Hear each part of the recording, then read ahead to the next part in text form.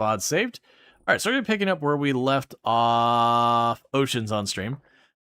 Where we picked up a brand new run of inventory yesterday. We did burn a lot of time at the beginning of stream trying to find the ocean, and then ultimately change the map seed to make more ocean. Because we were like not starting the run effectively, we were just running around looking for the ocean. But we did find our ocean, got ourselves sorted. I've got the startings of a cellar, I've got a startings of a charcoal pit. We have our clay stuff is getting put together. It's not in the kiln yet, but we do have the molds, or we do have the actual objects made for several of them. We did find a bunch of peat. So basically on a fresh run now. Well, we've got some progress going on. But instead of having like 5-6 hours, or no, what about, yeah, like 5-6 hours, we have a bunch less. So yeah, so we've got all this stuff made. These are not fired yet. So I want to get that going. That's all the early things I need to get. Oh, the crude door. There we go. So I've got these made. So we're definitely going to want to make sure to give a place for that.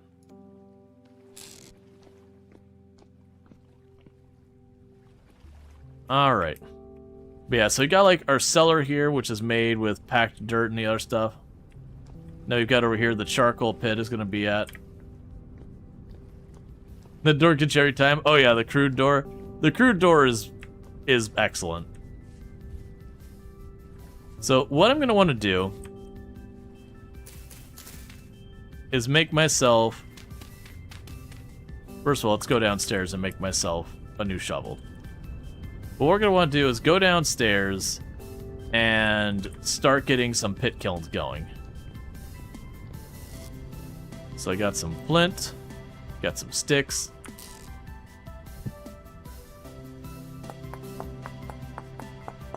Okay. Now, we are playing on kind of a variation of the Homo sapiens settings.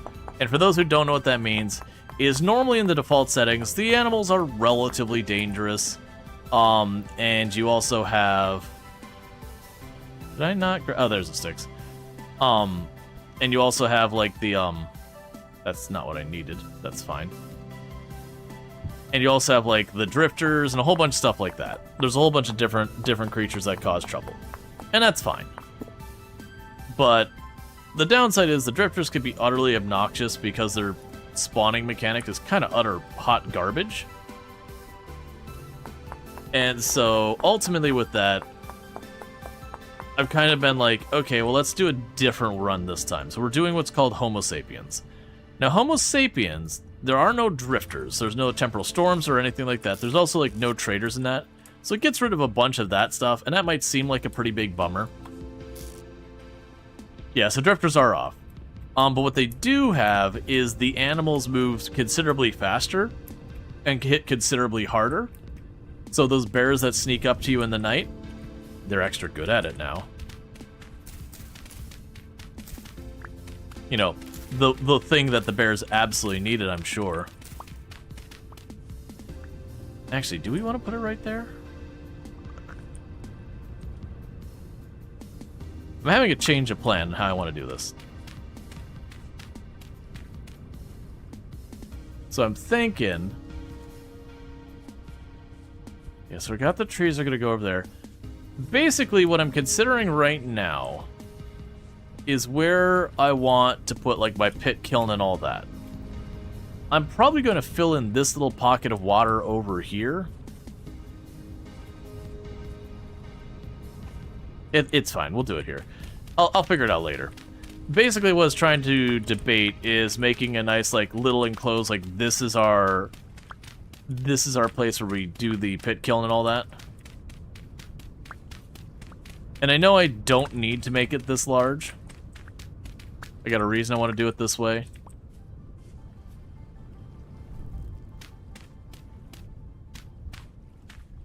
Because with this, we should be able to limit the risk of fire spread.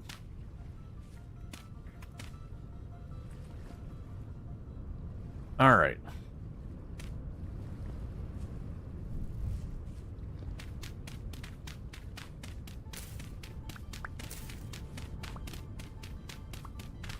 Because that is always a big danger with the pit kilns.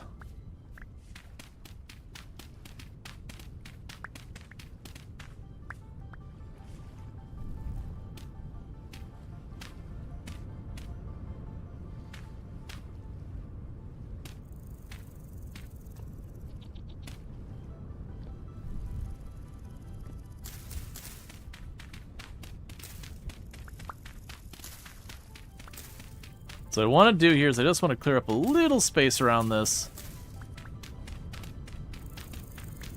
And the intention with that little bit of space... Your anti-uncontrolled fire? Yeah. No, the uncontrolled fire can ruin everything really, really fast.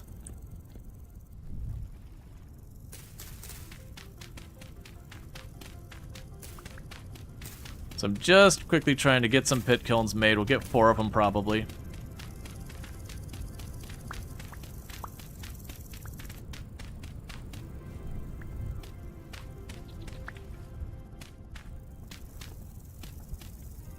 Okay.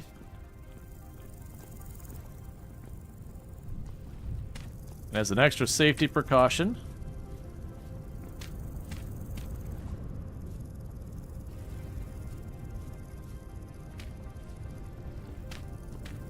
gonna put a little lip around this, just so we're extra sure it doesn't spread.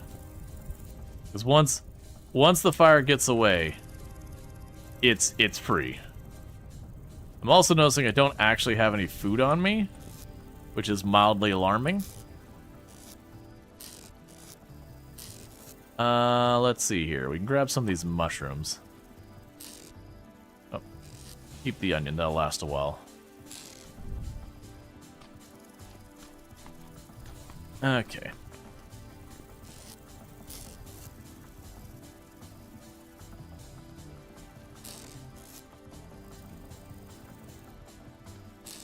Put one of these in here. But yeah, so we want to get all the pit kilns going, because those are going to be kind of a time limiter for right now. Yeah, so as you can see, I got 4 spots for pit kilns there. And I just enclosed it so the opportunity for the fire to spread is minimal. We do have a bunch of stuff planted, both berries and otherwise.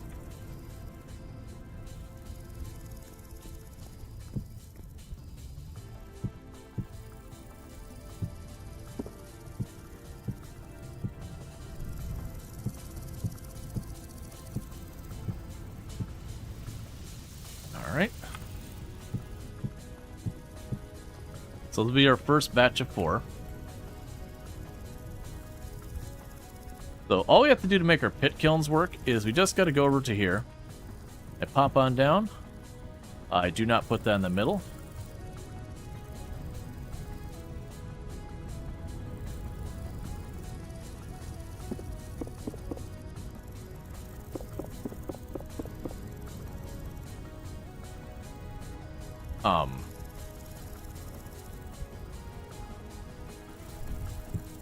There we go. So we got you. We got the pickaxe mold. We got the crucibles.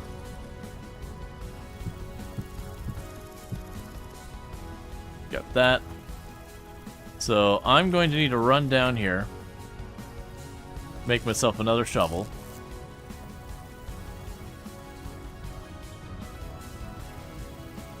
Probably make 2 of them, actually.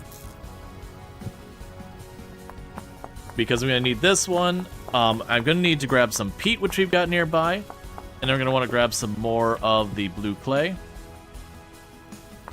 And then one of the other things I'm going to want to do in the relatively near future is we're probably going to want to go and try and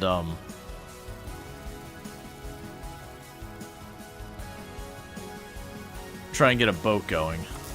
Alright, that way when I break that, that's fine. I'm still low on food. Right now, I'll grab the veggies. We'll leave the grains in there. The grains... that'll be a whole thing. Another thing we'll also eventually want to do is around the area, we'll probably want to make pits so that the various critters fall in them.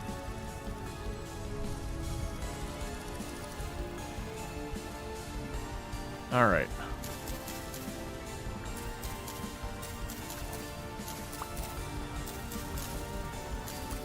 Let's get ourselves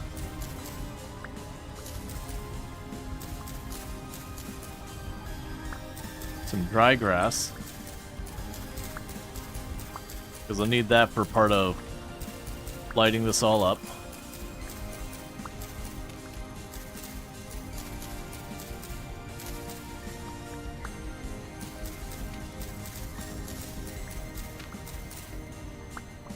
And later we can get ourselves a scythe, and that is like really, really good for just getting a bunch of grass. Just kind of walk up and just sweep a whole area. But we don't have the forbidden scythe technology yet. So for right now, we are just going to take a little knife. We're going to go mow the lawn.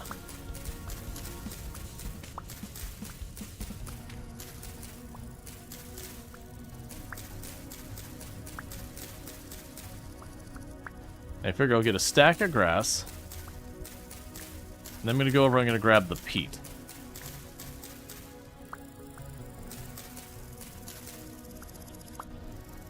Okay. So I can go grab the peat that's down here. And I was going to dig up a bunch of it. Hey, Lardine, thanks so much for the 615 stream streak. I really do appreciate that. That is heckin' generous of you. I do really appreciate that, and I hope you've been enjoying the stream and all that good stuff. And also, good to see you, the Ints. I know we got a little bit of late start, so some people are going to trickle in here a little late, not realizing we're still having a stream today. Like, that's the thing. I wasn't home, so it's a little trickier for me to be like, hey, here's what's going on. Yeah, so this is peat. We use peat to burn. Peat burn good.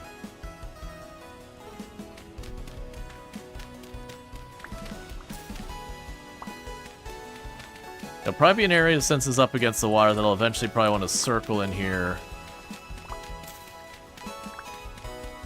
and fill that in with something, or otherwise make it less cursed with all the water flow.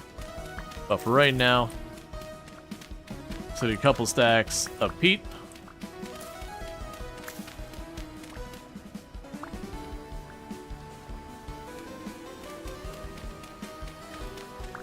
All right.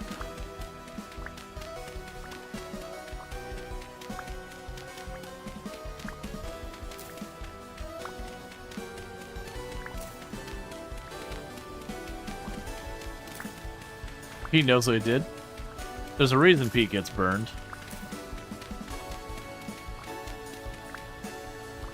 Brought it on himself.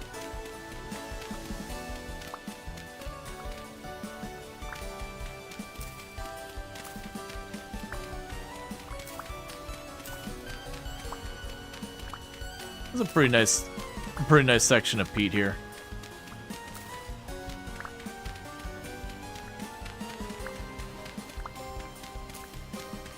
And I'm probably gonna need nowhere near this much peat. Yeah, it should do. It's just a matter of if I'm bothering to stop to deal with it. Let's just stop and deal with it. And then once I get those like cooking pots and all that done, then we can start cooking our food to get way more mileage out of the same amount of food. We did find an ocean. So things I want to check. Yes, I'm pretty sure we still need to put the grass in there. So I fill this up with grass.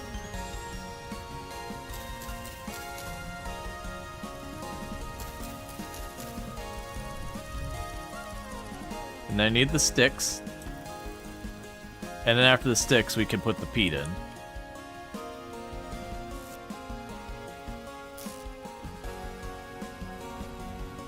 But yeah, so you get the idea with the pit kilns. There's a little bit of stuff we gotta set up here.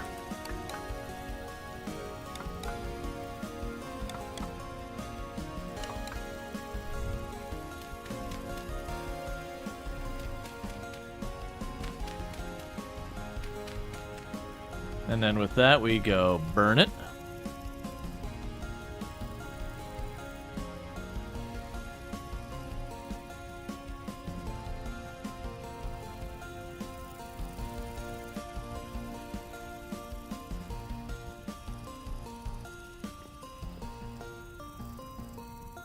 Oh, I have to hold it longer than I did. I was wondering why I was just kind of smoldering. So I get this. Now, one thing we're going to have to watch is... I'm going to probably want to have some way to make sure that this just doesn't get rained on and just put back out. Maybe that's the first thing I can close real fast. Because the area we're at, it should rain a lot, which is good for dealing with the crops, but not so good for dealing with this. Is that enough reeds for me to...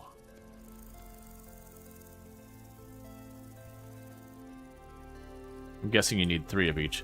Alright, so we need a couple more reeds.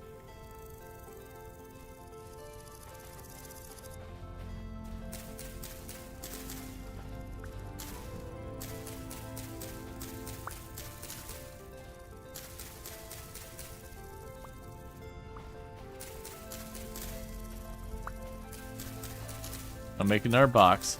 And what's going to happen relatively soon is we'll move on from the reed boxes, little baskets there, to getting some like actual boxes. Okay, so as you can see, we got all this area burning here. That's fine. We just wanted to keep it contained. So we can go here now.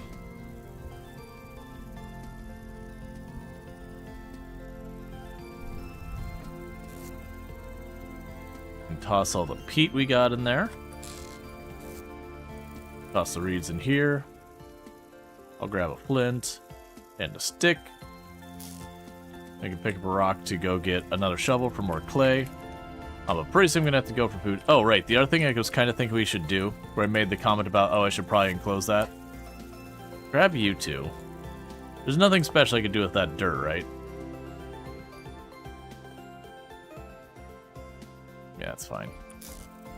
I was curious if there's like other patterns we can go. So what I'm going to do is just make ourselves like a little enclosure here.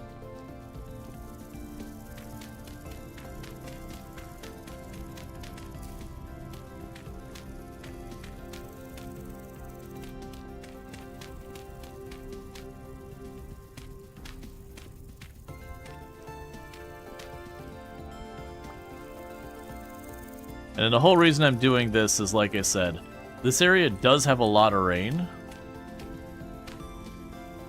And that rain can put out those fires.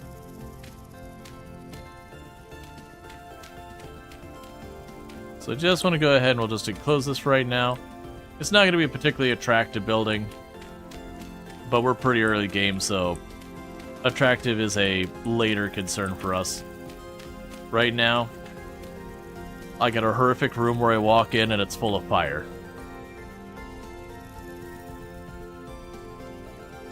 Okay, let's drop the rest of that dirt down here. Raise the fire cube. Exactly. Oh, and if you didn't see, I found some more high-quality dirt, which is pretty lovely. What did I need for the boat again? It was raft, correct? Was the first tier boat? Ah, I need rope. Okay, so that's gonna take a little work. That's not actually that bad to do. We can find tree vines and all that kind of stuff. Now, if I remember correctly, there was some blue clay. Yeah, the blue clay was right around the corner here. I need to find food. There we go.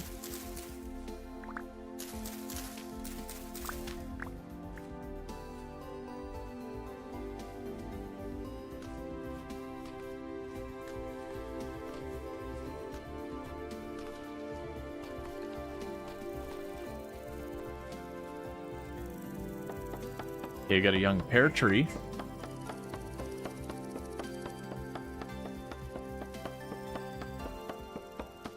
It's a terrible joke, Darth. Like, fair enough. But also, hey. That's awful.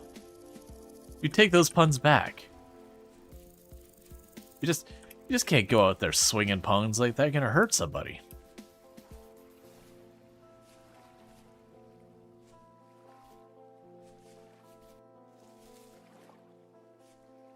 All right, now what we don't know is did we have any copper we knew of where it was?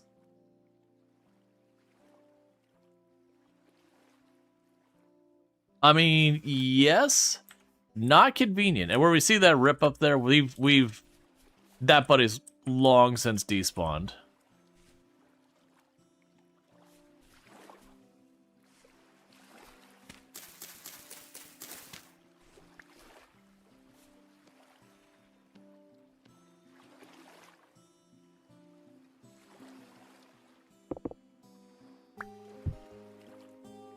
Okay, so let's see here. I want you to be another shovel.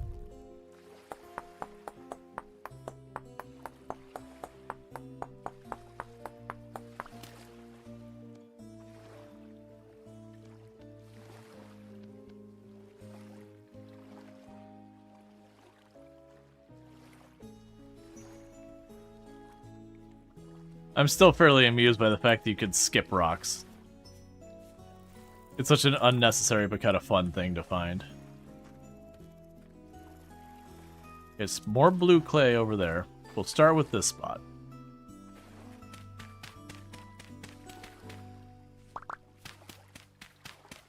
Touch and fall.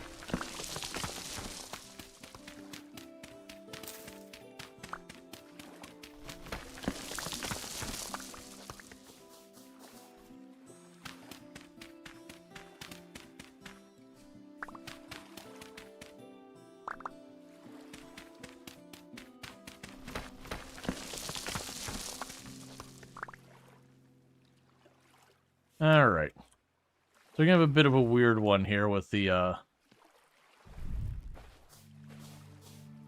clay situation. I'm gonna be slowly carving where that is. Oh man, you go deep.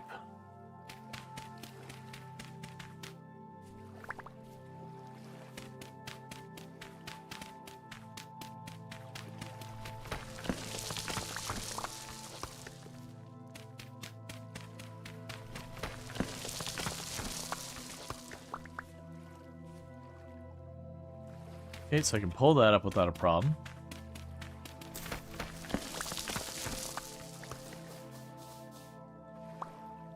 But yeah, so you see what's going to end up happening here. Is little by little as I dig this up, unless I want the ocean coming on in, I'm going to have to like keep finagling the sand blocks to block the water from dumping in. Which isn't the end of the world. But it does complicate the collection of this clay just a little bit.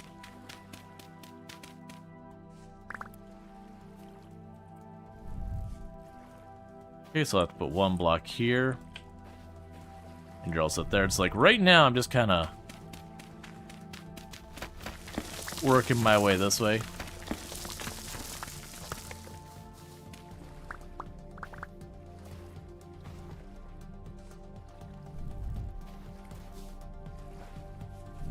And I'll start turning the other direction once you kind of hit the end.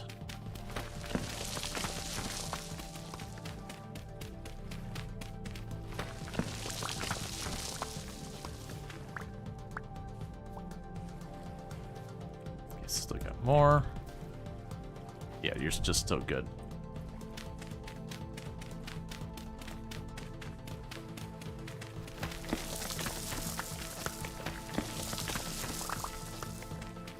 All right.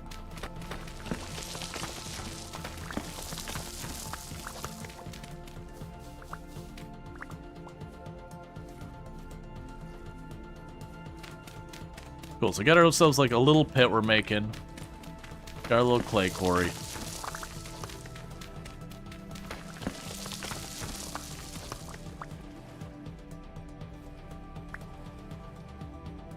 Alright, so we got that fully that direction.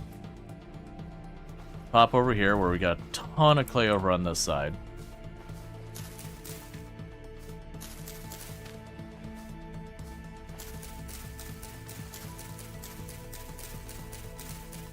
And tear all this up. Get some more sticks and seeds and nonsense out of it.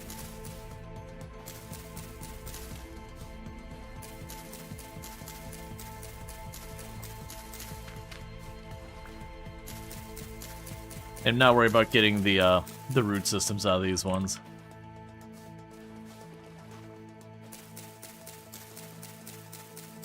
Just trying to get them out of the way.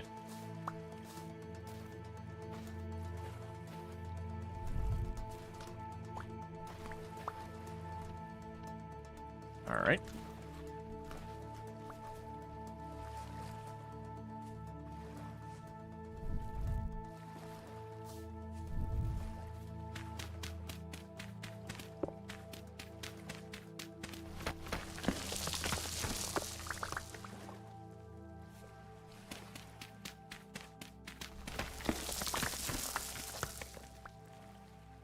Okay, so we got everything that way. We got the next row sorted out. Got startled by it. I wasn't expecting it to damage me. I was expecting it to do the bounce down. I just thought it was far enough back it wasn't going to actually hit me. It doesn't do much damage unless you get, like, stuck under it or whatever. But still.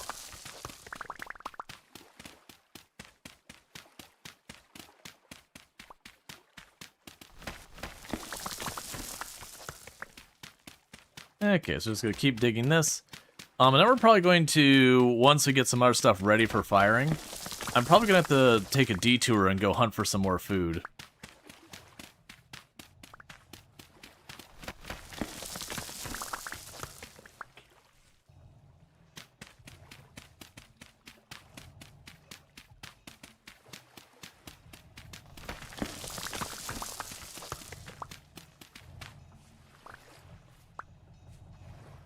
Okay, that's a full inventory at that stage.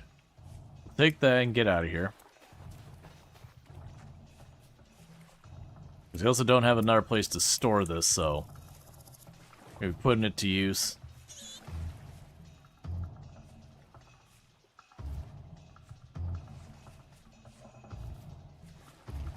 But yeah, so one thing we can do is you have the idea of where you can like breed animals and do all that.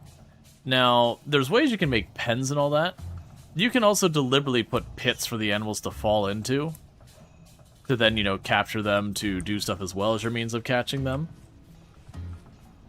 I've definitely had more than once that, you know, an animal's gotten itself stuck, and I'm like, alright, well, this is my animal now. Like, oh, you chickens just want to roll into my neighborhood? Yeah, I can close the door behind you and just leave you here. That's fine.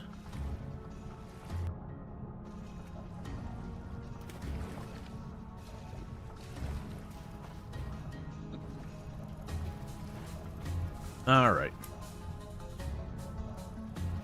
It's gonna be a little rough food-wise this in-game night.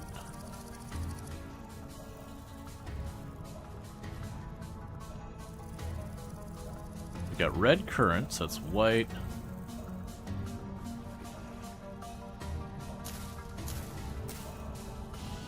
There we go. We got pear trees. We got pink apple and pear tree.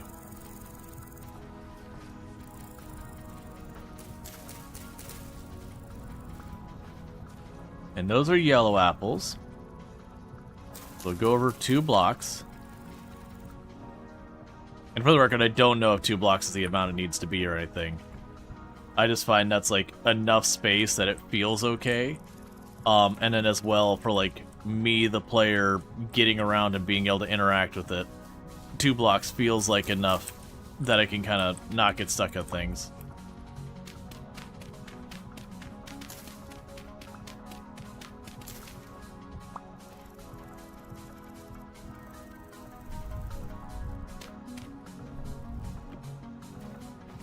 Alright, and I got 2 more. Let's grab a little bit more soil.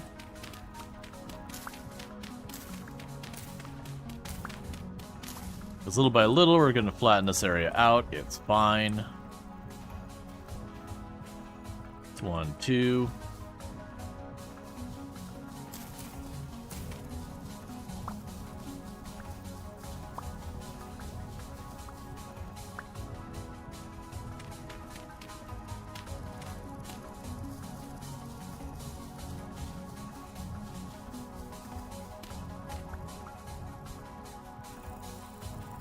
And then this will be some pink apple trees.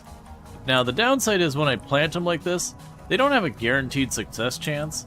The pro and the con with, like, the trees like that is they're very low effort. You stick it in the ground, and you come back later, and you have food. There's no watering it. There's no all this other stuff. It's just going to happen. The downside is you also have to worry about, you know, the success rate and a bunch of that. Like, there's just a % chance it just doesn't make it.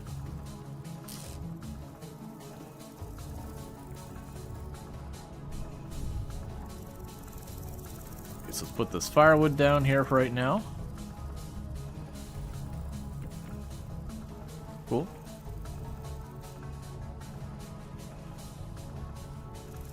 And get ourselves some more cattails.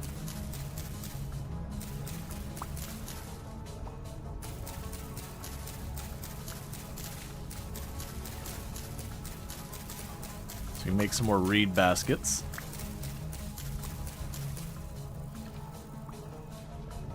It's gonna be something like 20 of them needed. I'm pretty concerned that we're gonna have a rough night food-wise.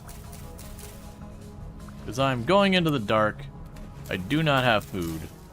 We've kind of explored this area around me, not well, especially as I go, like, inland. There's definitely gonna be more food options nearby. But I've also not, missed exploring entirely.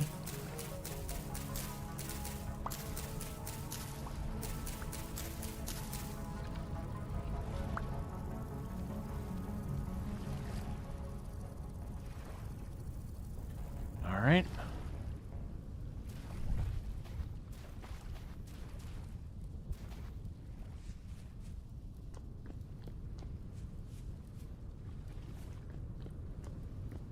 Then go here. Drop your reeds in there. Grab box.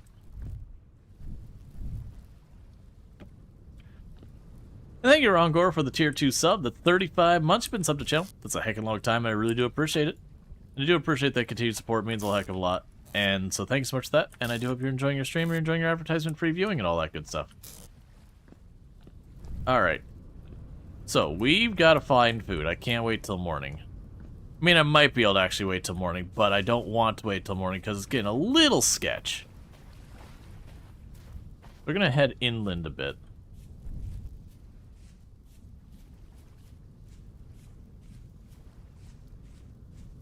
Looking for any kind of, like, seeds, vegetables, whatever, mushrooms.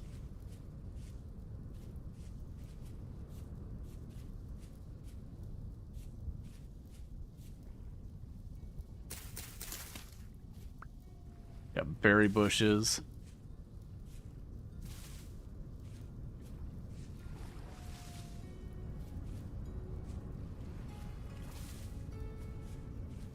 I'm also walking around in the hopes that we find copper nearby.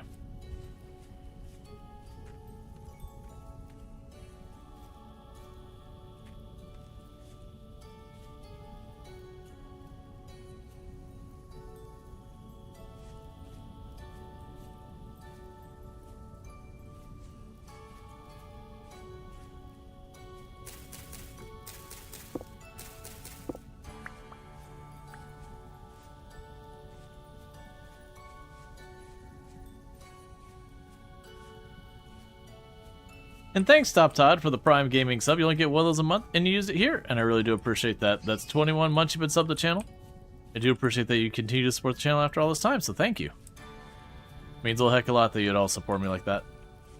Getting off a hype train as well, which is also appreciated. Okay, so we got more peat up there, so that's good news. Looks like I'm going to be in pretty good shape for peat for a while. Got like 4 or 5 places I found nearby.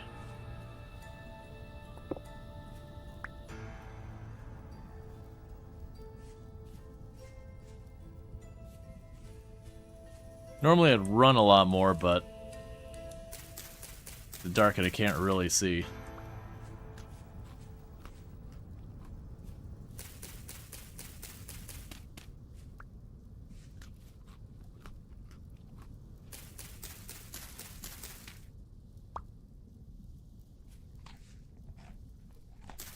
And we're just eating what we find for right now.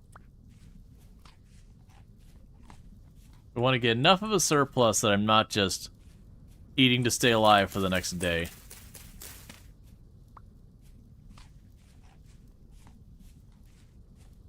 Especially stuff like those field mushrooms and all that are not going to give us a whole lot of calories. If you cook with it, it makes it a lot better. You get buffs and all that.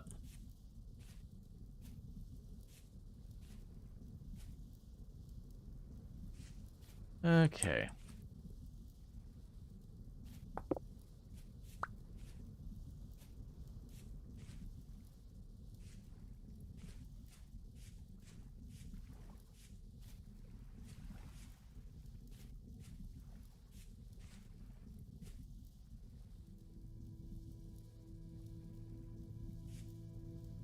There's a bit of danger running around like this, because stuff like bears and all that, I won't notice them until I'm practically on top of them.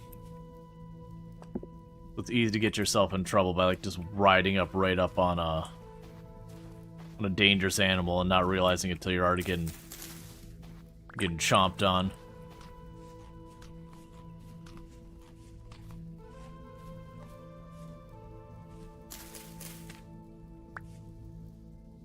Okay.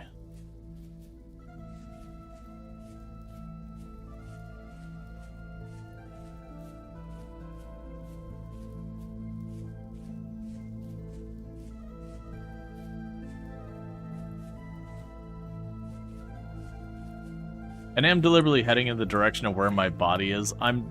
It's going to be gone. With our settings, it should be gone for like ever ago. But you never know.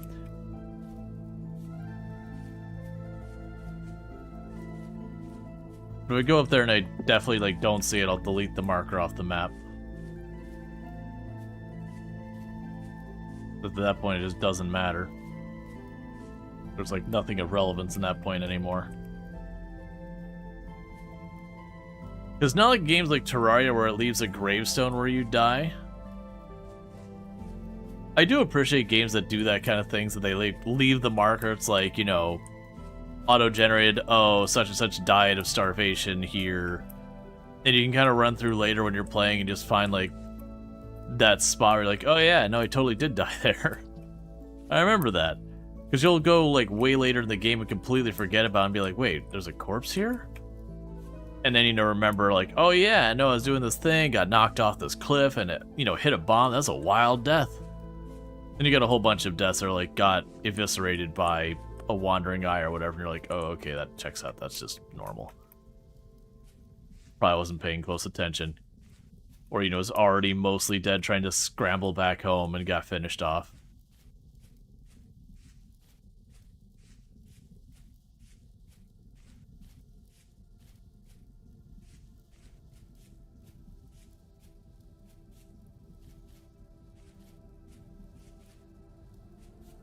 Okay.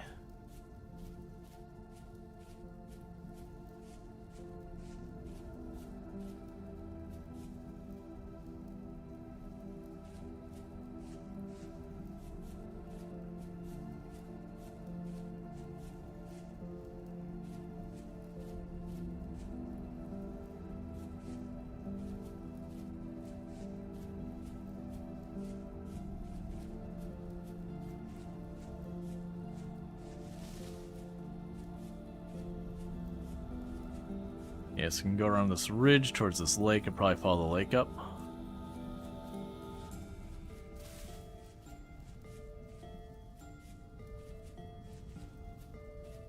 Okay.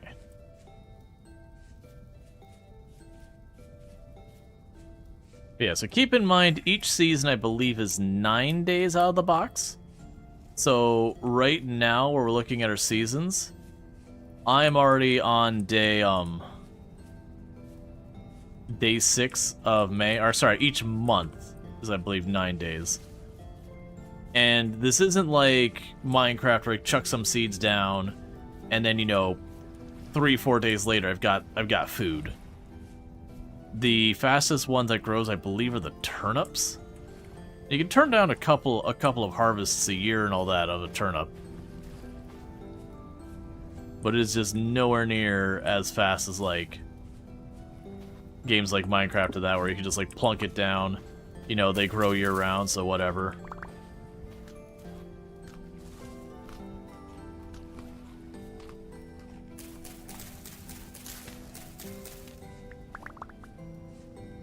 Okay, put that in the bag.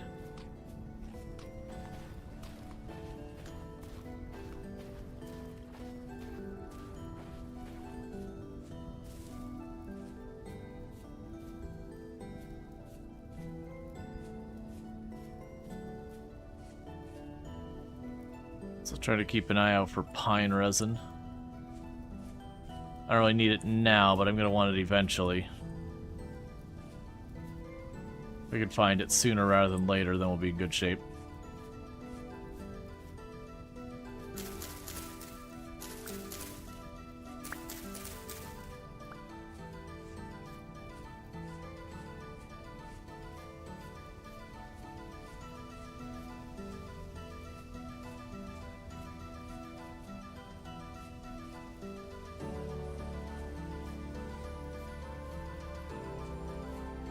I think eventually we'll start clearing all that out. How are we doing on reaching it? Okay, we're getting there. Just near the side of this wooded area. Oh. I see you.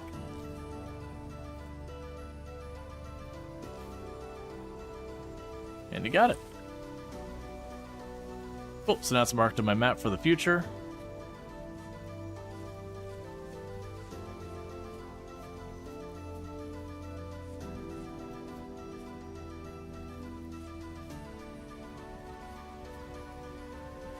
Okay. Yeah, I can imagine as we get desperate for wood later, especially on one of the other settings that Homo sapiens changes, it makes the trees grow slower. So for like the initial trees, that changes nothing. But as I do start going through and knocking down a bunch of these trees for, you know, firewood and building stuff, like planks and all that garbage, you know, it'll just take me that much longer to get them replaced. And it won't be too bad. Once we get to the point of shears, I can just take shears and get tons and tons of seeds and just have a big dedicated forest area and not have to worry about.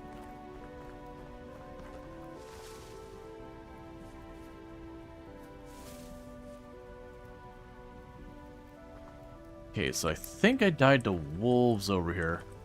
Oh, there's still a light down there.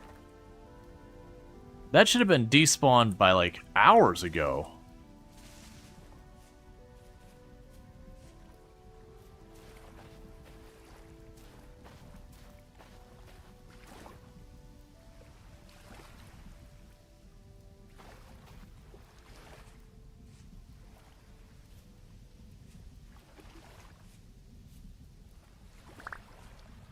Aw.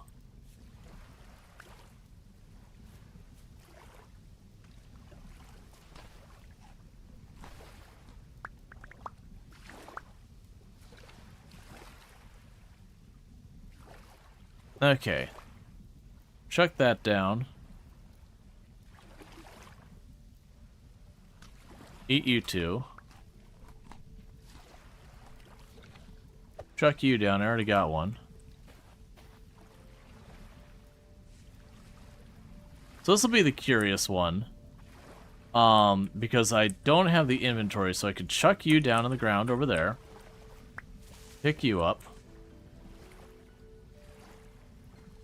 Let's chuck these on the ground here.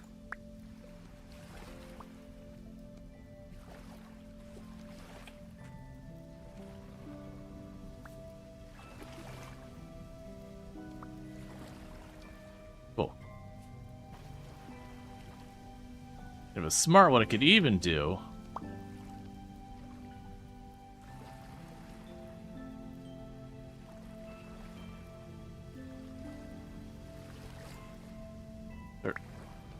Jogging these around, because I could take you, cut you into reeds,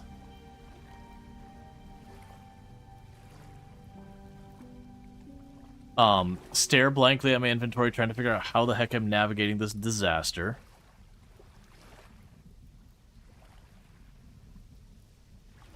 It's fine for right now. Let's see. You got more stuff here to figure out. Alright. We've got rot. We got seeds, those are important. For right now, get the shovel out of here. A spare axe.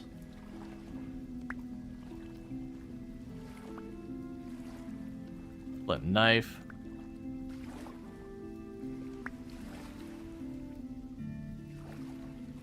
Yeah, so we got a ton of stuff here. All right, so we're gonna have a complicated minute here. So drop those in the ground. Let me go ahead and see. Do we have more reeds right here? Of course I don't. That'd be too easy.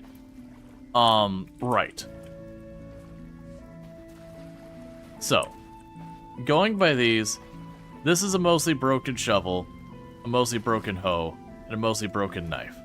Get into the water, you're dead to me now.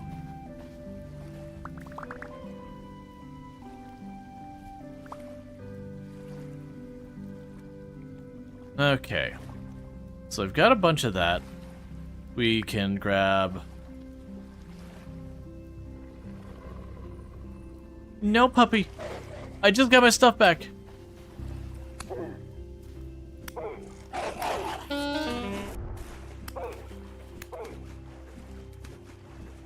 Oh, that miss is gonna cost me. Oh, jeez. You suck, dog.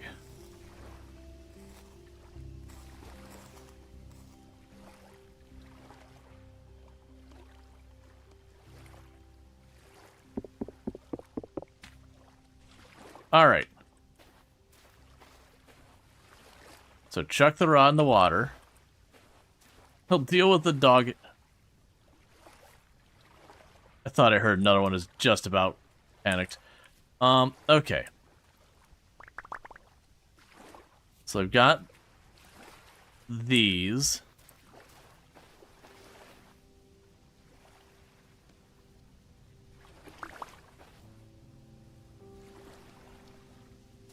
So I'm trying to do is see if we've got more reeds or other useful stuff in here and deal with that. For right now, get the spare axes out of my inventory. I can make axes easy. So get these axes out of my inventory, get the flint out of my inventory. Get the not as good knife out of my inventory.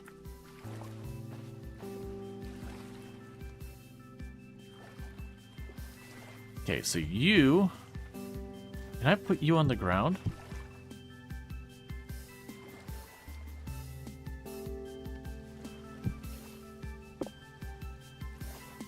Okay. So let's go over here and grab one of these other baskets.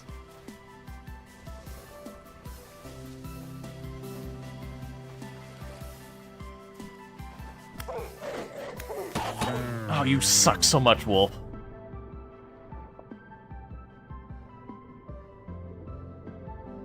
Those wolves.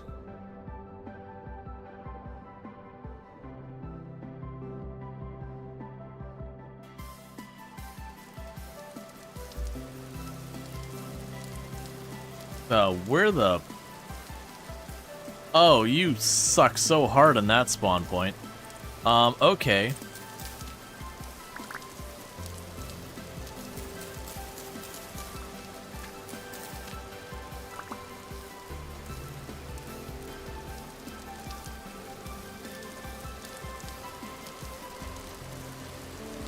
Yeah, problems I heard the wolves, and the issue is, as you can see, when I hit the water, I slow down, and the wolves have like a little bit of a lunge, which is kind of where they get you in trouble in the water here. But I'm surprised. I just assumed that my stuff had long since despawned, which is the reason I hadn't gone back up there. Like, we definitely went multiple hours without going up there, and so the item despawn is supposed to be set to 1 hour.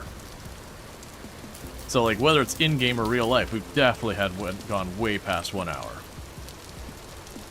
So, don't know what's going on with that. Not gonna complain, but we're gonna recover our stuff as best we can. Right now, I'm just grabbing a bunch of these mushrooms and all that.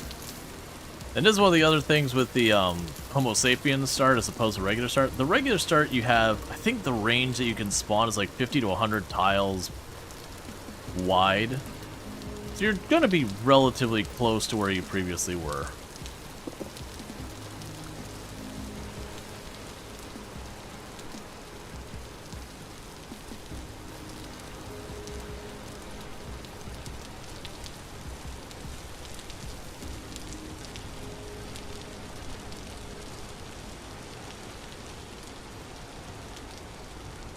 Good news, it's daytime. The bad news is I'm on the other side of the ocean. Like an island in the ocean. Nowhere near home.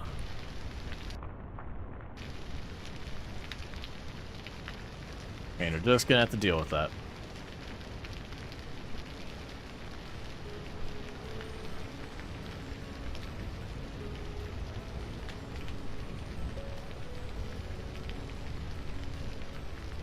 Yeah, but the issue is juggling all that loot. I probably should have grabbed what I could. What I wanted to do is get just enough reeds to put down a box and start putting stuff in the box so I could come back for it. But I didn't have enough reeds on me to do that. I had 14. It's something like 20 or something because it's 8 times 3, so yeah, 24.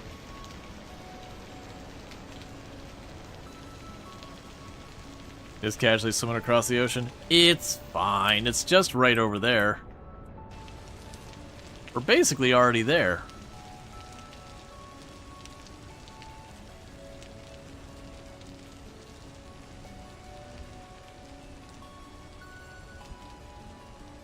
Eventually we'll want to take at least a little time to pan the sand in hopes of getting a gear.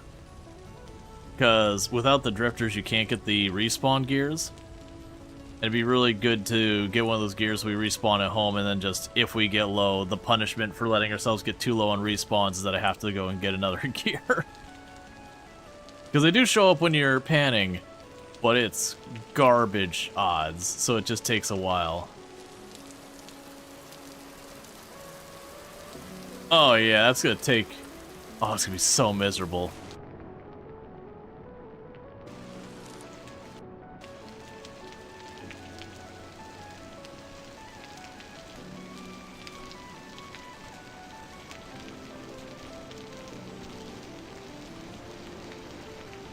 Not much I can do about it.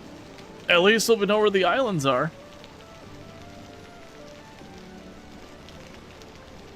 Hopefully there's no, like, killer whales or dolphins or sharks. Or barracuda.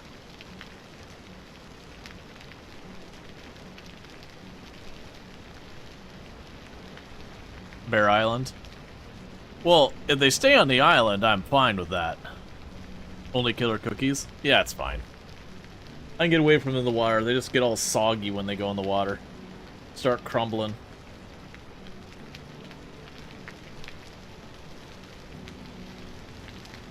Hopefully there's all of that. Yeah, I have no idea. Because there's plenty of dangerous critters in the ocean.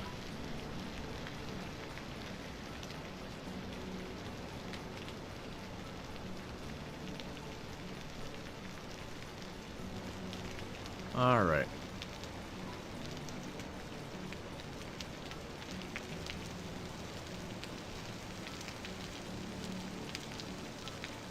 Yeah, but later on we'll have like a full-on boat and we can just kind of Valheim this where we take across the water. That's the reason I wanted to have the big oceans. Well, at least have oceans, I should say, not necessarily big oceans. Because then we can go and we have like the big boat, it can have like its inventory storage on it. We get that all loaded up. Yep, and we got the Ents doing some PC building simulator. Nice. Practicing some PC building kind of stuff and all that. But definitely someone to check out. Good times over there. Does stream in German, just as a heads up. But, you know, we got a lot of people in the community who do speak German. And if you're looking for some, like, PC building simulator, you can do that. Remember in No Sky, you were underwater, those glowy things came, and they were so pretty and deadly. Oh yeah, like the glowing jellyfish kind of things.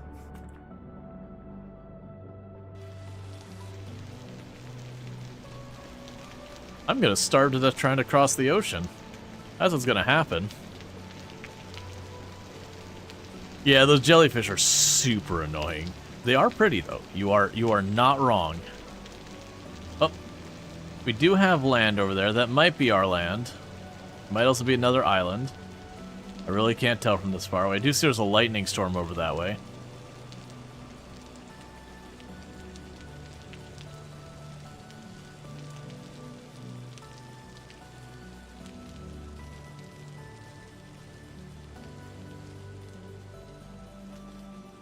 It almost feels like one thing I might consider down the road is once we get ourselves set up with like a big boat, maybe just strategically leave a couple like little rafts in some of these other ones. So if I ever get separated from my boat, it gets destroyed or I get stranded or whatever, I can just hop in the little boat and, you know, cross the ocean. I think that's just another island, but that's okay. I think that... Is that a bear just chilling right there?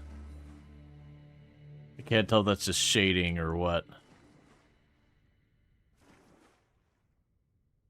No, I think that's just shading.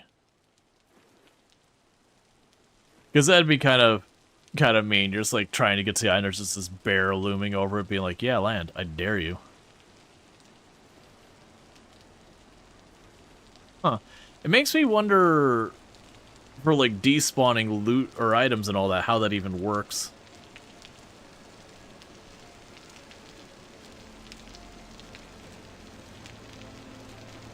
Because that was the impression. I only had 1 hour, which is why I just kind of was like, yeah, I'm not gonna bother. I got other stuff I want to get done.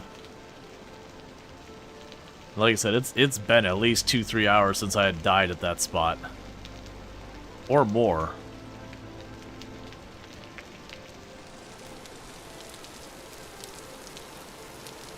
Because I know I went an hour long in stream, and I had died well over an hour before I'd started working on the stuff I was working on that I went long for.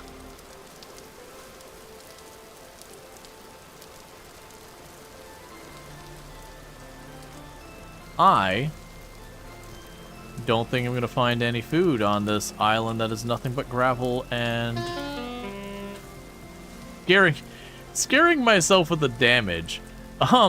Because you get jump scared so much by the bears. Like, I've gotten to the point I flinch every single time that I get damaged when I'm not expecting a fight.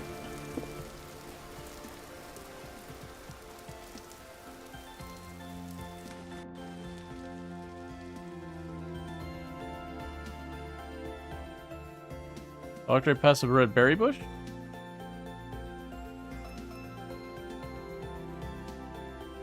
Must have been down on the shore. Cause up top, I don't imagine we'd have that.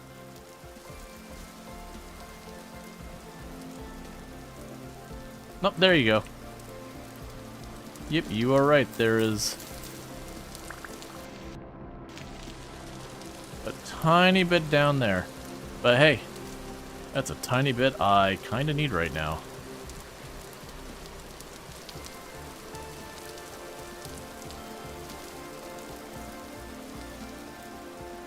Yeah, still 2 or 3 bars of hunger.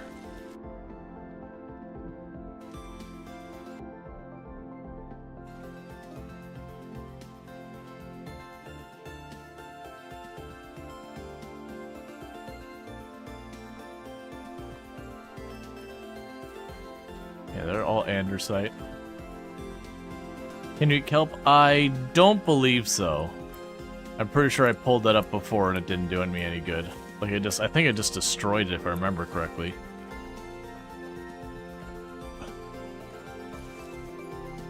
I know in real life you can eat kelp, but it's just like really kind of just tastes like seawater.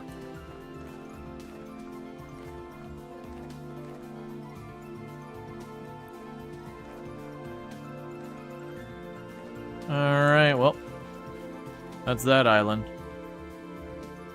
Well, the good news is we're going to be about a little over halfway across from it.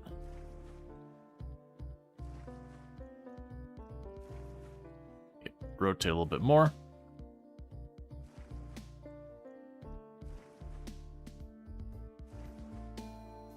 And we did get a couple more berry bushes I can chuck down when we get there.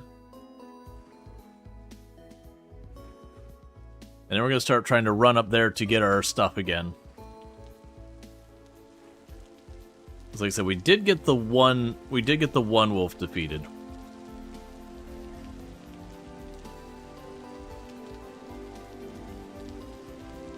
My hope is I can just run up, grab a bunch of stuff, and we're not going to be picky. I'm just going to grab a bunch of the crap and run back.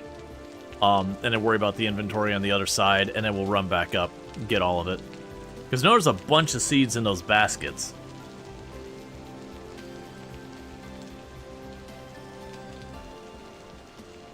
So if I have to make trips, that's fine. I think there's enough up there for trips to make sense now.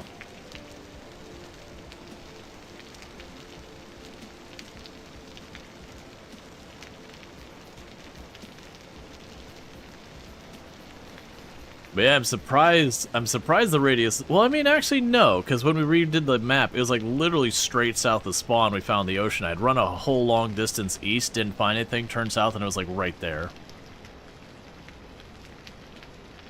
So I guess with you having a spawn width of, I believe it's 5,000 with Homo sapiens, that's a pretty big amount. When we consider if we watch the numbers up here... Like, yeah, I'm moving every time my character does, like, the little pulse, or moving, like, 3 or 4 tiles.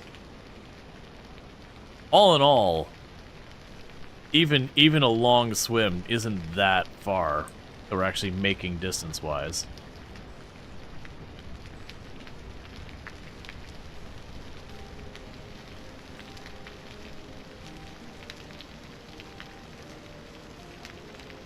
Like 100 or so units every so often.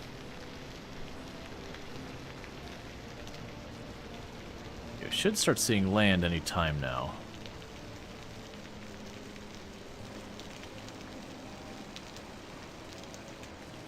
It'd be so much better with the boat.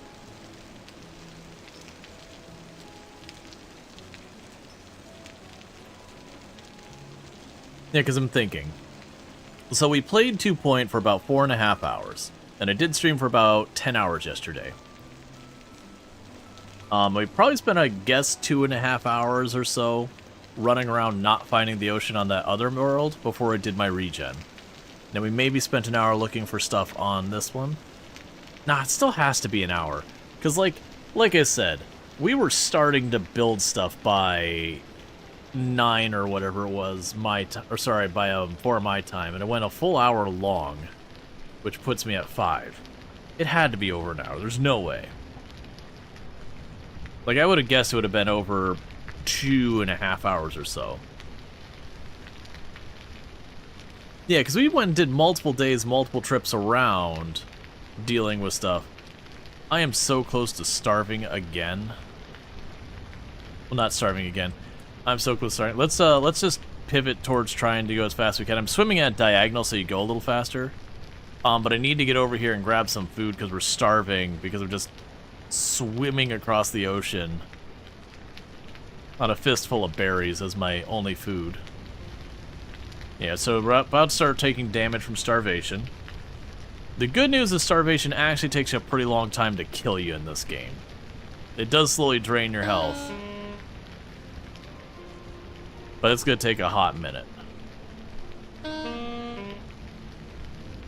That said, it'll be a real big bummer if I get over here and I starve because of how long it's taking me to just paddle my way across the water.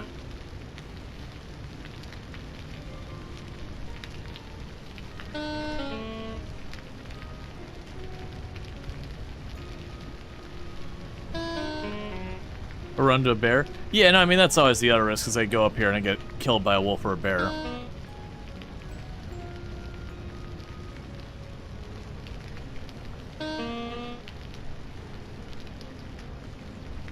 Okay, so these are just little islands. Ooh, what stone are you? Not this, the chalky white stone.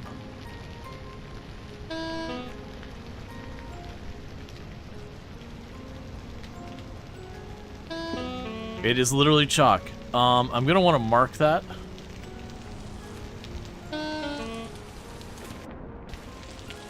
Okay, really fast. We're gonna go here. I don't remember which one it was, but that's fine.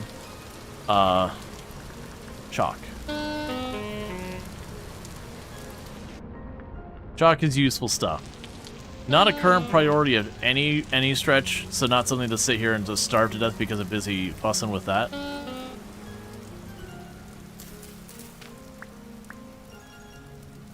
I technically have one bite of cranberry out of that bush.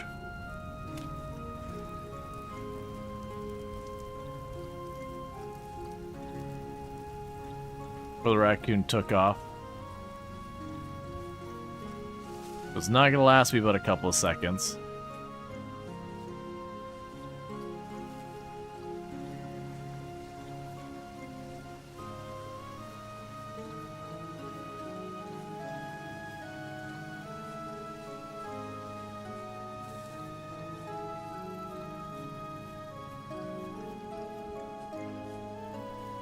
Yeah, it's chicken. I'm looking for, as we walked into the woods, rained a good couple of times, so I'm hoping to find some nice little mushrooms. I'm pretty sure pink bonnets are poison. Ooh, yeah, they're really poisonous. That is murder you poisonous.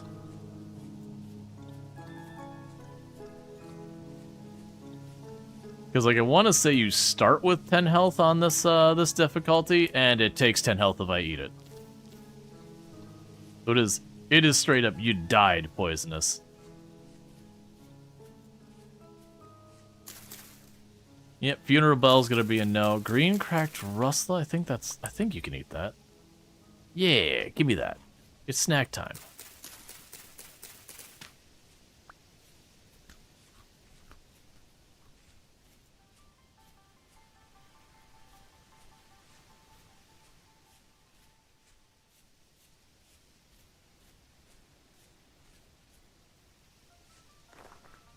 Alright, so let's get back to jogging.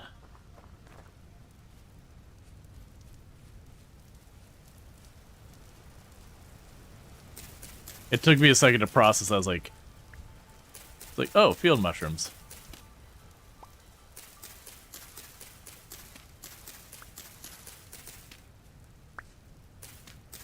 Okay.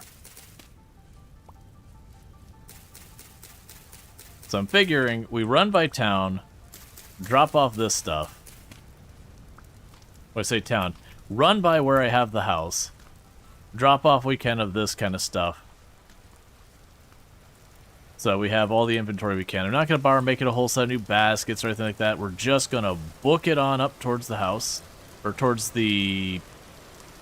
where I died. That's the one.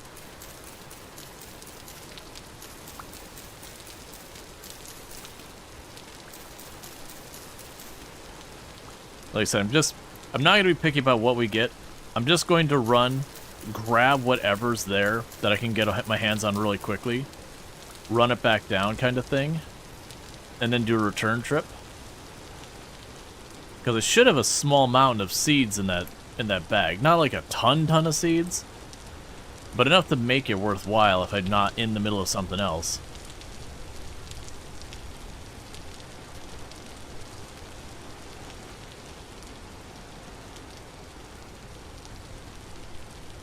Alright.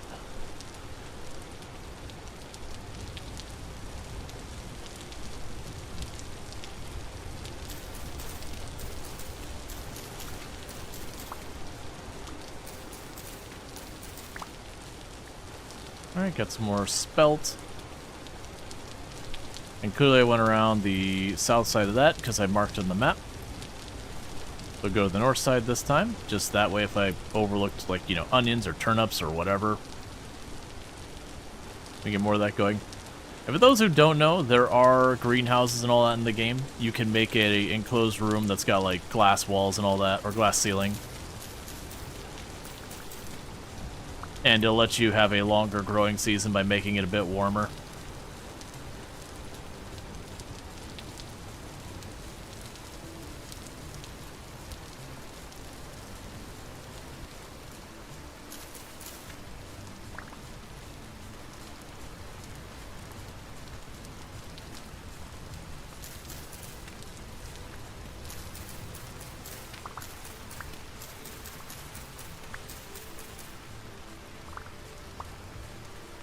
Okay, we got a decent amount of berries and all that going.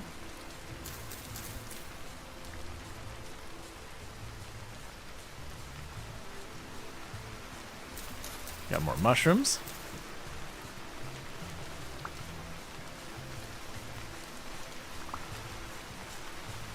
Just gonna eat now because I don't have inventory space.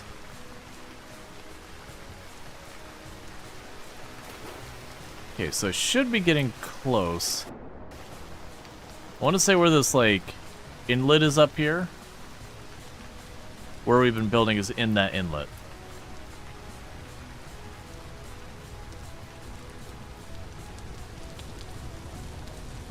I can definitely see, I mentioned this the last time we got in here, there's kind of like two little peninsulas on where my inlet is.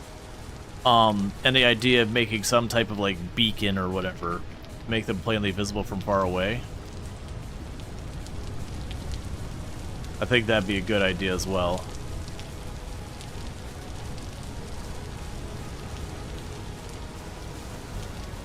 Okay. Now, downside is I'm going to arrive just in time for nighttime.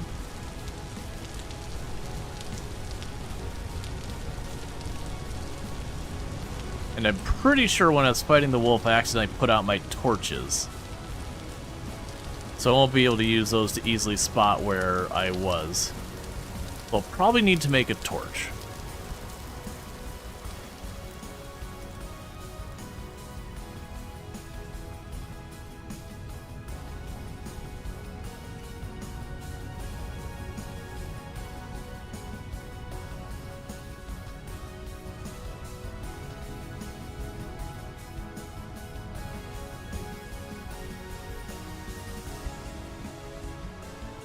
That looks like it might be Death Cap.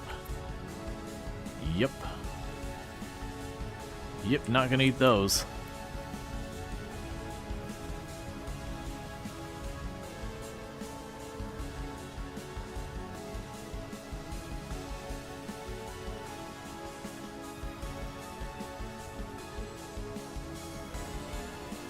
Okay.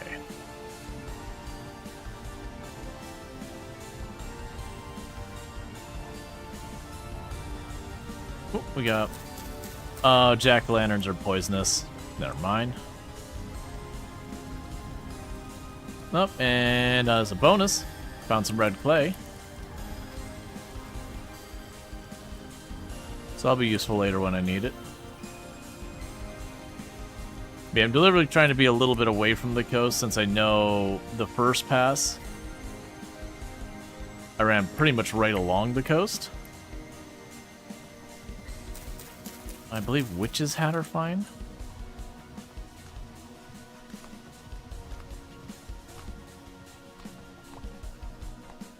Yep.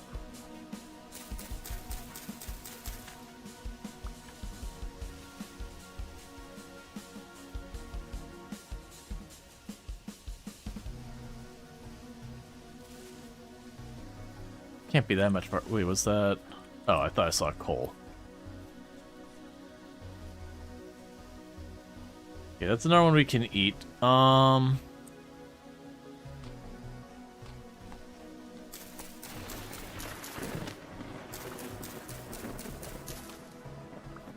There you go.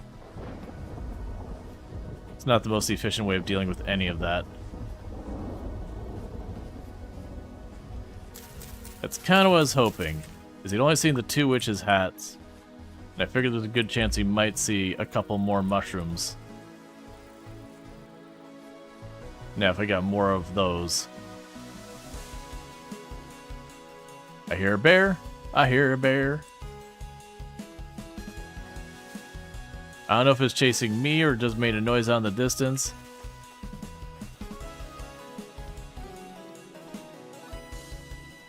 Just gonna run along here and just hope that we have evaded it.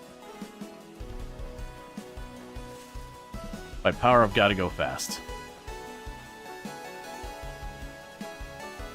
Where is home? I thought I was like right about to be there. Okay, yeah, we're coming up below it right now. We're watching the icon like zip across the top of the mini-map up there.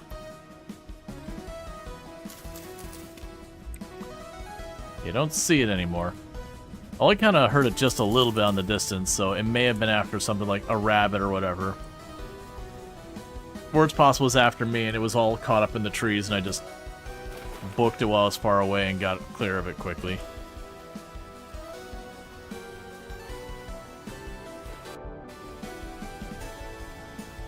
Okay, so we can pop over here. And like I said, what we're going to want to do is drop all the stuff as best we can into a box real fast. I'm going to need to make a torch, and I'm going to need to make the thing to light the torch.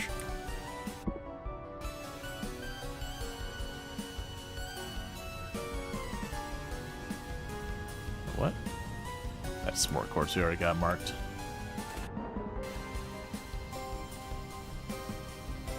Get that sword. That's one thing I look forward to as well, is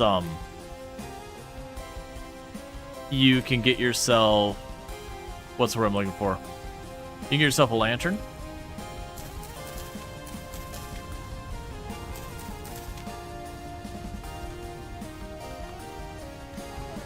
And those don't go out in the water.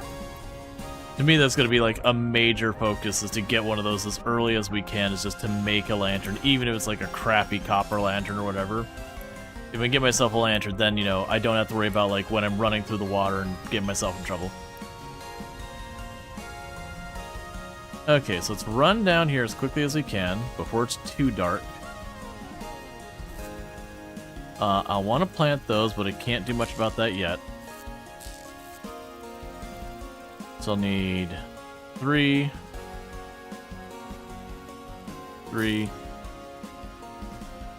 So I can go boom, boom, boom. Torch. Lighter thing.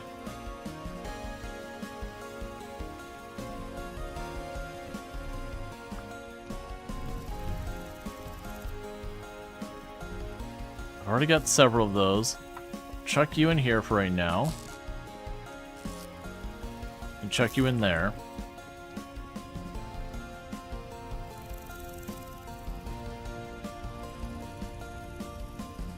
Fell into my firewood hole. It's got the blueberry bush.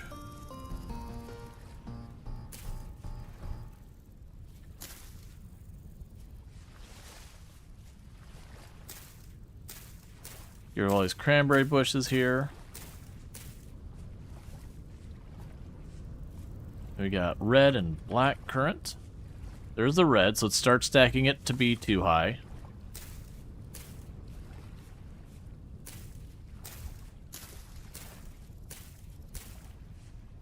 And let's drop off the resin. Then we want to make our way to our body as fast as we can. Yeah, and those are done. It would be nice to get the next one all fired up, but right now, I don't know if we're on borrowed time to get the rest of our stuff. But there's a lot of stuff we dropped there. There we go. That I would like to recover. I'm also going with the plan of not necessarily fighting the wolf, of just trying to grab everything and then just running for the hills.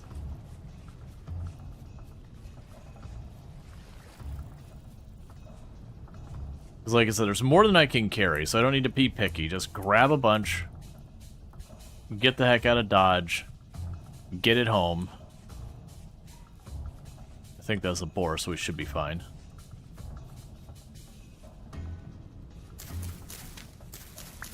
Get immediately distracted by a small amount of flax seeds on the ground.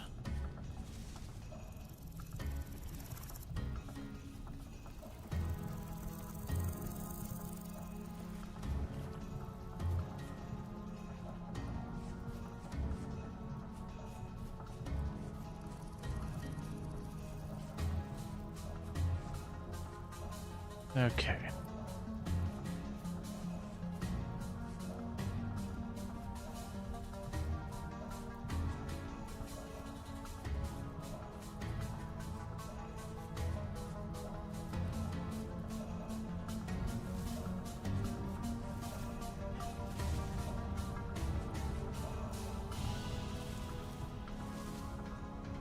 Plus, you never know when I'm gonna run around here and just like spot some hopper on the ground I keep seeing the medium fertility soil, and because I'm so used to seeing the low fertility soil every time, I'm just like, ooh, good soil? And it's just not. But I always pause every once in a while and be like, oh, is that good stuff? No, it's still the okay stuff.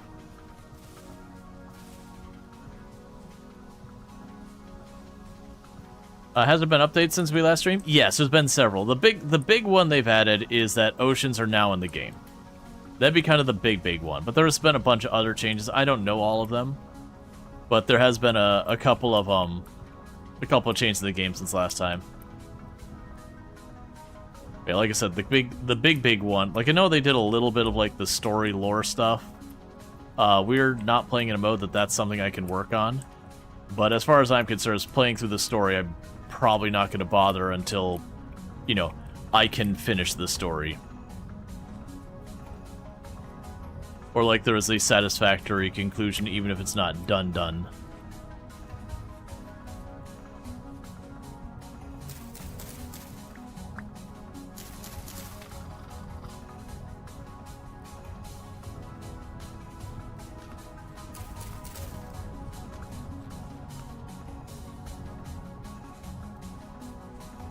Okay, we got those.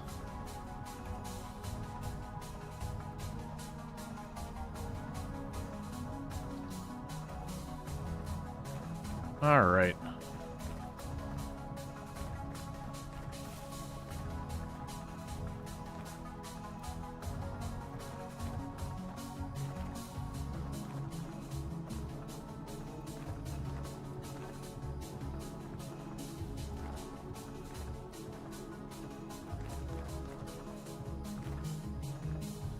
Trying to just get out of these, like, dunes that are so mountainous to climb over.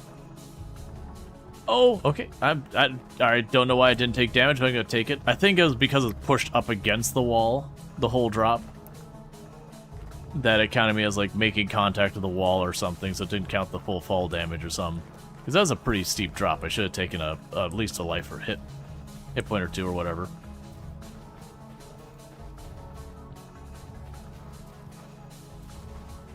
Let's double check. Okay, so you are up in that nonsense. So we are going to want to cross this mountain up here.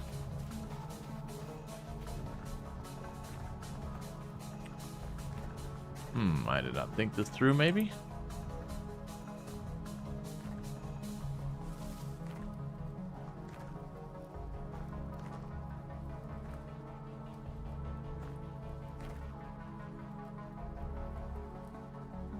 Okay.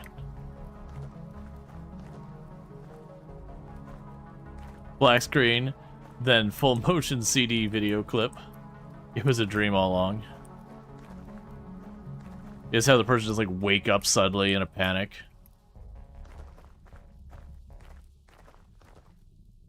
All right.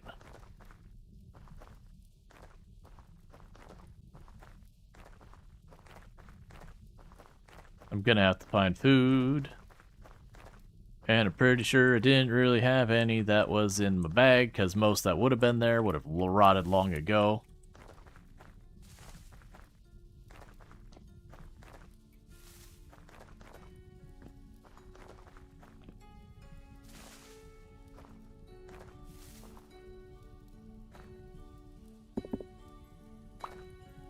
We found some silver.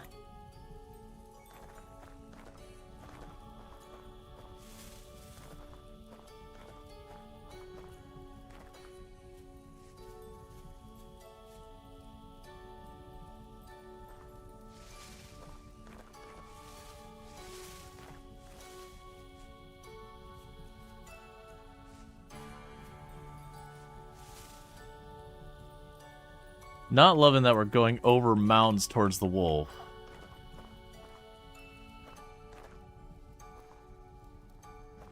Because it means my ability to retreat is not great.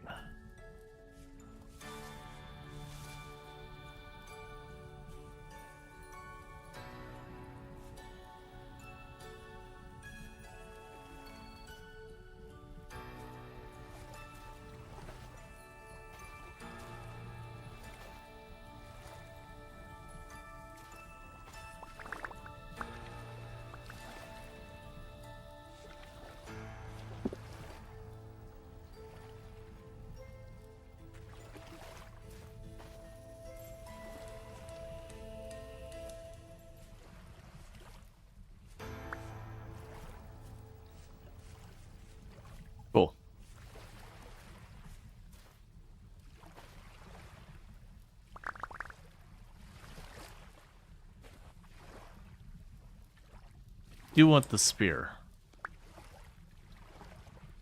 Okay, we'll want to go back for the rest of that. That's fine. We got a bunch of our stuff.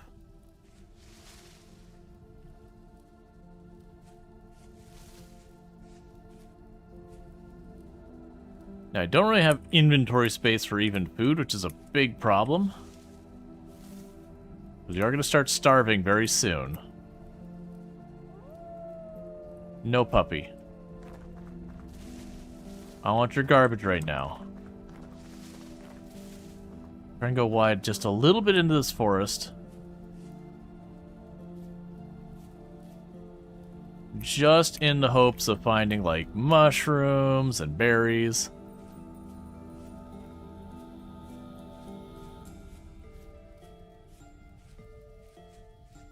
Take damage a second to a starvation. Is what it is.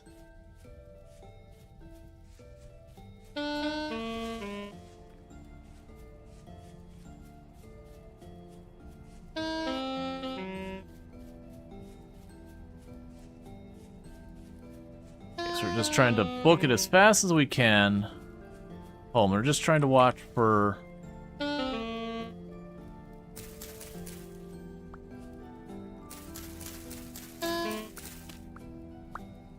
berry bushes.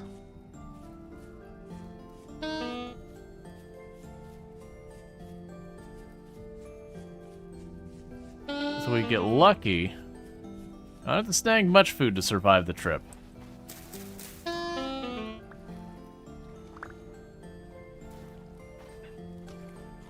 Okay.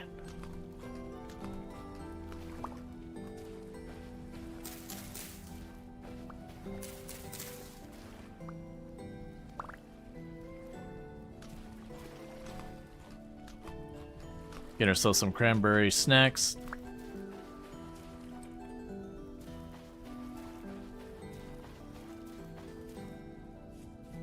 Alright, so we retrieved a bunch of our stuff. There's still way more up there. Because up there should be a total of, 8 of the baskets.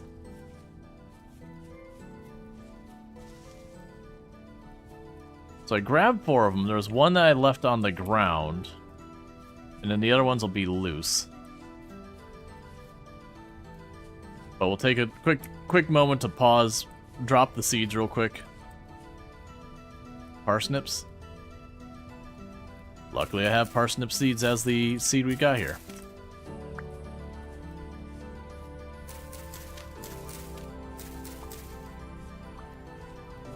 Cool. Love to see it. We may not have gotten the actual parsnips, but now I got a bunch of seeds we can plant back home.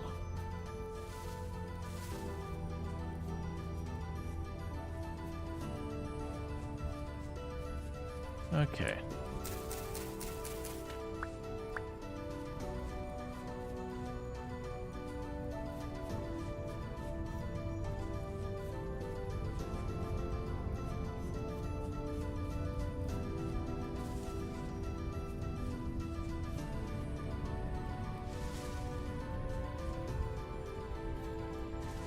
And as you probably noticed, each time we end up running back and forth, we end up finding a couple of, like, little bushes over here to grab some, you know, berries from, and a couple, you know, plant back home. We'll end up finding a couple, like, you know, parsnip seeds or rye seeds or whatever. A couple different areas that we get food from. And the idea is we'll start... Oh, here we go.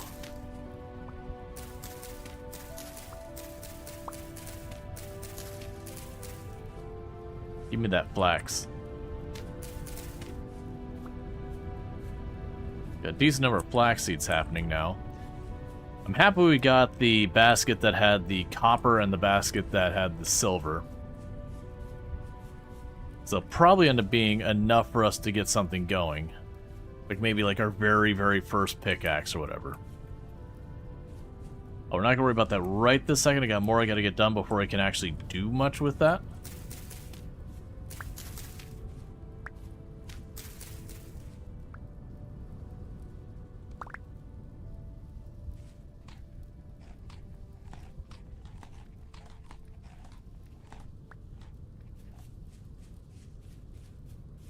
That's fine.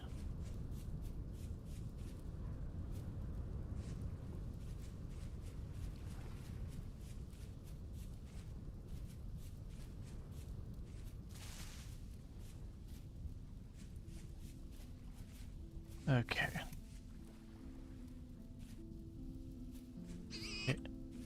Alright, that sounded like a little boar. Let's just keep on running, because I saw the big one and he seemed to be on the move. And the baby one nearby me. There we go. Mark that for later if I need more peat.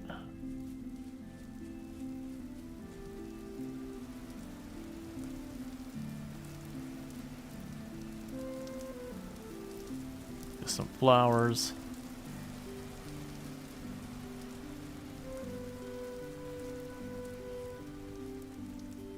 Okay, home stretch. Because now I just need to get past these hills to my side here. I believe they'll take me right there. Well, there's skeletons there of small animals, so that's not my favorite. That means there's something here that's eating them. Most likely. They can also just, like, fall to their death or whatever. It does happen. But I didn't see a good spot for that. Okay, so we're back home. Alright, so we want to clean out some inventory. I don't have anything chasing me from the looks of it. Alright, so I got some parsnip seeds. And all that, so let's get those planted. So we got spelt. We got turnips. We got rye.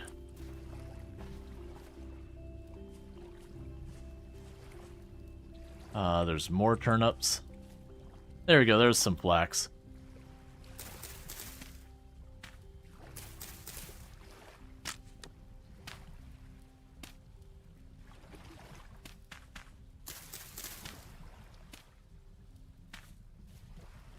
Because doing it like this means you don't need to put those seeds anywhere. That's turnips. So I can do here then is 1, 2, 3, 4 parsnips.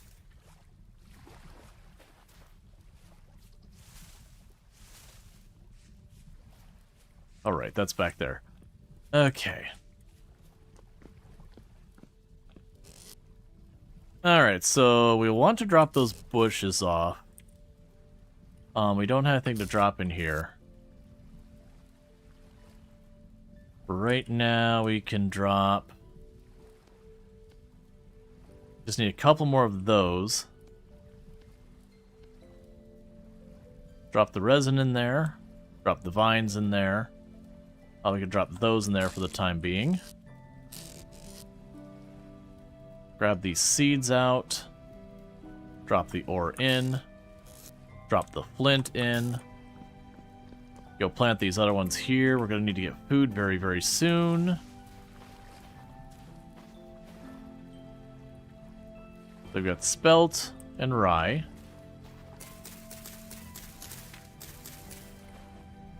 So here's the rye.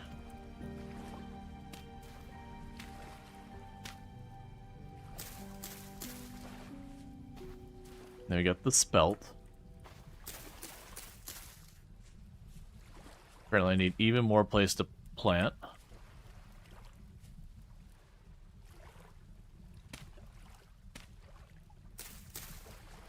And then we got the flax.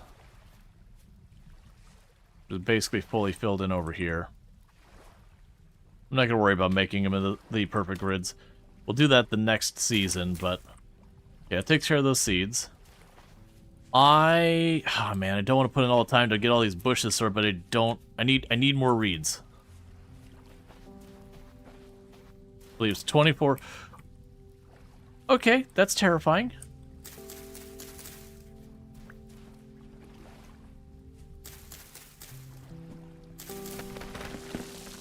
That's why that's terrifying.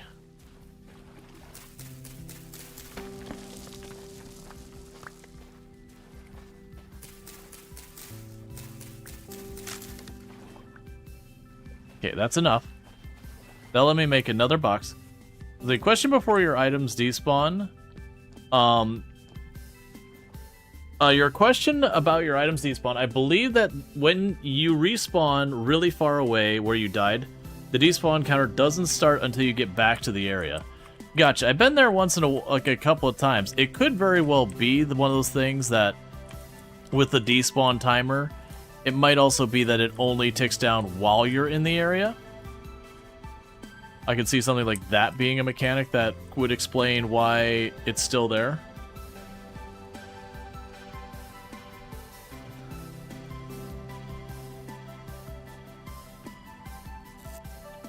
Okay, so for right now, just chuck those bushes in there. We'll figure that out. The rest of that's fine. That reed can go in there. Alright, so spear here.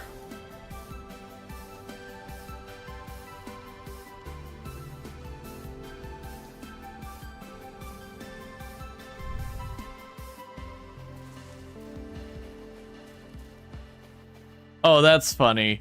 The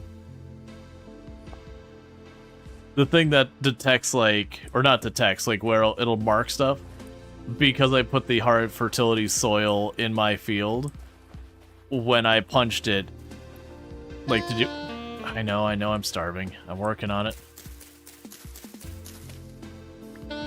When I punched it, it marked it, because it didn't realize it was, like, already mine.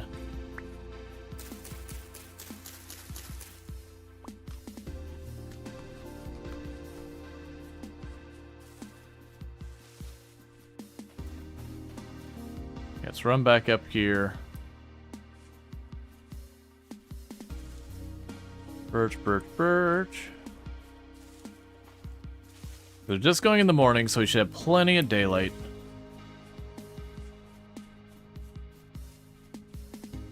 Oh,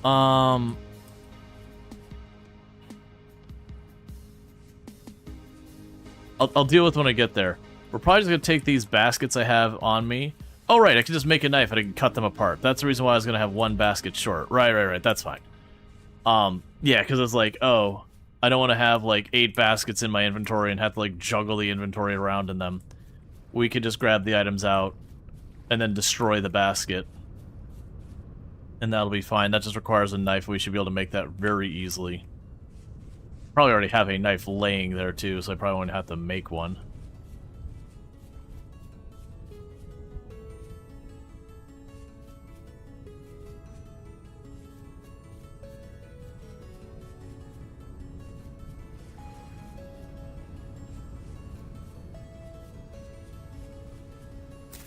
I think you're poisonous.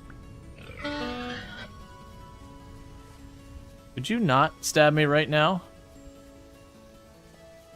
I'm about to start starving, and I need you to piss off for a second, so I can locate some noms. Get that out of my way.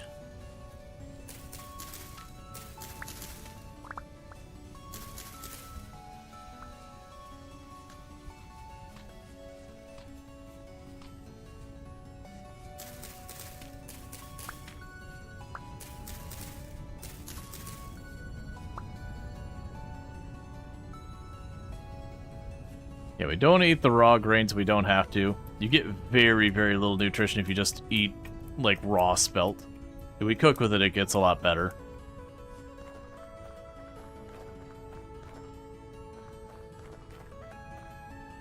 Okay, and if I'm not mistaken, the other side of this, like, whole sand dune thing going on here, that's where her body is.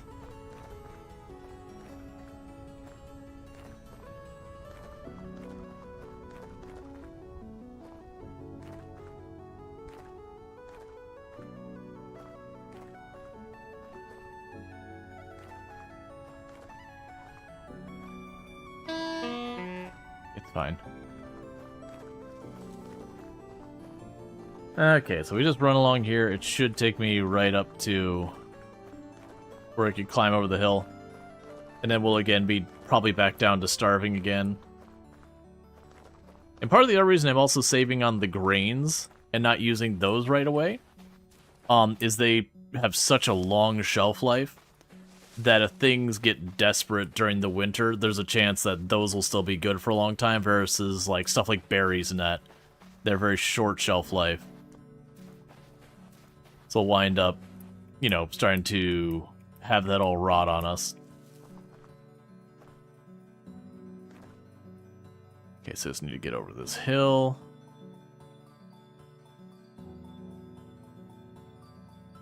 This is also the part where I'm looking forward to the boats as well. Is stuff like what I'm doing right now, where I'm trying to just traverse to someplace.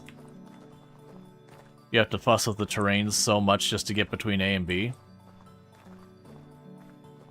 Where with the boat, you just point the boat and you just go.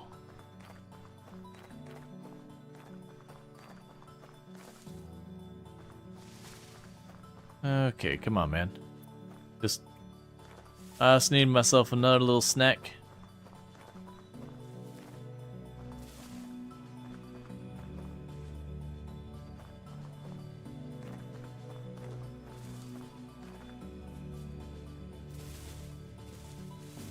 And I'll probably avoid hunting too much until we start getting into the winter. Basically, I want to save a lot of the animals until it's starting to get rough to keep fed.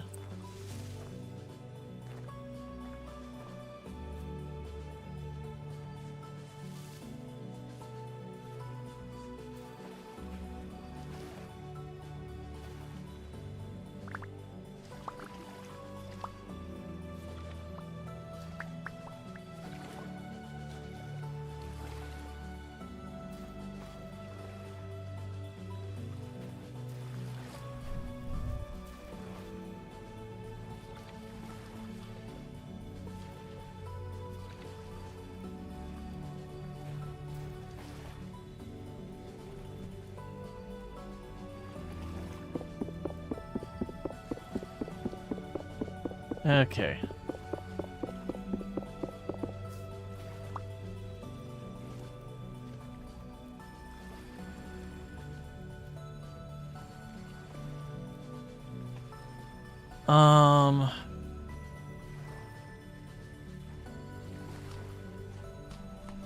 It's not good to use those grains, but I'm gonna go ahead and eat the grains.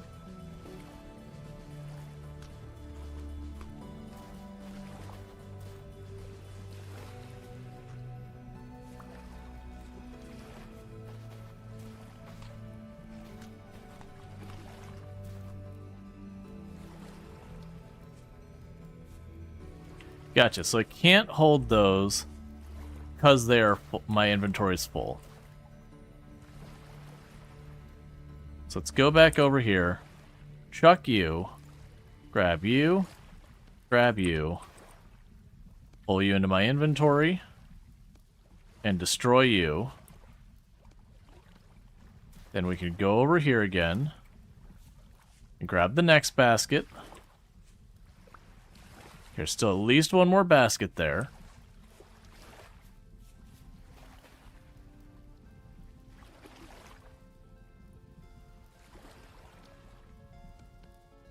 Alright. So right now, chuck you in the water. And chuck you in the water. You can shift all that around. And do that again.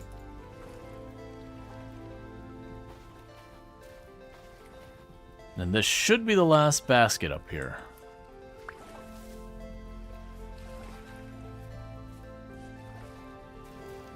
Okay, so I got a couple of trees. Unfortunately, not much we can eat or anything like that. We dropped the tools there. I'm gonna take a quick peek. Nah, I don't want to go in there. It's fine. Alright, so at this stage, I would say we've gotten all the goodies off there.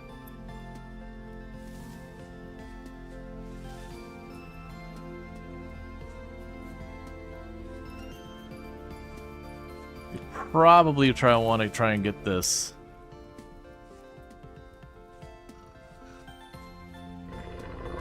No, no! You stupid thing. I went to stab the thing to mark it, and right then I heard the wolf land, and I could tell it was like right on me. Oh, that's so far away. Oh, that's just awful. Well, at least we're technically closer. Not really. I mean, we were up there. Okay. Just getting my stuff back. Don't mind me.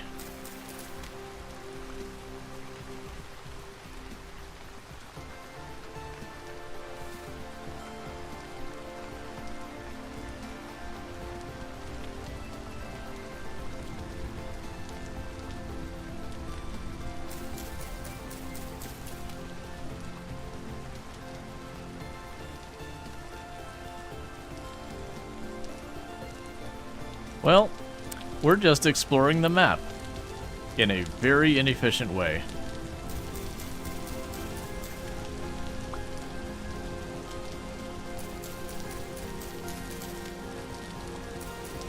The good news is, as far as like loot refreshing and all that, we did grab it all. At least all I cared about. So I did top off my inventory. So all that loot does have its full lifespan and is technically close to the home. It's just that wolf was, I think, up on top of that hill, so it aggroed me, didn't see it at all, and I didn't even get, like... Not that it would have made a difference. Only if I was, like, literally facing the wolf, maybe would I had a chance to do more. Okay, are you chasing me? You are. Of course you are. Let's not get gored by it. I mean, I'm actually tempted to just let it gore me and see if we reset back up there, but I'm worried about losing track of where I died. Are you safety? I don't think you are.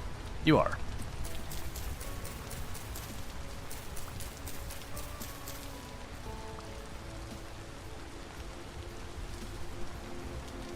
Crap. Well... That's annoying. Luckily, it does look like I can get out of here.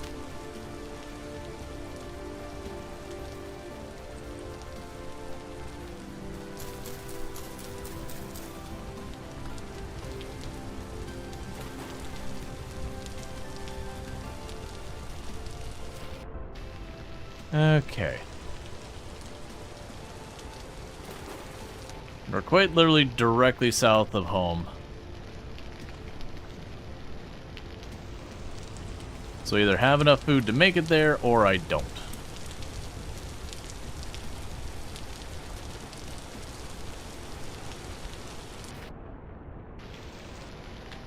And how far away am I? You know what?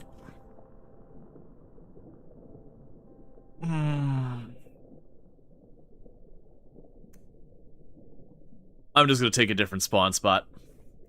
We're going to go here. And before we die,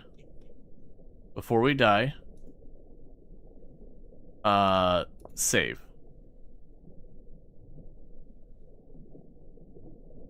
I'm actually scared it'll still disappear.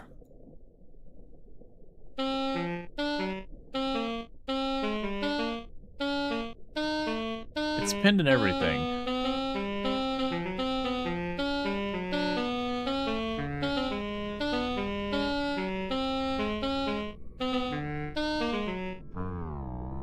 So let's hope we can be somewhere else. I'm pretty sure that did move the marker entirely, which is a little worried about. So before we forget, would you stop spawning me on the opposite side of the ocean? It's one thing I gotta run there. I want you to stop spawning me on the other side of the ocean. It was like right here.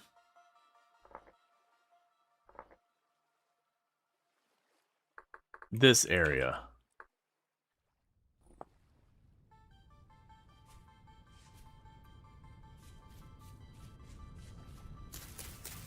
As one of the big downsides of Homo sapien is just, you've got such a huge area it can dump you in.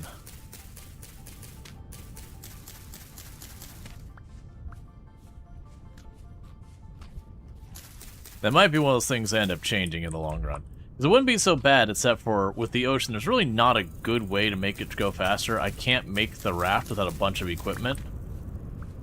So unless I go out of my way to put, like, leave a raft on the other side, it just becomes a whole thing. least this time I've actually got a bunch of berries and all that.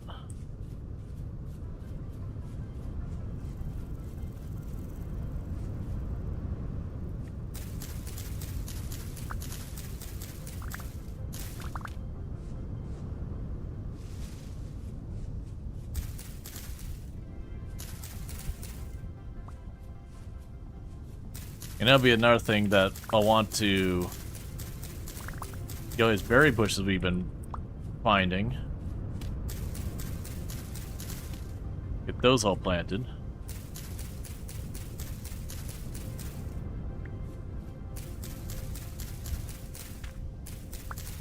Now this time I'm getting enough stuff. I probably don't want to just sink into the water. I was just looking at it where I was getting ready to start crossing the ocean, and I had 2 mushrooms on me. I'm like, all right, I'm probably just gonna starve to death halfway over here, and I really just don't feel like crossing it just to die in the ocean because of that. On with this one.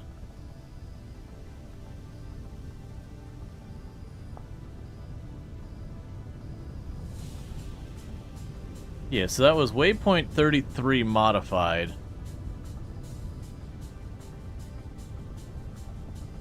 Yeah, so I've made a new dive spot. That's what I was actually trying to do. Like, that's why I clicked on it. Is I was hoping I could just be like, hey, let me like manually resave this waypoint to kind of like hopefully get it like locked in. I know roughly where we died to the wolf.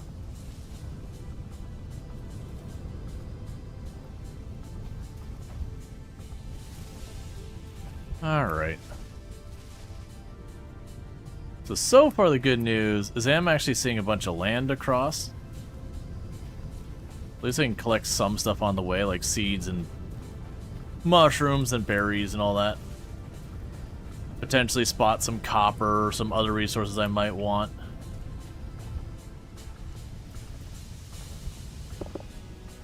Like we just found coal.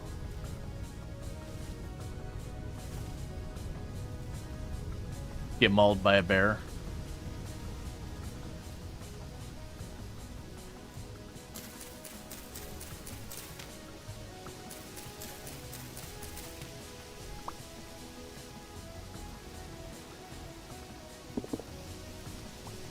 Still more coal.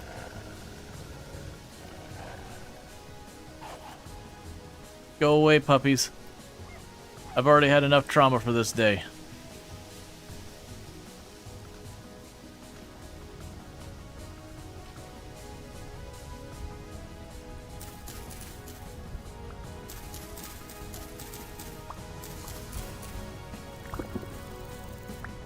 I am finding so much coal down here.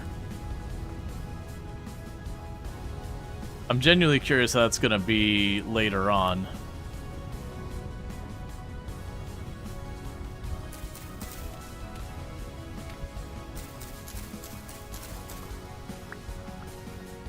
Like, is there just like a giant coal pit down there? Am I just happening to hit a bunch of different areas that have coal?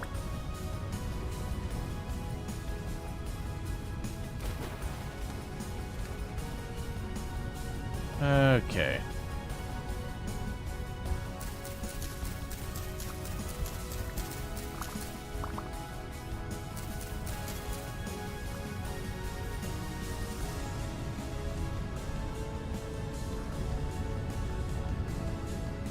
Alright, so we can eat these 2 mushrooms.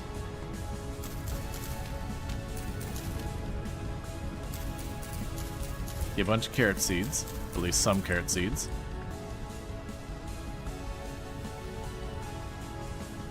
Alright. Those mushrooms are just gonna have to stay there because my inventory is tapped.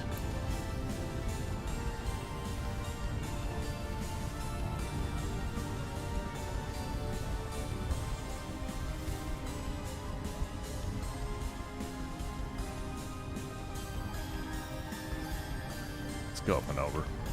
Or not. It's fine.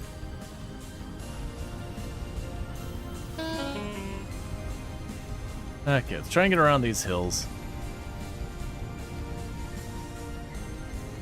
Because the hills end up being a whole big obnoxious thing that slow you down. Okay, so there's the ocean again. At least I believe that's the ocean. But this time I have at least enough food that I feel very confident about crossing it.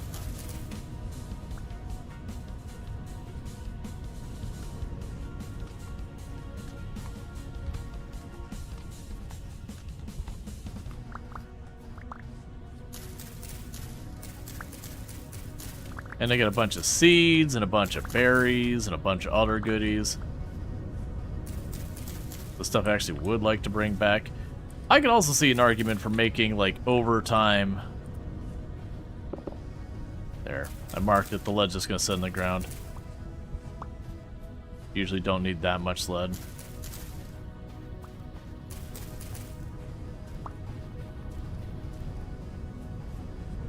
Okay.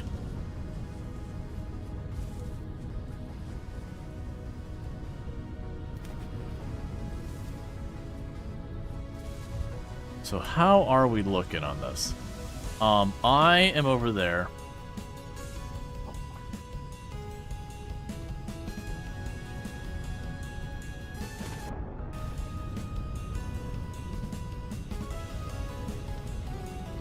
Maybe we'll find something interesting along the way.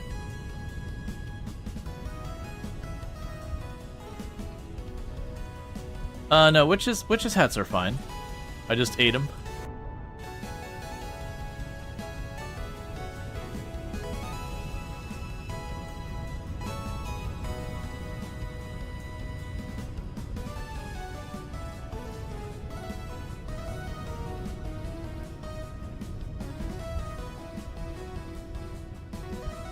Alright, so let's go ahead and we'll just keep on drifting the way we are. Hello, ore. Let me just go give you a tap so we can find you later. Alright, well we found some lead ore.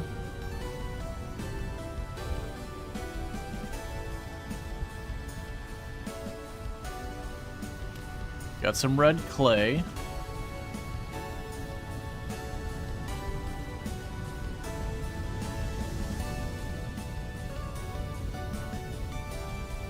Yeah, lead's not the most useful. You can make, like, pretty cool windows and everything with that, like lead-lined windows. But, it's been pretty limited what use cases you have for lead in the game.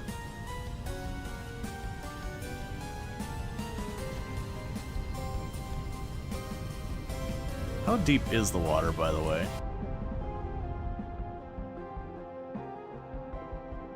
Yeah, it's Nightmare Fuel's level of deep. That looks like it probably goes all the way to the bottom.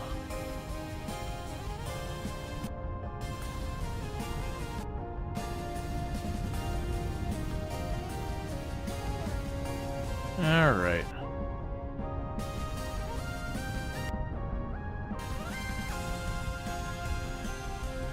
Yeah, so we got a bunch of these little continents here. Islands, whatever.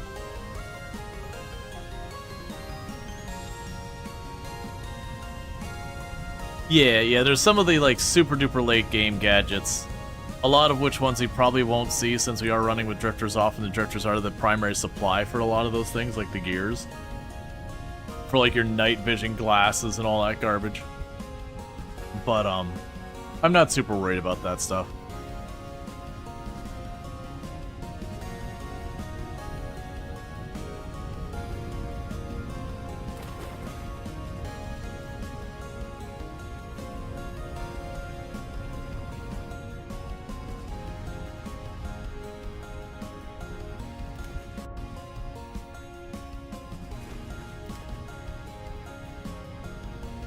Okay.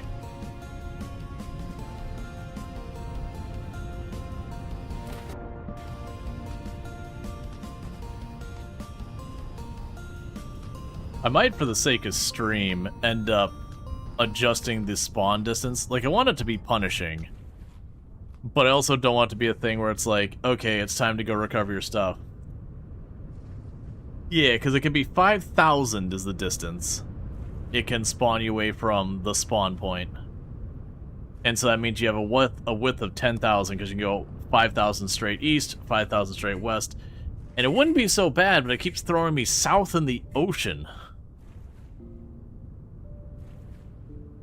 We're just gonna have to, like, pack enough food and then swim. Because unfortunately, the raft requires you to have vine. Or have, like, the thread. Yeah, it's just claystone, that's, or, flint.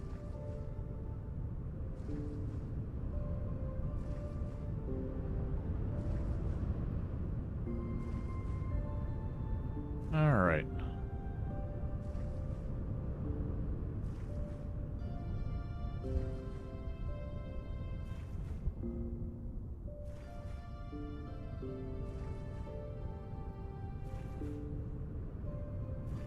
Yeah, I might pop into the settings real fast and cut that down to like 1,000. I think they'll still be punching enough where it'll still be a hike.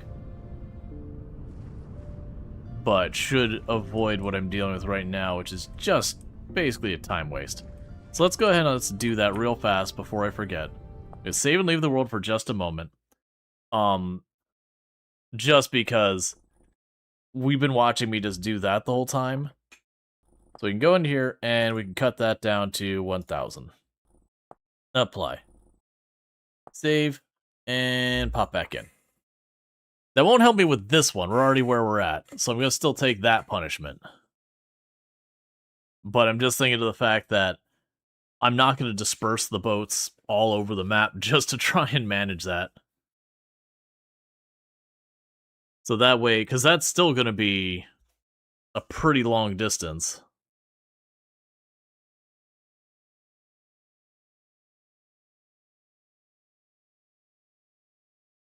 Oh yeah, no, in real life? Yeah. No, I'm talking about in video game. In video game, it's not poisonous. I have no idea, like, in real life what the situation is.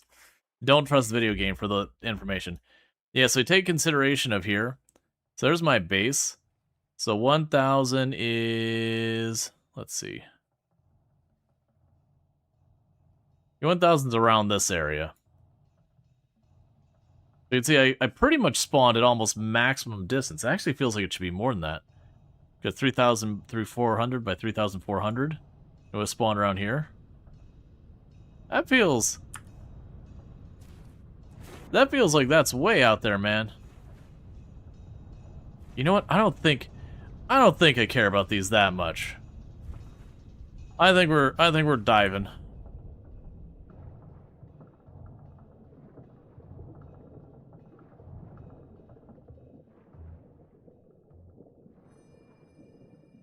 And going into the abyss. I know it's a waste of seeds and all that, but I'm looking at that going, okay, it's really only 7 seeds.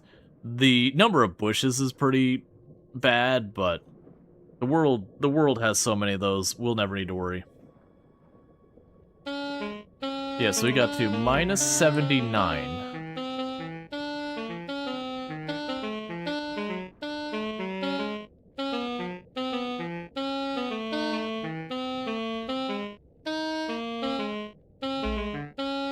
Yeah, the beautiful death rattle.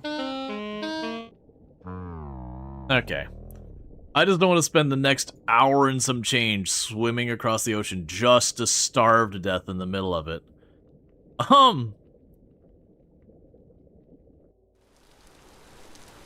Testing mushrooms? No, we got spawned. Okay, so that's 3,000. Oh, you literally spawned me on the same island you previously spawned me.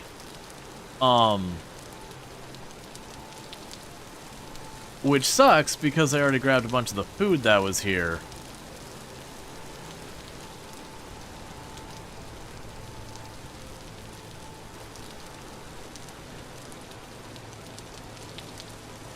If I don't find food, we're not getting home.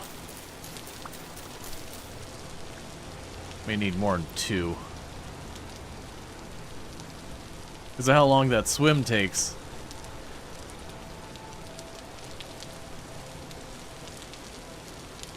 Yeah, and by now if we were playing on not the Motoron, what would happen is Oh, you put me in the middle of the night? Come on, man.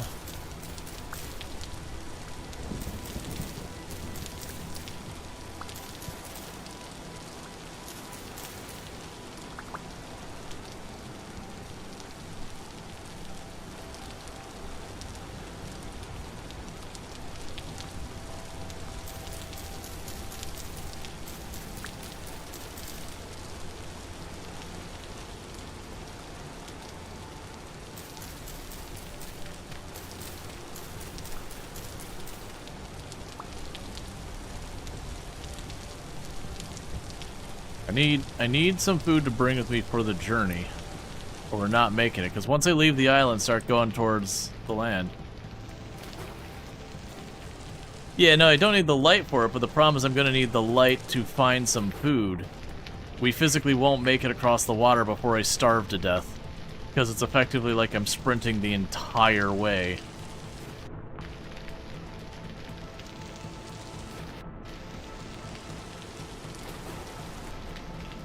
Well, that's the thing I mentioned previously, is that I was pretty certain my, inventory had decayed like hours ago.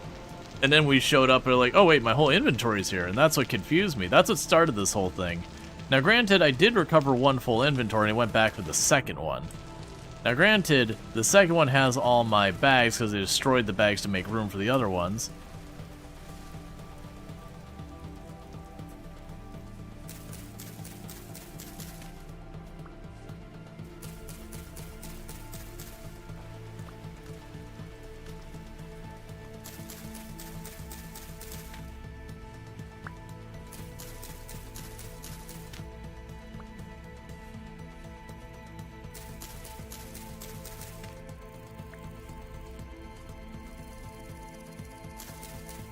Pretty sure we can't eat that. Oh no. Purple violet web is apparently not poisonous.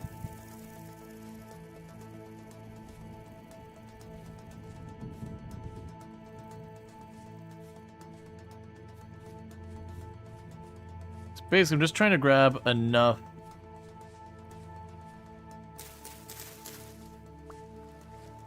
things that are edible.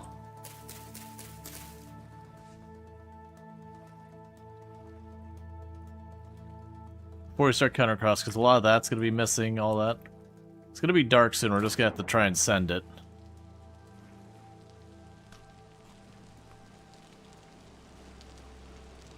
That's the problem, is just this ocean. Because it's how many spawns have we had on the wrong side of the ocean? Is that 4 in a row?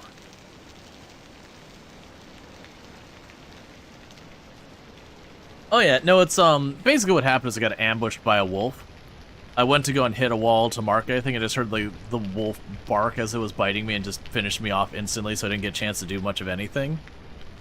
And then we've just spawned on the other side of the ocean again and again and again. It's 4 in a row on the other side of the ocean. And I've deliberately drowned myself twice because I just didn't want to deal with it. I'm honestly about to just do it yet again. I'm gonna do it yet again. Because just the 1,000-tile swim all the way back home. Which is funny, because that's actually the spawn point we started at. So we started spawning there, I've spawned there, I spawned there. We've spawned over here. Twice, I believe we spawned down there. No, we spawned here twice, we spawned down there once. That's the initial spawn we started the whole game with. In solo games, you give yourself 35 hit points, which allows you to tank 2-3 hits from bears. Yeah, no, I don't have anything to like give myself extra health or anything like that. Yeah, so the bottom of the ocean is minus about 80, which is roughly as low as you can go. Yeah. And if we spawn to the other side of an ocean again, I might just shrink the radius even smaller. Because that's all I'm trying to do is avoid having to swim across the entire ocean. It's even freaking farther. How is that within a 1,000-tile range? Is my spawn actually like down here somewhere, and then this was 5,000 away? Is that what's going on right now? I'm gonna shrink that radius even more.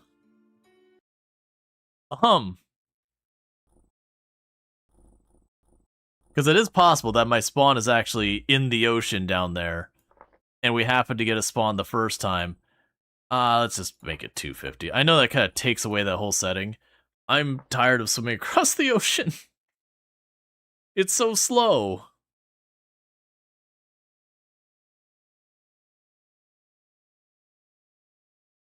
It'd be fine if it was like once in a while, but I'm like back to back to back.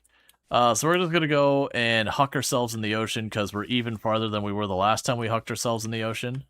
Yeah, it's fine. I don't care. We're not coming back to this island anytime soon, if ever. Is there like just a straight up kill yourself command? I never use commands, so I don't even actually know how to get that. It's fine.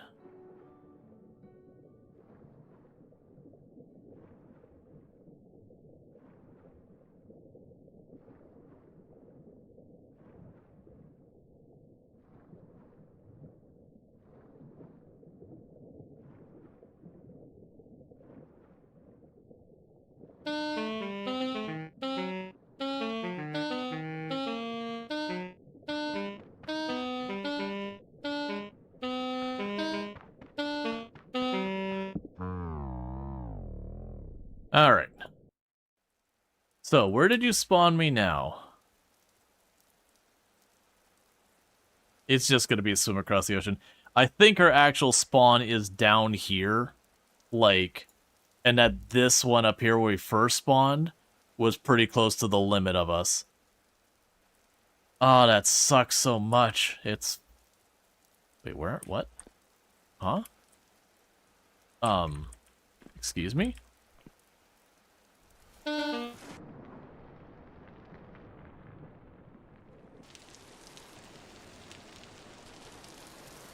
Well...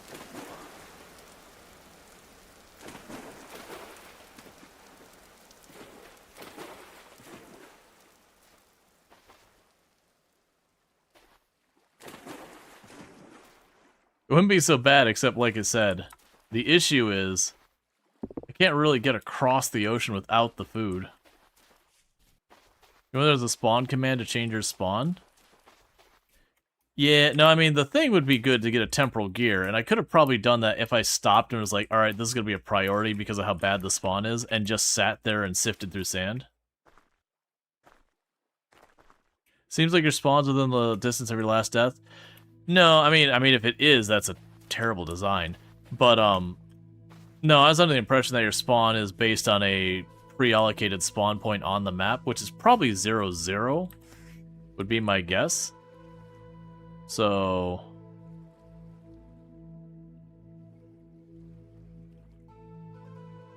in theory...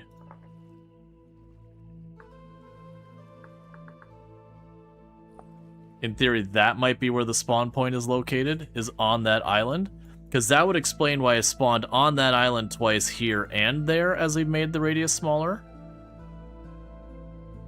Let's see, you like to put a 4-hour rammed earth T-pillar, all your active area ladder each side. When you meet a wolf or a bear, you run to the nearest pillar. Oh yeah, no, but we were out, like, away from everything. Okay, so I'm trying to figure out how I want to deal with this. Because we're literally just, like, I can't physically swim that far, we will starve to death, and there's not been much of food on these islands. That's the reason why I keep just suiciding, is because I physically can't make it.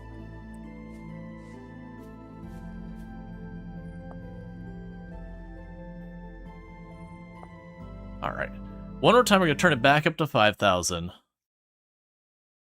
And we're just going to suicide mulligan until we get there. Because that's what I'm going on the assumption now, is that that was our spawn point there. And I do apologize, but like the reload thing. I'm trying to get to where we can actually reach that. Yeah, 000 spawn. Yeah, when we look at the coordinates, it's like, okay. So it just means my initial spawn I got was pretty far out there.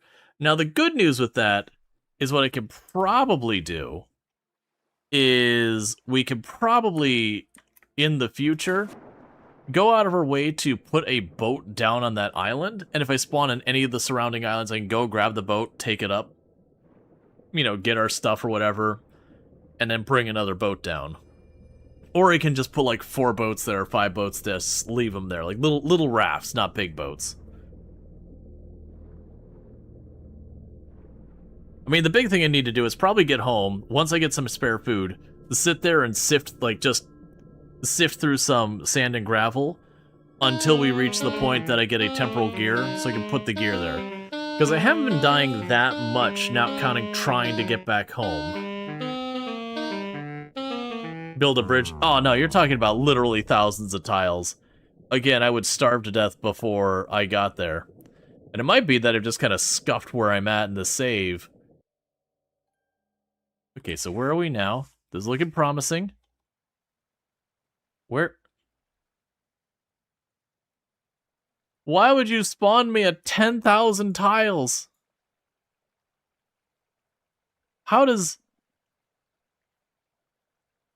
Why would you spawn me at 10,000 tiles? That's 9,000 tiles away. It spawns 0, 0, because I only set it to 5,000 away. Like, I'm almost exactly 5,000 away from where we first spawned the very first time. I don't understand at all, because that's clearly not going based on where I last died. I don't know what's happening.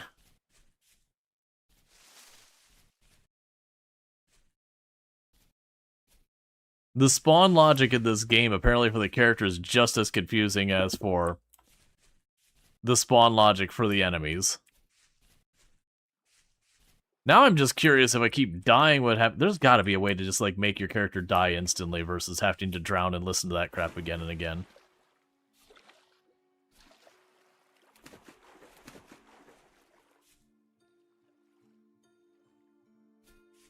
This save is cursed? Yeah, I don't... Was that slate?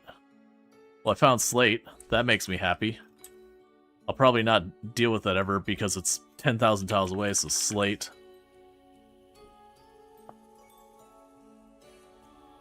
Yeah, no. What is going on with these spawn mechanics?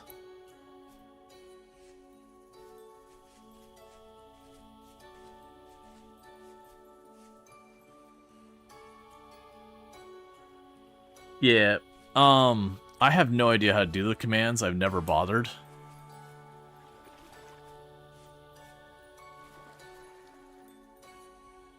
Because usually it's stuff like tilde or whatever. Okay, alright, so it's... Because we might put the spawn down here. I'm down to let it spawn me some distance away still, because I want it to be at least a little punishing.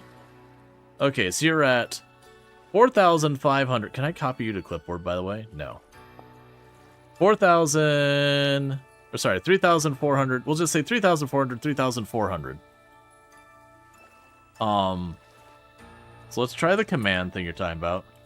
So server, config, set, spawn, where, and I assume it'd be like 3,400, comma, 0, comma, well, it'd be 1, right? Comma, 3,400. Choose subcommand.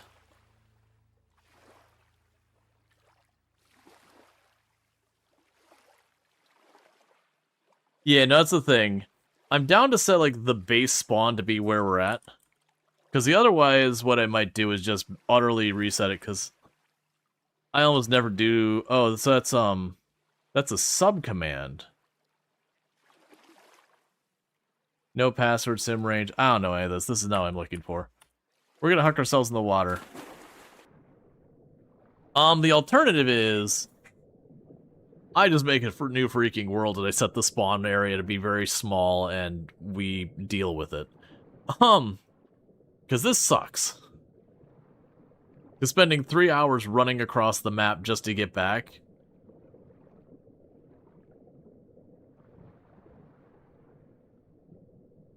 Oh, set spawn here. Oh, set spawn here is where we're physically here.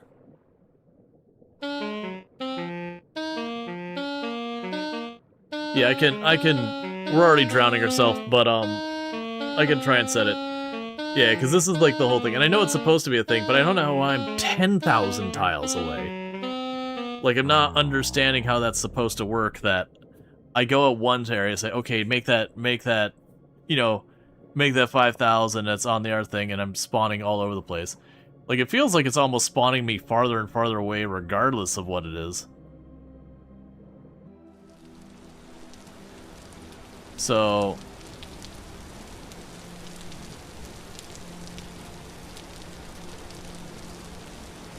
they're just... it's clearly not respecting the rules, because we're over 6,000 away from where home is. That was 10,000 away from there. Like, it's definitely not spawning me within 5,000 tiles. And I set it to 5,000 again. So I have no idea what the spawning logic is. Alright, let's try and do this again. So that's... alright, so it was,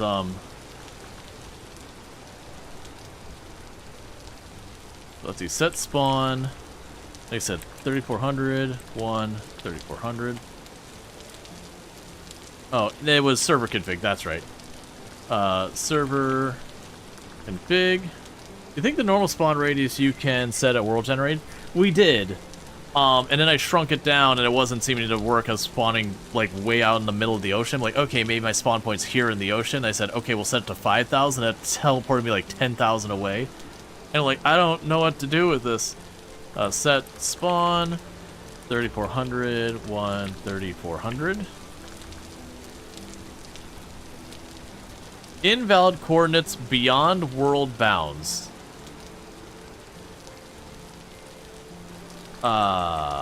Do you just want X and Y? Beyond world bounds?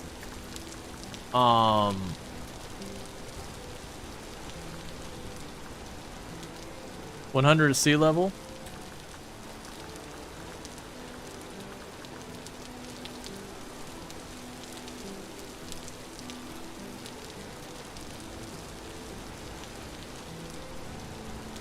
Yeah, so this has the coordinates. Ah, it's minus 3,400. Okay.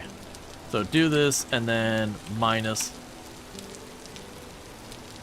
Error in argument 1. X position, position X is not a number. Do you want beyond world bounds? Okay. Let's see. It seems like the game wants absolute coordinates, which are different from the min-map HUD coordinates. Min-map coordinates should be based off the world spawn point. You should have noticed the changing to 0, 0 after running set spawn here. Well, absolute coordinates never change. Yeah, I didn't do set spawn here. I said set spawn where. Usually set to 10,000, but then again, you rarely die.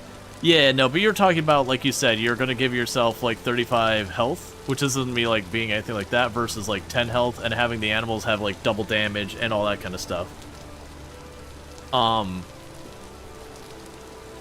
Yeah, so I'm not sure. Default spawn point is not set.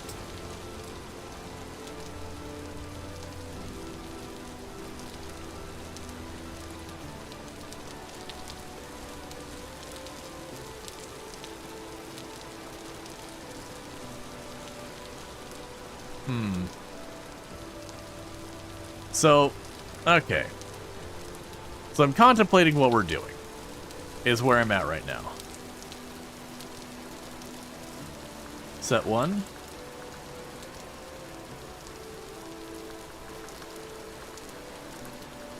And it could be I don't have the correct type of character, or for setting the arguments I need something else like format-wise. It says it's not a number, is what it's upset about when I put the comma spacing. And that says beyond world bounds. So with that,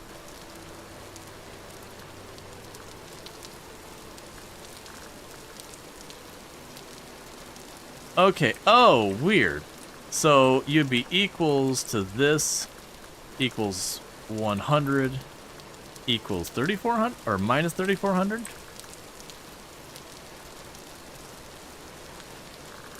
Okay, so when I set it to just 3,400, is it...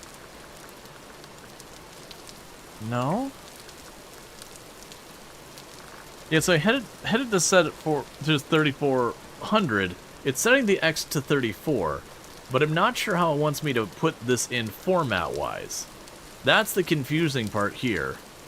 Is it's gonna want the X and Y position no matter what, maybe the Z position as well. But actually trying to type it in.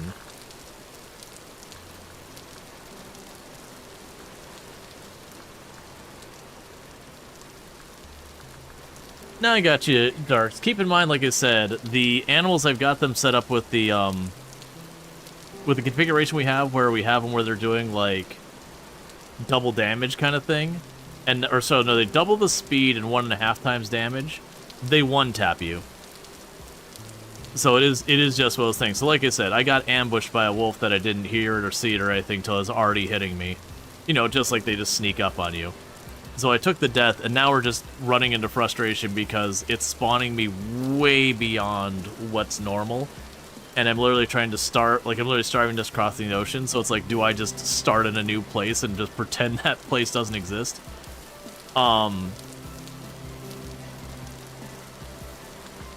Server...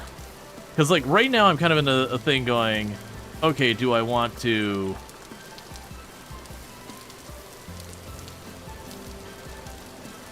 Yeah, because that's all part of the Homo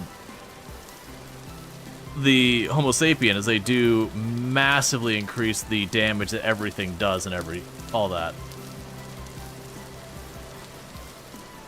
They're using square brackets, so let's try that.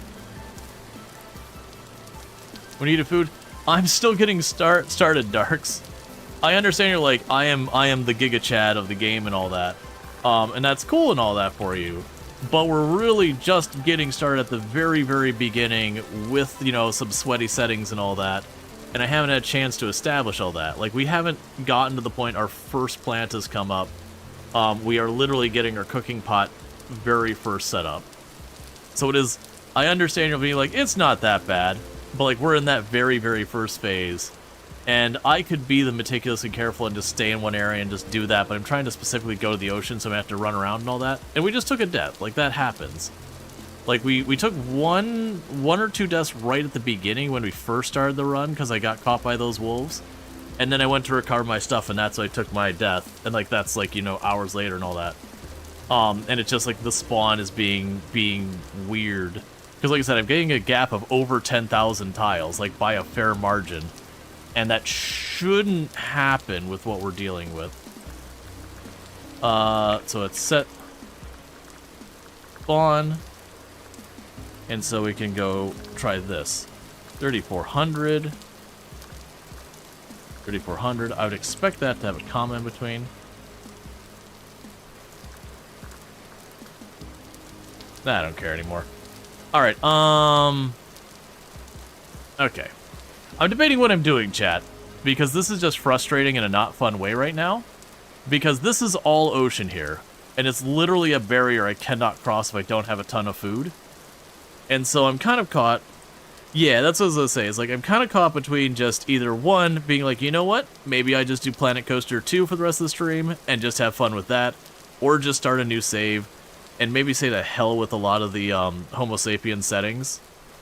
Because I like the animals being challenging and all that, but this spawn sucks. Because, like, I'm zoomed out as far as the world map goes right now. And so we got a spawn down here at about just shy of 4,000. And I've got a spawn up here at just shy of minus 11,000. And so you look at that, and just that there is a gap of 15,000. Well, 14,000. So, no matter how you do 5,000, unless, like, the spawn is, like, a considerably large area, and then they take 5,000 from that, that's not respect those things. Yeah, no, that's just the idea. Is we might actually pivot over to that, because, like, this spawn... I don't like when I get into a situation where I feel like I've kind of got, like, a brick saved after I put a little bit of time into it. Yeah. I mean, it's... So this is a genuine complaint I just have with Binge Story. I love the game, Can you enter spectator mode and fly to base? I have no idea. I've done none of like the mod stuff. I've done none of like the server configuration stuff. I've done like no commands. I don't usually like to do any of that in games. Usually if I have to do that in a game, I close the game and I do something else. But the thing I was saying that is kind of a bummer to me with Vintage Story is the drifters are your source for certain materials and your only source for certain materials. There is a help. It wasn't very helpful. It's just I'm not sure what format it wants or whatever. But the drifters are your main source for a lot of particular materials in the game, and so you kind of want to have the drifters on. But the spawn and the combat satisfaction of the drifters is hot garbage. Like the spawn is utter BS with drifters, where they could just appear in your house and all sorts of stuff if like there's a temporal storm and all that. And I understand it's designed to create a threat to you. So you can't just like hide in your base and just ignore existence. But what ends up happening is practice, you make yourself like a 1x1 closet and you close the door and you just go like this. And it's just kind of one of those things that like I find the drifters very unsatisfactory to fight. But then your respawn thing ultimately ends up being a thing that is they're like the only real source to get that. It's not like Minecraft where you go like sleep in a bed and now your bed's set. You have to go and get a temporal gear and you use it there. And then once you use it there, you're good for, it's like 10 spawns. Go to happy ball mode? What on earth?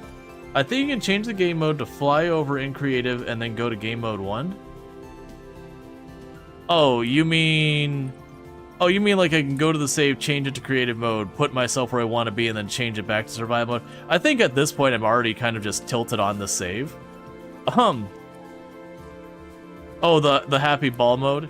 Yeah, no, that's the thing. And like for the record, I did a full, like we can actually pull it up right now, I can show you. Yeah, like what, like the, what is it? The, yeah, because we can go into the one we did with that one, that was on stream. Because like I've done this, and this is one with like the drifters and everything turned on.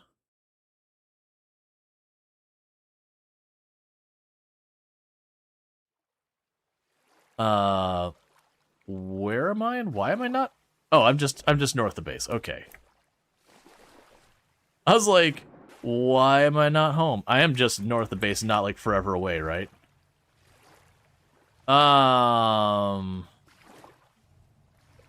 That's base right there. Well, it's not very convenient to show you. But as you can see, like, I've got large shields. What? Did it spawn me away from home? I've got, like, my inventory, like I was in the middle of stuff in my base moving things or something. Because that's why I'd have the shield and everything. But you get the idea, is I've got, oh, we can check the character. No, we can't. I don't have my steel stuff on me. Yeah, so basically, I've got like steel equipment. Oh, I can just go here. Yeah, so I've got like my iron pickaxe, and then I'll have like some other stuff. But we got steel being made. There's got to be at least one thing steel on here. It doesn't matter. Oh, I apparently had a boat with me. It doesn't matter. The point was, I have this saved. You can see we put some serious time into it, that we got all our steel production on there. We even went down here and did like the Resonance archives and everything. And this is on like your default standard settings with the drifters. And so I've done the drifters, but I find the drifters sort of like completely unsatisfactory to fight. They're getting like a stick in the eye, and I don't like that the gears and all that come from the drifters. Like, such a core mechanic shouldn't be dependent on the thing there. So what I think we're gonna do is we're about to have an ad break hit. I'm gonna Vintage Story. You okay, but all right. I mean, the game disappeared for me. All right. Well, me. What is happening right now? Okay, weird. I was trying to go to type into chat, to set up a poll, and it was just Vintage Story's like minimizing, come back up. I'll deal with that in a moment. Vintage Story. What are we doing now? So I'm gonna go. That's not how I do the poll on Twitch. So I'm gonna do a poll. What are we doing now? And we could go ahead and say,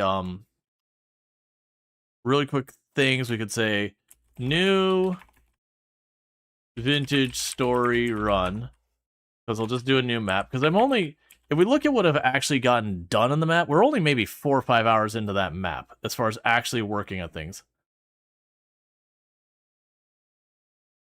Yeah, no, it's, I do, like, I dislike how forced the drifters feel like they are in vintage story in so many ways. That they're like they gatekeep thing, and like as the combat, like as the combat in vintage story is pretty B tier, if we're being generous. I'd say like C tier. The animals actually feel relatively fine to fight, but the drifters I find just obnoxious. Mostly it's the spawning mechanics, honestly, is the real problem with them, where they can just spawn next to you. It just feels like BS jump scare fight sometimes. And then we could have Planet Coaster 2, because it's got the big update. I think for right now, I'll keep it between those two. So what I'm going to do is we're about to get hit by an ad anyway. So I got a poll going, and we're going to see if we're doing like a brand new vintage story save. And I'm going to go in, I'm going to be kind of particular on the settings and all that. So if you're looking for sweaty tryhard, that's just going to go away. Planet Coaster 2, they did just have a massive update today. That they now have seasons and weathers that actually matter. All right, so it's leaning very much towards vintage story. But what I was gonna say is the ad's about to happen, so I'm gonna use the restroom really fast, and then the poll should be done by that point. But let me catch up to like what people were saying right there. Let's see. You do not like to change too many settings too, but you like to set up the game so that it would make sense to you. Some things I make more difficult, some things I make easier. Yeah, no, and there's no judgment about that. Let's see. I'm totally against mods, but have you ever tried plains and rivers? I have not. Generally, you'll find I run. Oh, actually, that makes me think. For right now, take Napster off. Generally speaking, you can see here as far as the mods I'm running, I have extra information which just puts like how long's left on the timer on a couple of things, and that's it. So these are just 2 informational mods, and then that's a UI mod, and then Napster is the only like functional mod. I think you actually turn Napster stuff on and off, but that's fine.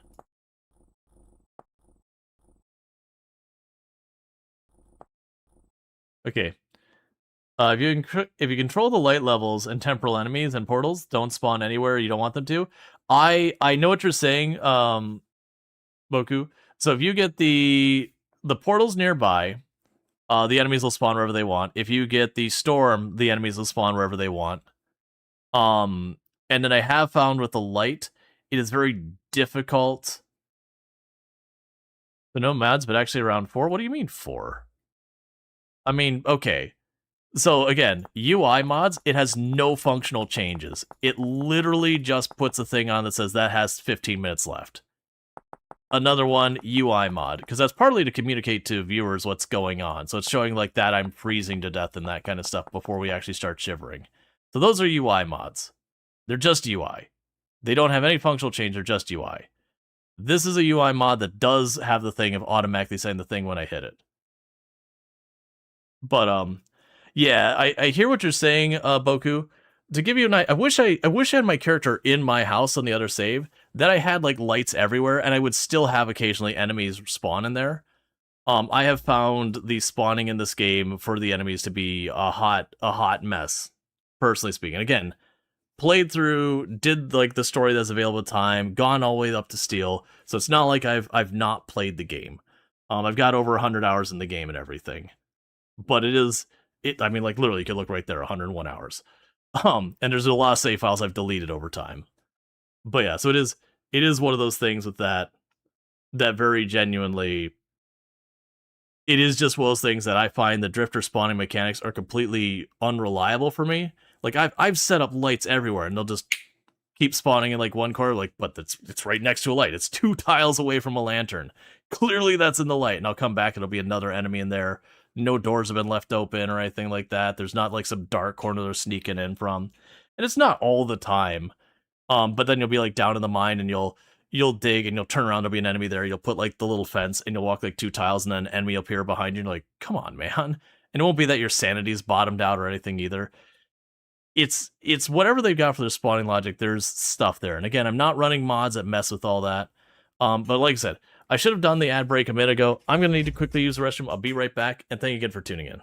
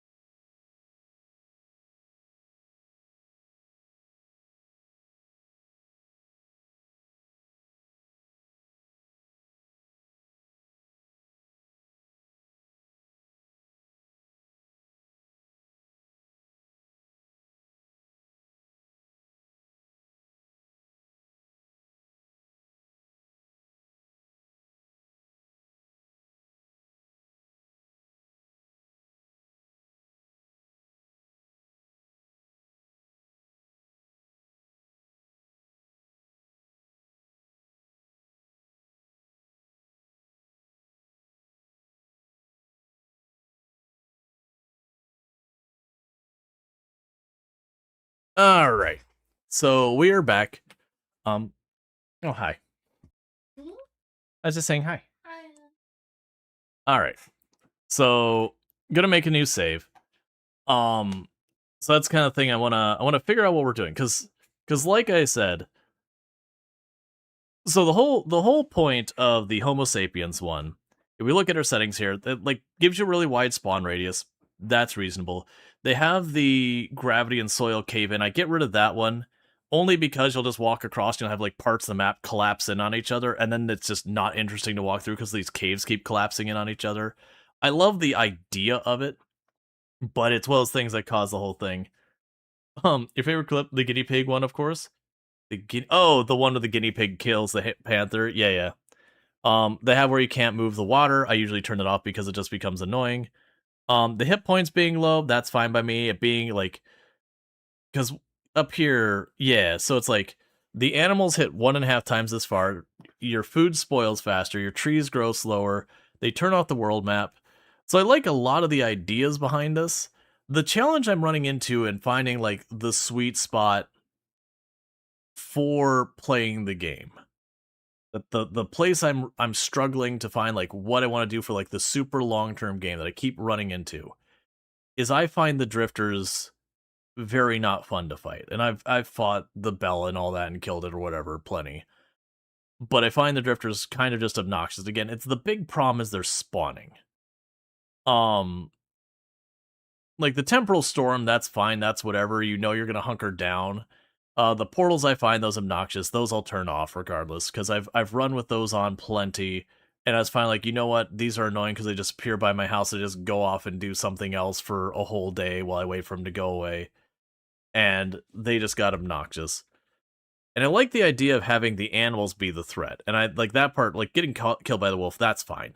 I thought, like that's fun. I don't mind. I just it kind of sucks that also like another thing associated with the drifters, if we actually look in your settings in here, the drifters are associated with the lore content, this flag. So if you have that turned on, which makes the like random ruins and all that and teleporters and all that eligible to exist in your world, if you have that tag turned on, you have drifters. Hard stop, unless you're modding. I don't like that the drifters are tied to that. You know, with all this customization, especially with stuff like the temporal controls and all that kind of stuff, I'm really surprised we don't have a separate thing that's like, hey, here's for like your ruins and all that, and then here's the drifters. And I'm okay with like the like actual story ruins being tied to this, but it is a thing that this tag it gets rid of drifters, traders, ruins, story stuff. All of that is this one flag, and there's no separation on that. And the reality is, they should probably mod to do that. I really don't like running mods. Not much. All right, so let's see what we can have here, because I gotta make decisions about what we're doing. Because I wanted to do a whole run around doing like the boats in the ocean, because like the idea of taking your big boat and going out like kind of Valheim style sounds very appealing, which was not an option the last time I played. Not really. And trying to figure that out.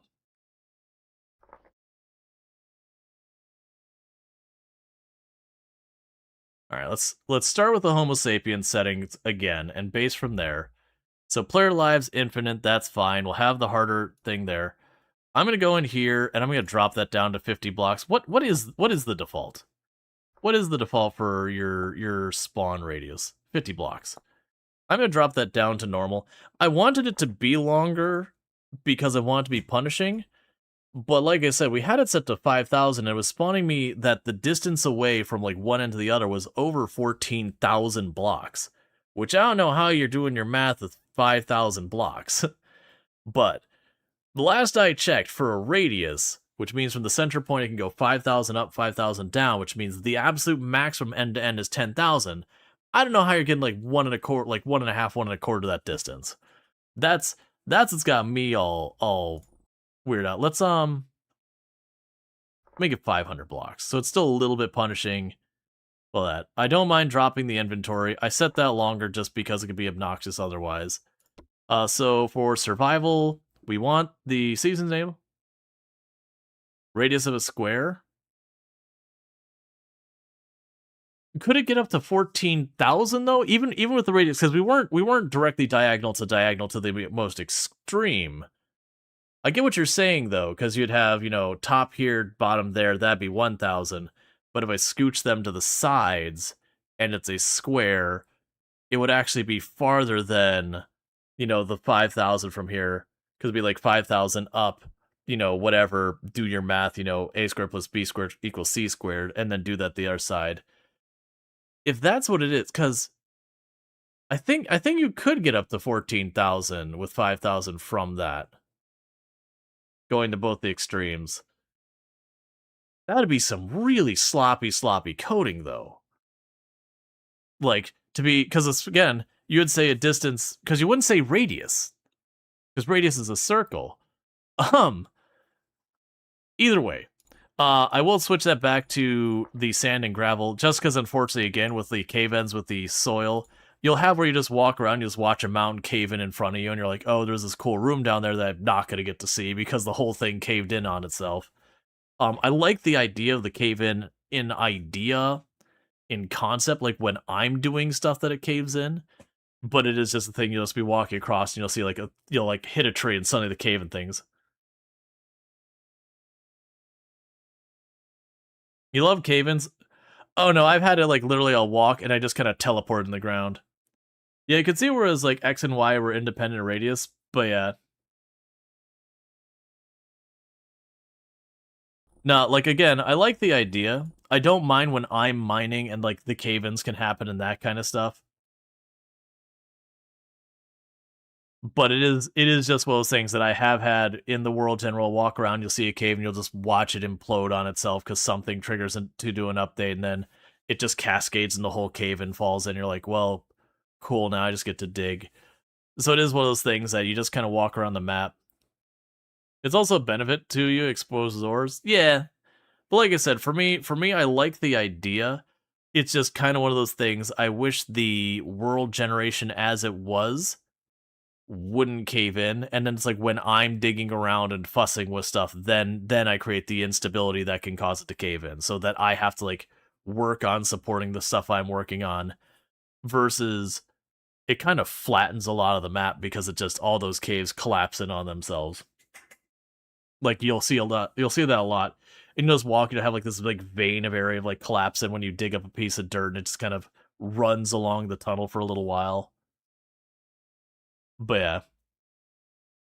yeah. Fire spread's fine. Falling blocks is fine. I don't mind the reduced health. The health regeneration and hunger is fine. Lung capacity is fine. Having the body temperature be weaker is fine. Animals being aggressive is fine. Hitting harder and swimming faster is fine. Faster spoiling's fine.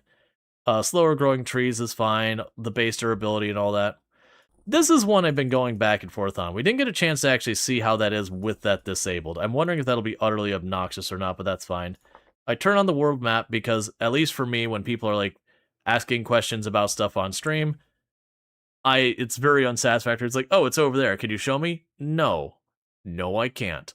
At least then I could bring up the map and be like, oh, hey, here's what I can show you. Explain the different biomes, that kind of stuff. We got the overlay. The coordinate overlay isn't super important, but I've been turning that on in case, someone takes the seed, because we can, oh yeah, we had the seed the last time was like crabs or whatever, where it was the area down there. We won't do the same seed. Because I just put a seed there, not because I wanted to load a specific map, but that way if someone else wants to be like, I want to play the same map as you. Not that I have people do that much. Not obtaining things by shattering is fine. Temporal, all that garbage, get it out of here. I'm debating whether or not I want to leave. I'm debating whether or not I want to go to like the standard run and have the drifters and have the respawner and have all that stuff. But then I know I'm going to get annoyed by the drifter spawn mechanics, and I'm really juggling between the two, and it's really making it hard to decide. Because I like the idea of this one, but again, everything's locked behind the drifters. Like, and then your teleporters are locked behind the drifters, and your ruins are locked behind the drifters. I'm going to go to the normal one. Then I'm going to just bitch about the drifters a whole lot. It'll be fine. Let's see. That's fine. That's fine. That's fine. Drop you here. You know what we could do? Okay, so let's. What is your temperature stuff? So body temperature is 5C.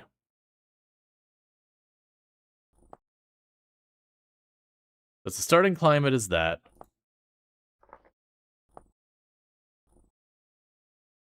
I think that's the same. All right, yeah. So what we're probably gonna do is I'm gonna go ahead and make the environment more hostile. So we're gonna kind of like bring Homo sapien into this one. So that's fine. That's fine. That's fine. All of that is things. Let's see here. And body temperature hardiness. Wait, wouldn't be 5C makes you more hardy?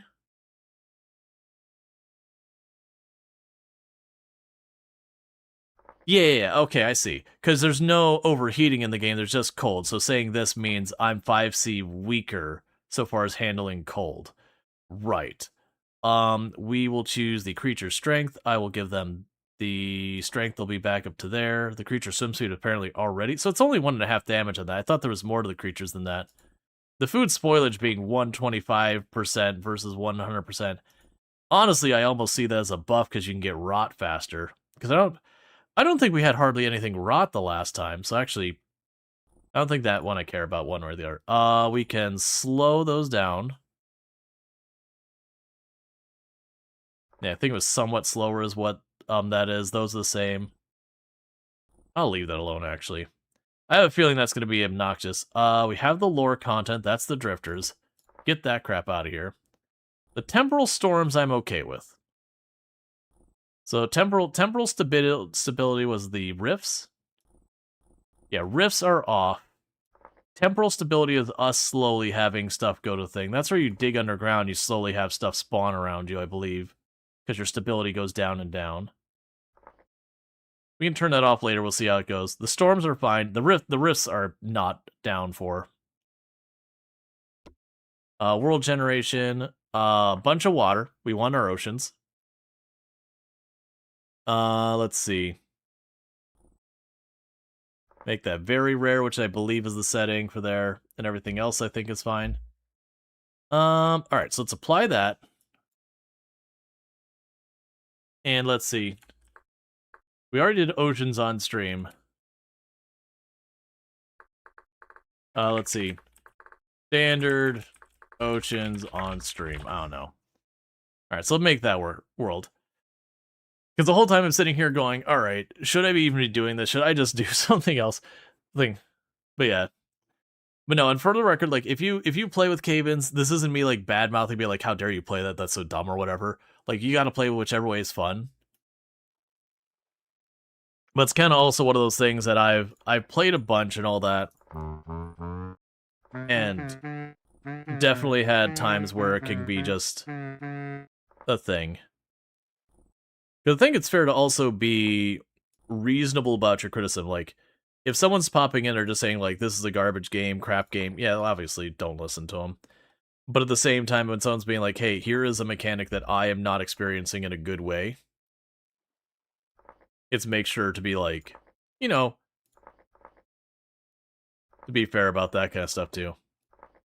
Yeah, I'll just do that. It's fine, whatever. Yeah, and the how's it going? We're restarting. Because the spawn was getting really, really weird on the other save. And I kept appearing on the far side of the ocean, and then trying to swim across, and, you know, basically running into a problem of potentially starving to death. Trying to cross. I know those are poisonous, is just kind of grabbing him. Is that the ocean right there? Well, I think I know where we live. This is where we live, chat. We found the ocean. Look in a direction.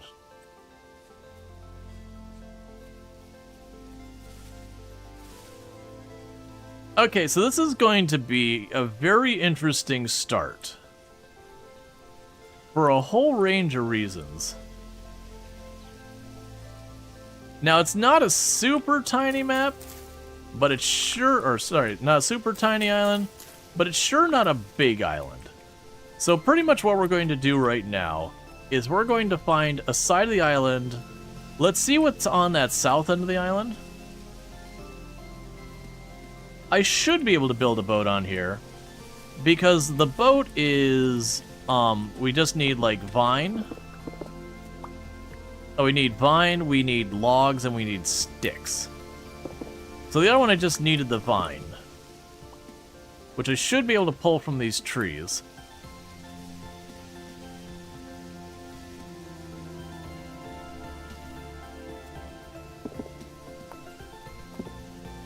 Honestly, low-key, I can get down to this start. As long as you can start making it work. The big thing is going to be getting enough food set up early, because we are on a very finite space where, realistically, I can deplete all the food on this island and find myself in trouble. But we should be able to get a boat and then go cruising across the map.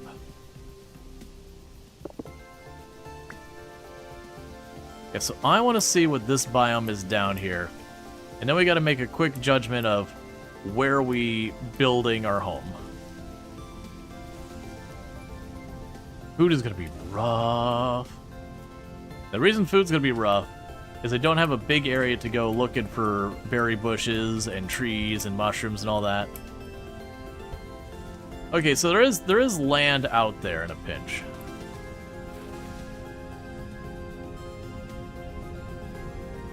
Alright, so let's consider. So this looks very rocky and mountainous up there. It's honestly looking pretty rocky and mountainous across the entire tile.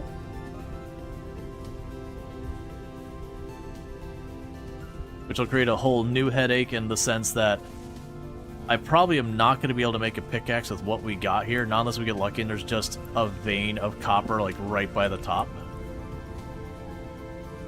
I mean, loose copper and a vein. Or, I mean, I actually don't see much gravel. I was going to say, or we could pan for it, which would be rough. Just in the patience side of things. Oh, you know what we're probably going to run into?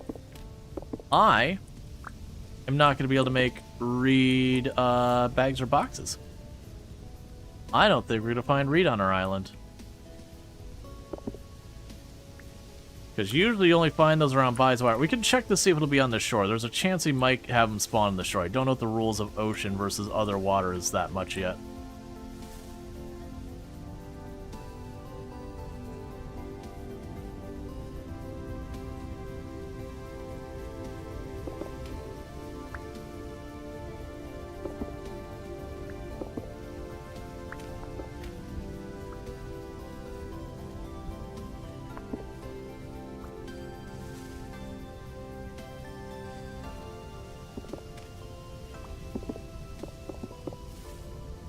Alright.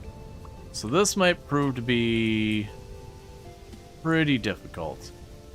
Because, let's see, do we have any other... So you got a little land straight out that way.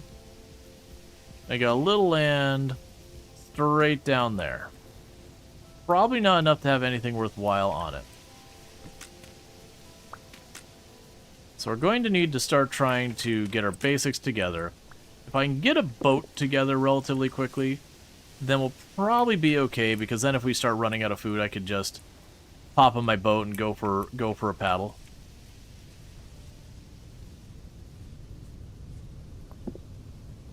We got quartz up there.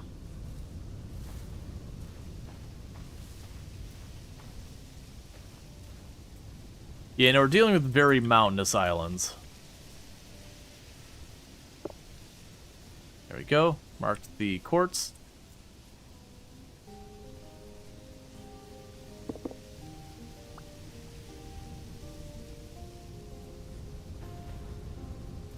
Now, realistically, I don't think we're getting a meaningful farm on this island for a long time. Okay, this might be where I set up. It's mostly sand, which isn't helpful, but that's at least a flat area. Because then I can work on just starting to, like, chop down trees. Make what progress we can.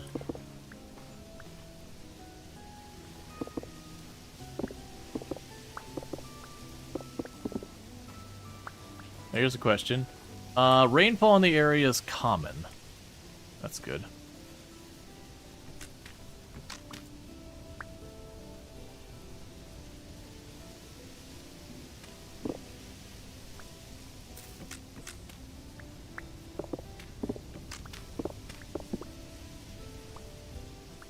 Kind of hoping to find some mushrooms or something a little bit to have at least a little bit of a buffer of food.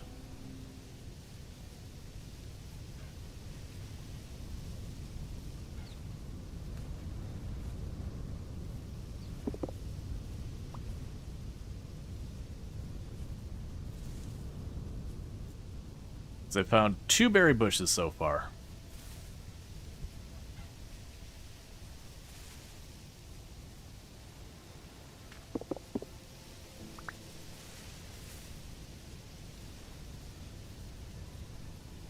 Alright, 3 berry bushes.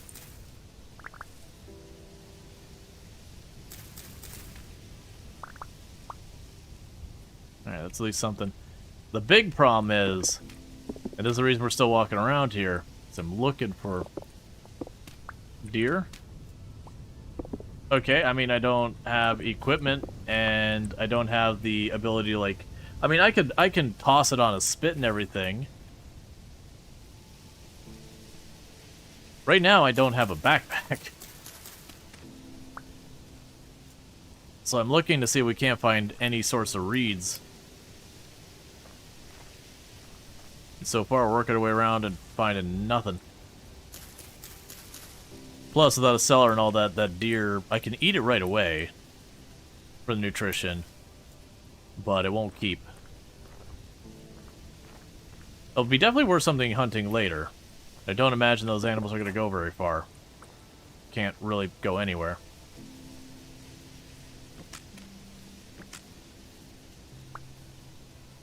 So, I've been keeping a close eye for vines, really. Been more focused on the reeds. Huh. And we're about to finish, we're about halfway through circumnavigating the whole island.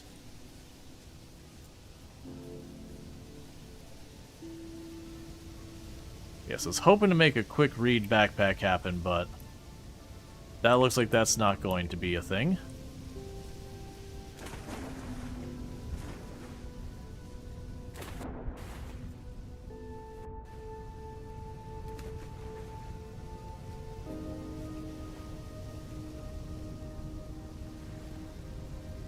Alright.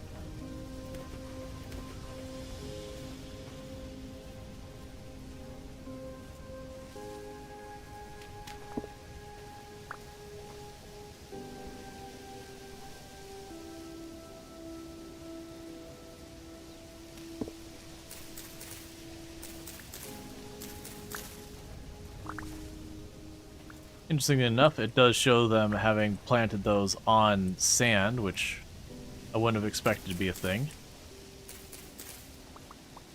Okay, so one problem we have with these is I am pulling up those berries all at once kind of thing. So there is a chance if we keep doing that, I'll end up having berries rot in my pocket. Okay, that's mildly poisonous there. I also have some other berries on me that are also mildly poisonous. And hey, Infinite Simplex, how's it going? On your 225 stream streak, I really do appreciate that. Continue to hang out, pop in, even after 225 streams, so thank you. Not missing a single one.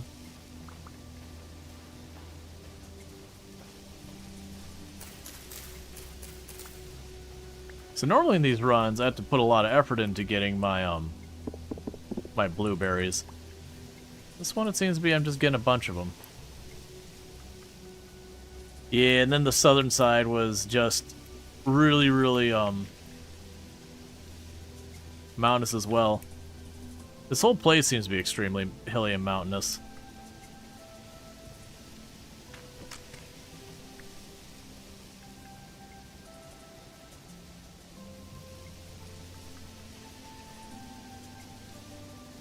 You check the one little lake in the middle. Very nice looking game. Yeah, no, it's excellent. It's got some issues. Okay. Well, there's red clay on my island, right in the middle. It's got some issues, which we do have the drifters on again now. Okay, there's quartz down here as well. Yeah, this is a different run. I did just restart. We were running into a problem where I kept, like, I took a death, which is fine. And when I respawned, I was, like, respawning... Oh, that's... I thought that was something else. Save that. When I was respawning, you know, quite a distance away, which is fine. That's kind of what we opted into. But we started to observe that, like, one, it kept choosing nothing but respawn points on the opposite side of the ocean. And it's running into problems where I literally would have to collect a bunch of food to attempt to cross the ocean. And we did it once or twice, and it's just like, okay, I just don't want to do it again because you swim so very slow. And then we're trying to investigate why I kept spawning on that one spot way down to the other side of the ocean. And then realize we're getting spawn spots that were over 14,000 apart from each other, and we're like, okay, well, it says radius 5,000. So I'm being just straight up lied to right now. Alright. So I don't remember where the spot I was like, okay, we'll probably build there. Oh, wait, it was up here. There was a little flat spot of beach. Yeah, so let's go up to that flat spot of beach that's over here. We'll take a little bit of a different direction, so I might find, like, another bush or mushrooms or get mauled by a bear or whatever.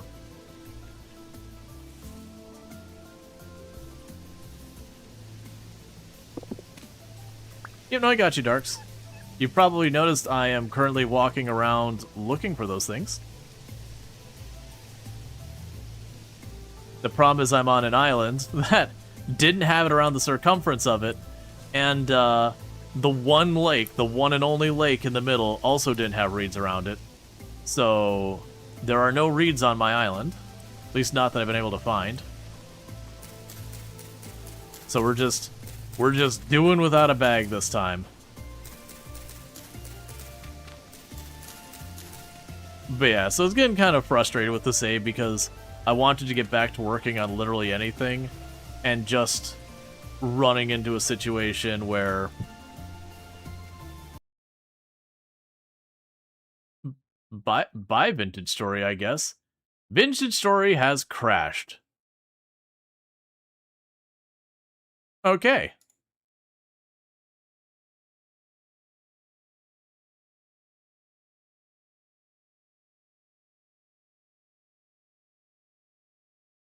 Give that a moment. It's figuring itself out. There we go. Starting to reboot it.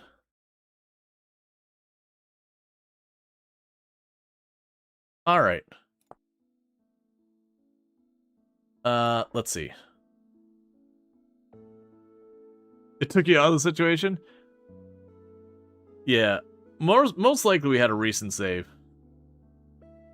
Well, I mean, it wasn't talking bad. I'm actually curious about how we are going to make it work. It's just like, oh, this is going to be a rough start, that I have very limited food. I have very limited opportunity for food on the island we're on. Oh, good. So it's like literally I'm standing right there. That maybe when it went to do...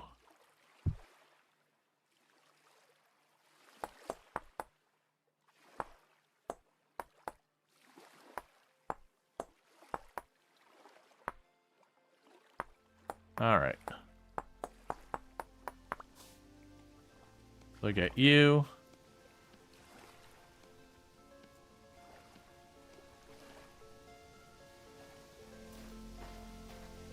Are you poisonous? Yeah, you're the one that's mildly poisonous. I'll eat that one next. Alright, so what we want to do is start planting the blueberries somewhere. Part of that's going to be finding some space. I want to flatten this a little bit.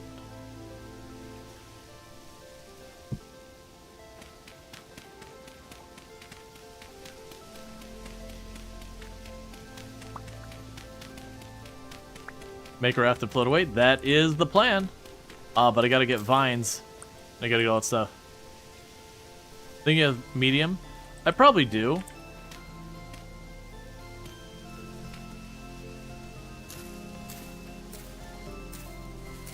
I haven't done it this way in a while. Could be awful long term.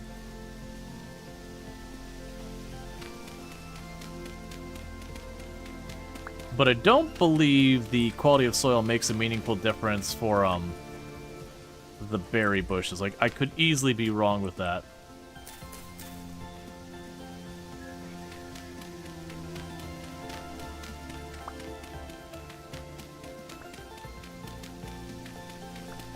Alright.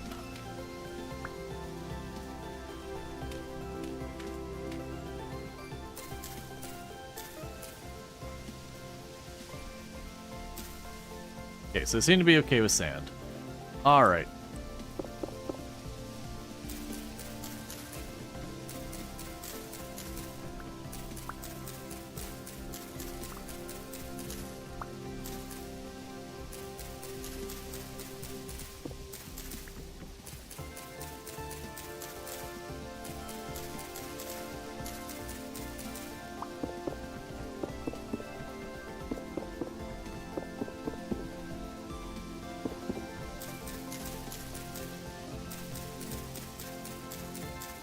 So what I actually want to do is I want to watch for the vines.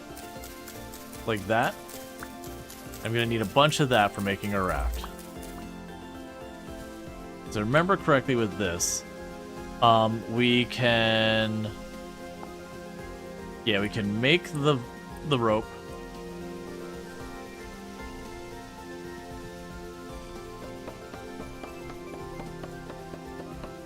Yeah, no, but the idea is I want to get my basics for trying to get all that going. We're gonna really struggle with our inventory just juggling crap.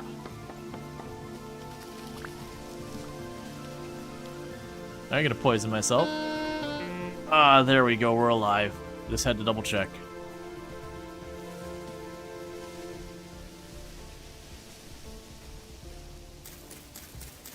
Every once in a while you need to remind yourself that you're alive.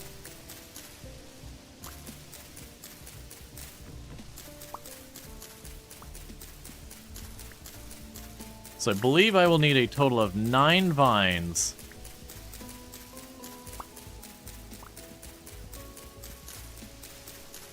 To get my raft made.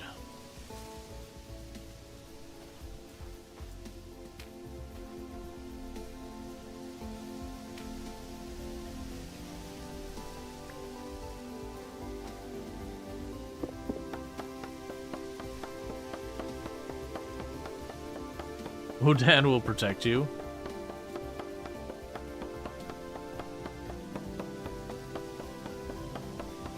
Who would want the youth to eat poison mushrooms? Well, the idea was that poison mushroom does have nutritional value, but it hurts me. So the idea was like take a little bite, get a little bit of hunger out of it. We'll recover the health, so it's not that big a deal. Wow, tree. You are sturdy. So I'm just gonna try and slowly open up this space.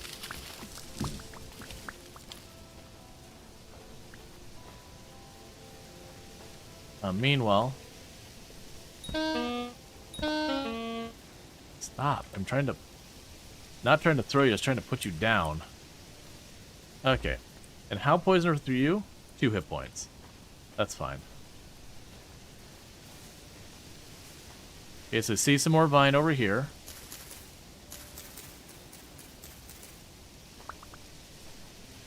Cool. Grab these berry bushes since they're ripe. There's no reason to keep them there longer.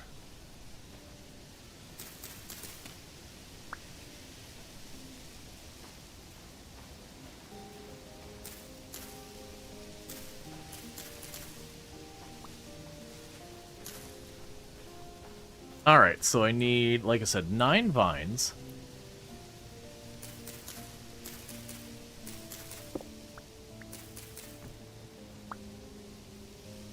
And luckily we're finding plenty of vines here.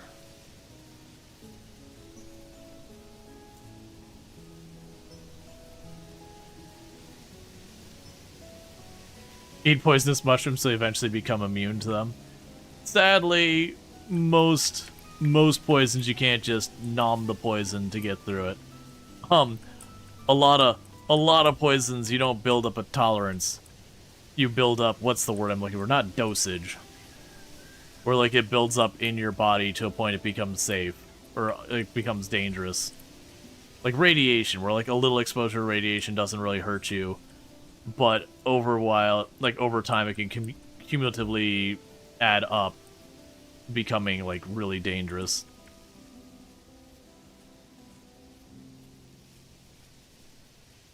Not this guy, yeah. Isekai thing where it's just like, you got punched in the mouth. You are now slightly better at being able to endure being punched in the mouth. Your bones broke. Your bones will now heal slightly faster than they previously healed. You're like, I don't think that's how that works.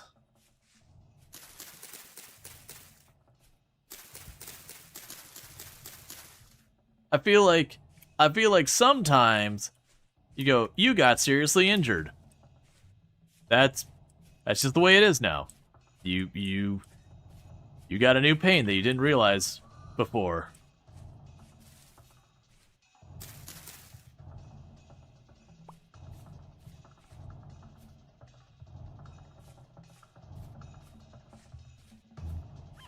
You really wish life was like RPGs? Oh yeah, where you could slowly... That is a baby wolf. I would rather not find mom and dad, thank you.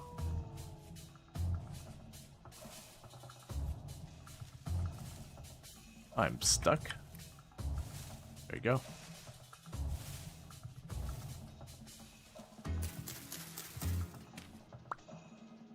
That's fine.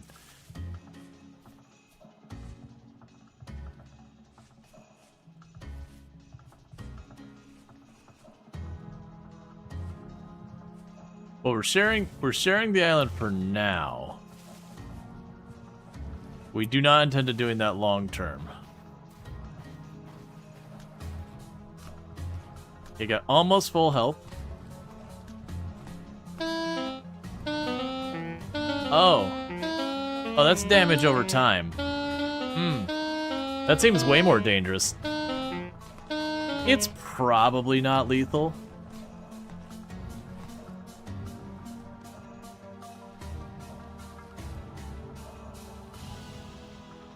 Okay, so I've got those. Alright. So with this, we can go to our raft. So I can go boom, boom, boom, boom, boom, boom. Boom, boom, boom.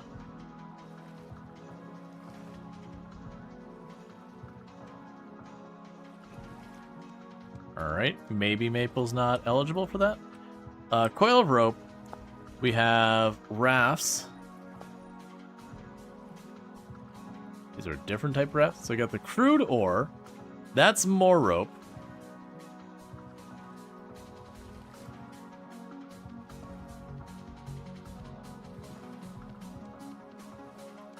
Okay, there's the ore for the boat.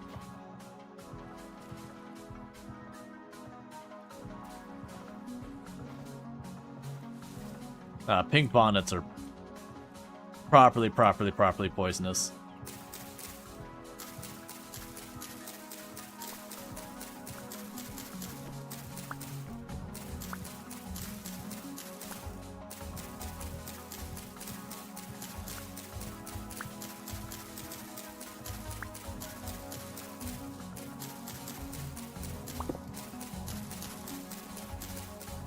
You saw a mod for a better bee house. It's actually not bad.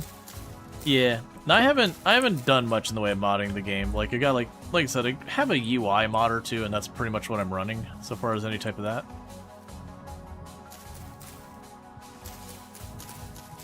It's kind of hard to make out what, like the vines from up close. But you notice I'm at distance because you'll see like the one little thing dangling out there.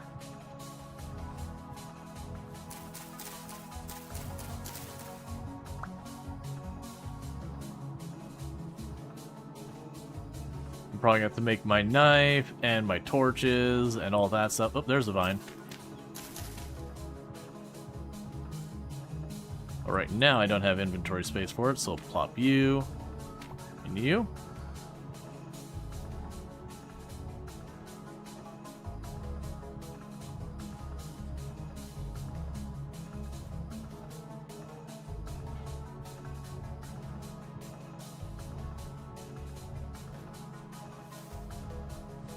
All right.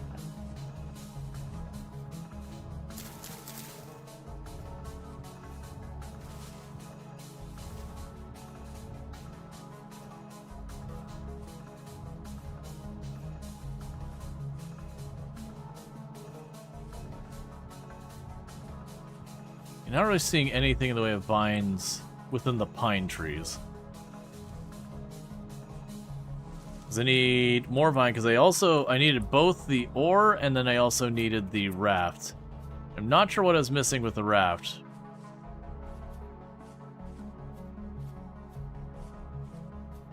Got some more pine.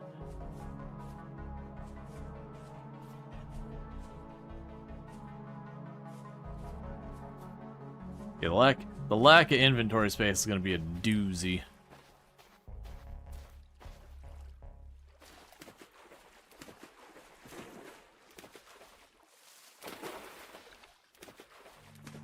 Oh, there's some more vine here.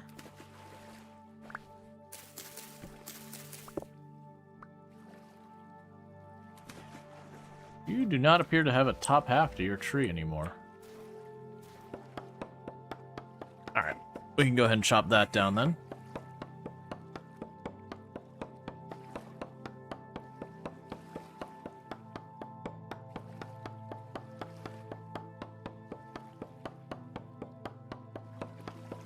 Yeah, so we've got another rope's worth of vine. I need one more vine. Right.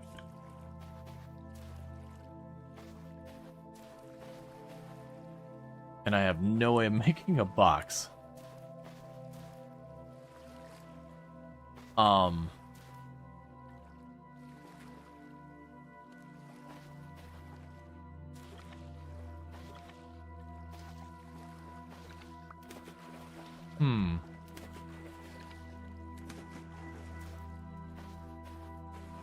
Well, I know I'm going to need a lot of firewood eventually.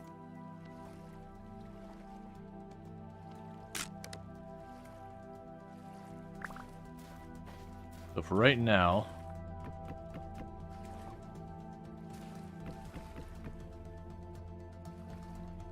chuck that over there.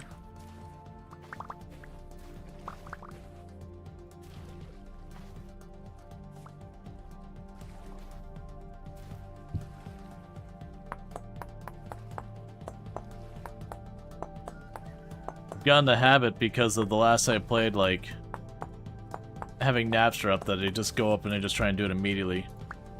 Which is fine. But it's never like that moment like, why is this not working? Oh, right. That was all the few mods I was running.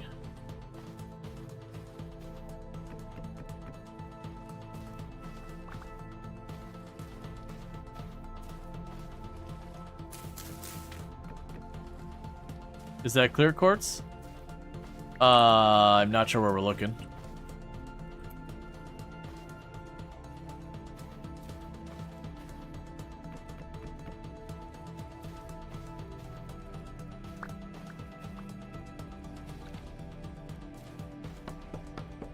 Okay.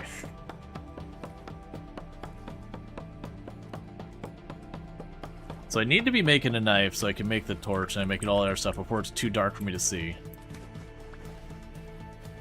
Like, that's the thing that really does need to happen.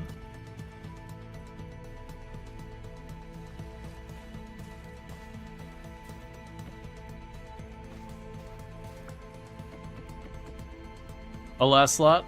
Oh yeah, no, those are just regular ones. I should be putting those down here just like I did with that.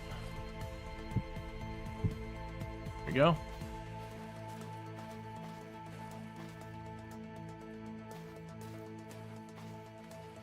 Okay, so with that, we can put you in the third spot, move you down here. You will need to be a knife. That way I can turn around with this and get our grass collected. I've already got the sticks.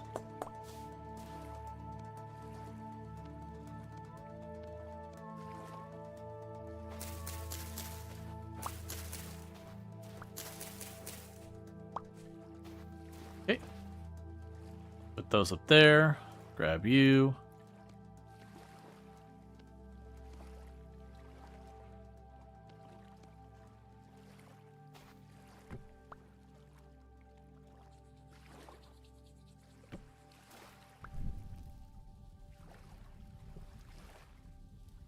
All right.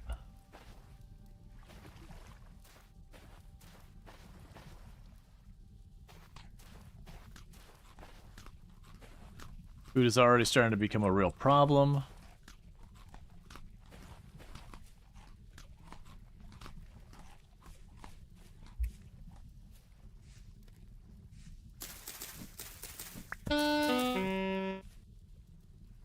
What? What? I don't know why I got hurt. Fine, it's whatever. Okay, but we got some good news here. And the good news here is that now should give me enough to do this. So I can try and figure out what happened with the other raft. So we've got the birch raft. Oh, it was 2 logs on either side. Okay, I was sitting there putting all the logs, I'm like, but it's not working. I don't understand. Alright, so we're gonna go ahead and just knock this tree down.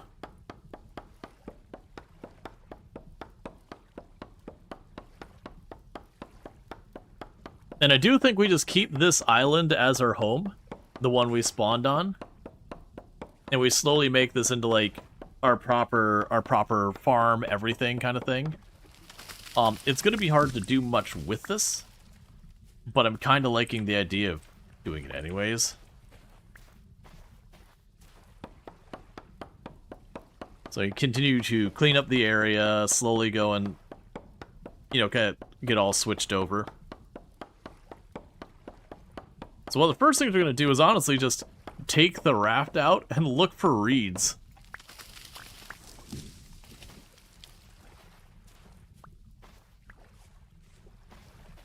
Okay, so...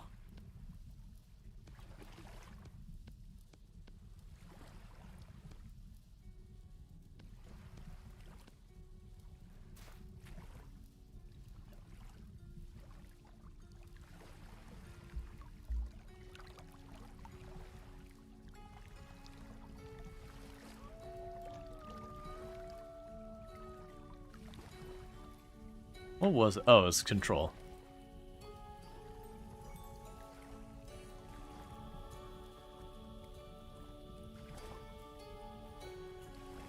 There we go.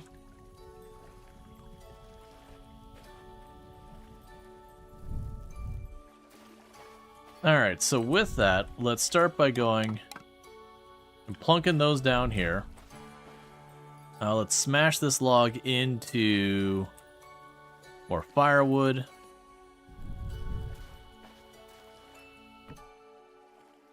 Grab this piece of dirt. Put in the one tile hole that's over here.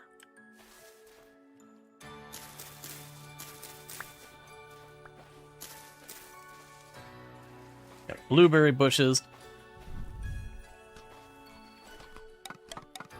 Oh, I'm not trying to pick it up.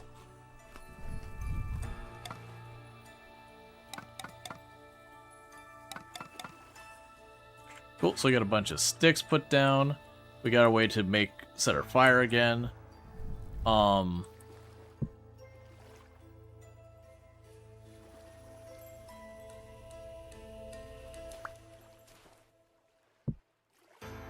so I can't put this down in an elegant way, that's fine. And thank you for the follow. Welcome to the stream. Alright, so we've got our knife, we've got an axe, we got our ore.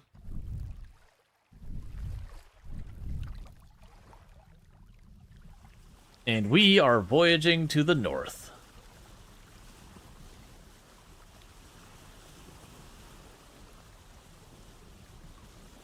I've already changed my mind. I remember there was there's an island straight to our west. So we're just gonna go paddle out to our west. And we can get there.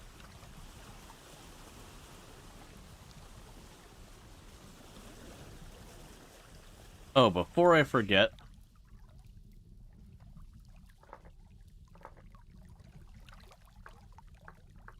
Oh, I'm pinned. Save. Alright. So what we want to do is find food and all that, bring that home. We want reeds. Because I want to get the 4 reeds for my backpack. A reed thing for putting it on my raft. And all that kind of stuff.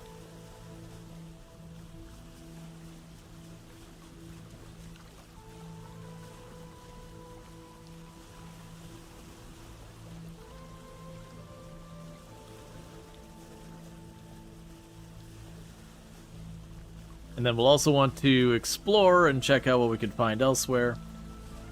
The good news is it didn't seem like there's that many dangerous animals on the island with me. There was a couple of wolves, and that's something. But we can also hopefully go and get rid of some other stuff. Maybe a bear shows up.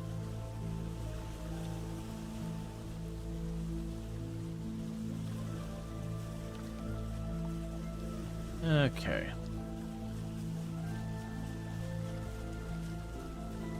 Now, bummers, we did lose where we had the high fertility soil from the other map, but that's fine. We did the entire last run where I don't think I ever found any of that.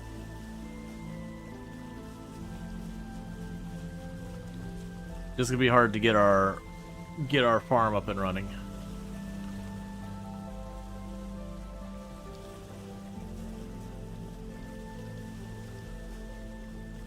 There's like a little spot over here.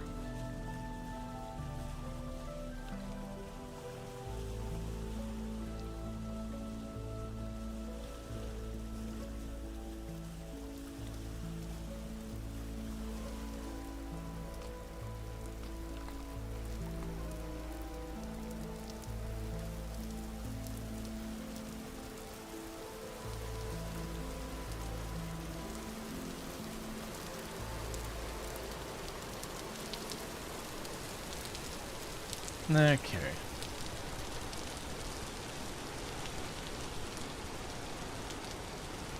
So I'm mostly just trying to keep an eye out for reeds. There's a pretty good chance we might find reeds at the lake right there. I'm actually gonna check it.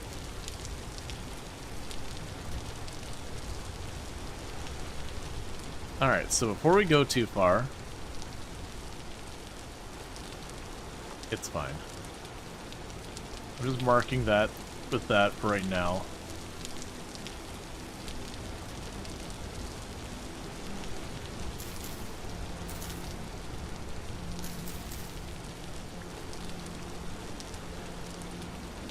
That's at least a seed.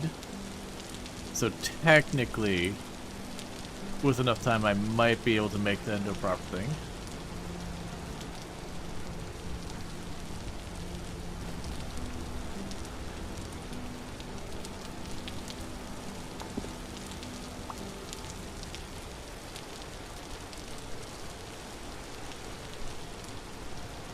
There's a light source way over there.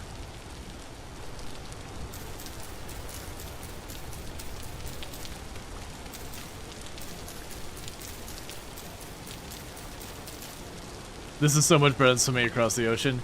Yeah, that was the only reason I was getting frustrated is, we hadn't had the opportunity to get any vines and all that. And it wouldn't have mattered anyways. What I probably should have done in the last run is, I don't know why in my head I thought we were going to need way more to get the rat. I mean, it'd still be a problem because of the hunger. It's fine. We adjusted the radius so that hopefully we'll have that. I'll be able to get the drifter stuff, so we should be able to fight the drifters.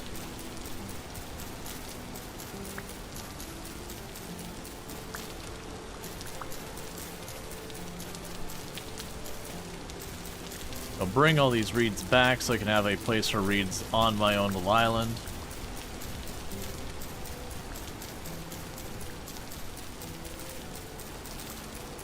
We've got our one unit of crops.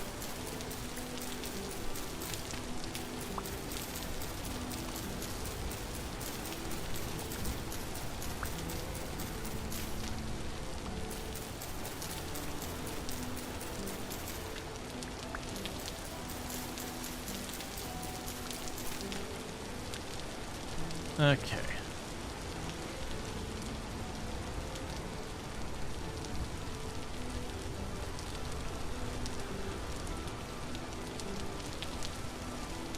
That's fine for right now.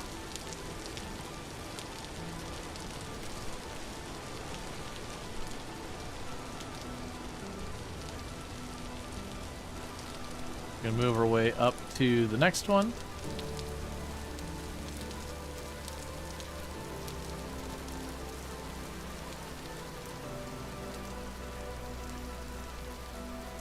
All right.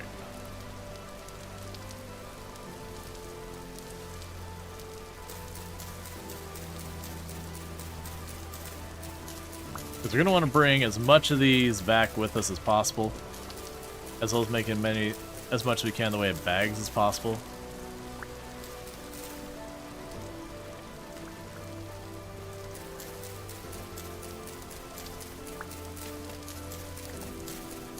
And right now we're going to have a bit of a mess for a berry area. It's just going to kind of be a big chunk of things, so I won't have anywhere to put it.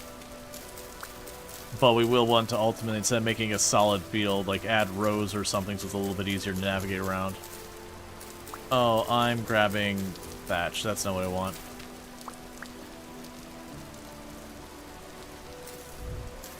I didn't think that through. That's fine.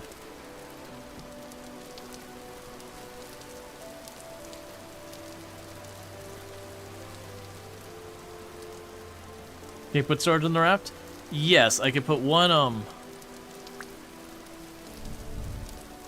can put one, small, like, reed container on it.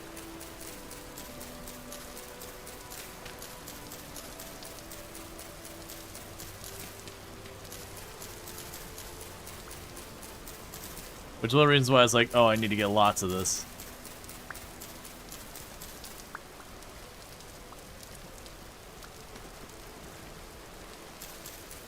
Alright, so don't care about the tools.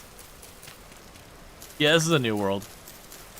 Yep, no, we reset it because we kept spawning on the far end of everything, and like, this is just kind of frustrating. We did keep a lot of stuff, like I did, go and turn up the animals to be just like they are in, Homo sapiens. So like, we did get a lot of stuff turned back up, so it's still, in most ways, like Homo sapiens. Was there anything else I needed the thatch for? Literally, it's for thatch roofs. That's what you use it for.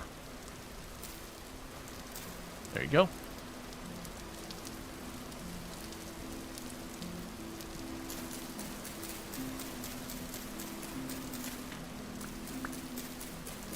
And so right now, we've already built our boat. We're checking out a neighboring island. It's grabbing everything it can. And I do think I want to actually stay on the spawn area as like my main home base, whatever you want to call it.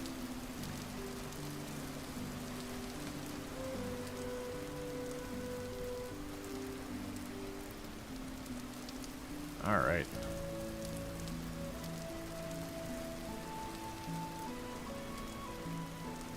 Okay, one short.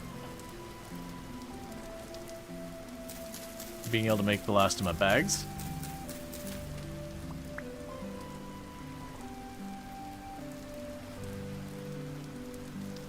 Alright, so for a container is 24.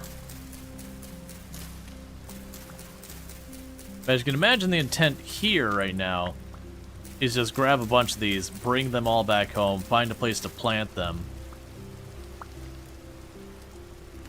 And then that way, as I need it, I can just go out there and, you know, do a round of collecting them.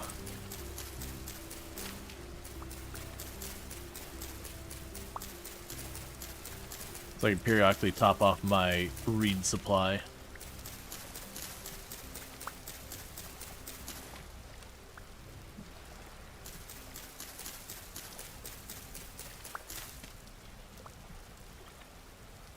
Okay.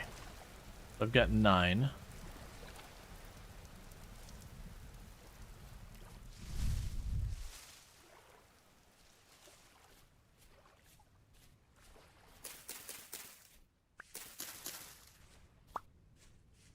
Keep grabbing berry bushes and all that.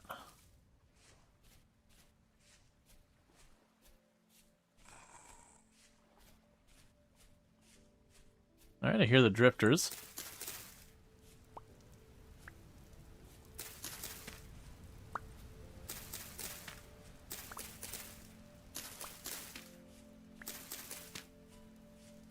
Okay, so we got some spelt. That's good news.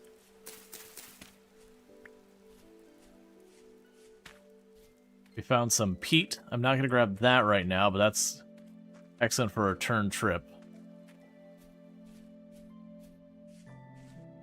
Start working my way over here.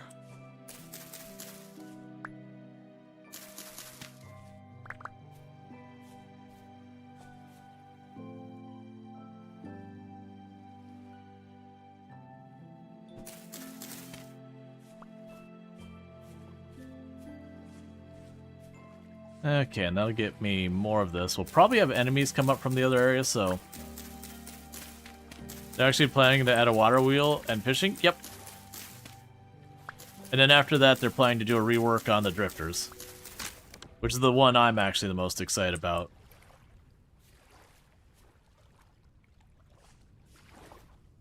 That they're going to make a bunch of changes to drifters, which they haven't gone in and said what those changes are going to be. Hey, Bassett, how's it going?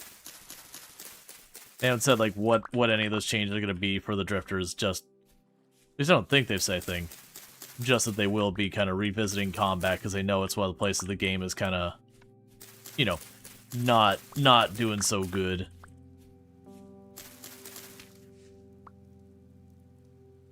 And check out Bassett and our fantastic content creator on the platform.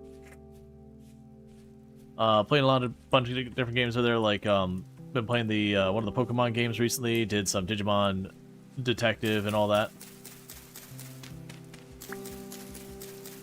Yeah, no, exactly. I've made the comments many times playing this that I find the combat to be underwhelming and that the AI is not particularly interesting, the enemy variety is not particularly interesting, the rewards, like, you can get better stuff, but it's mostly you just get the gears, and that's kind of what they give you. So until you're like super late game, that's kind of it. And then the odds that they drop it, especially early on, are pretty meh. And so it is kind of one of those things that, in a lot of ways, they're pretty underwhelming. That they're always attacking you, and it's just kind of a waste of weapon durability to kill them half the time.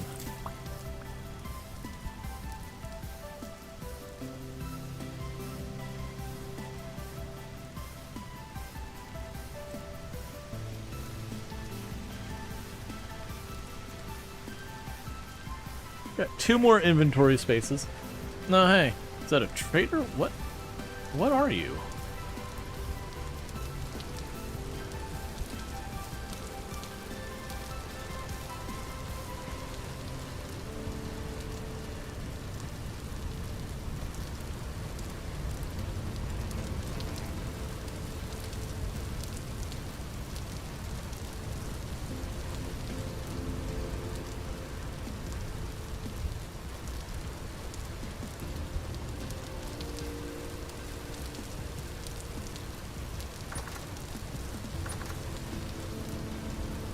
Huh.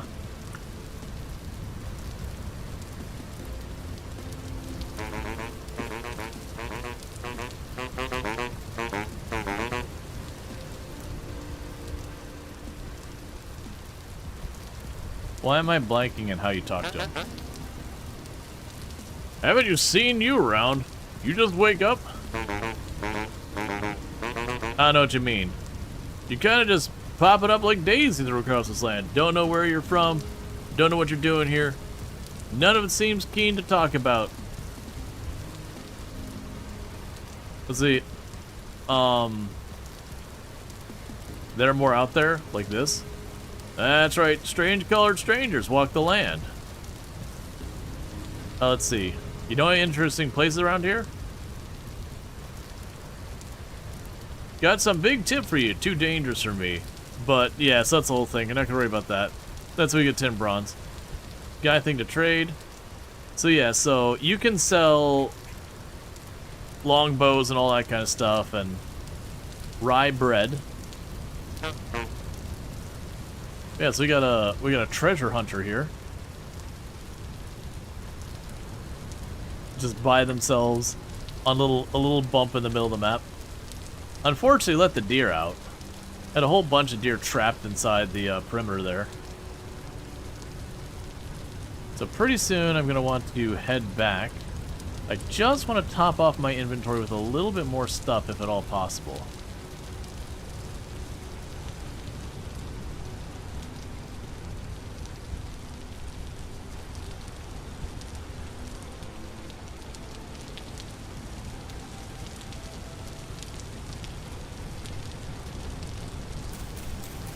Alright, Bassett, you have a good one.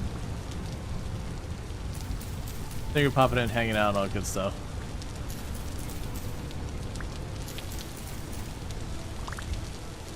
So we are starting to shiver because of being cold.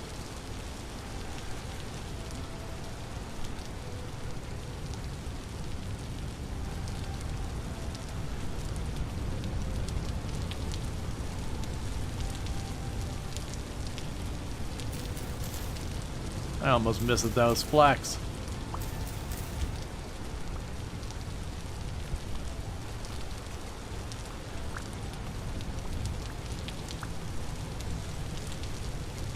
Okay, do we get the flax seeds? Yes.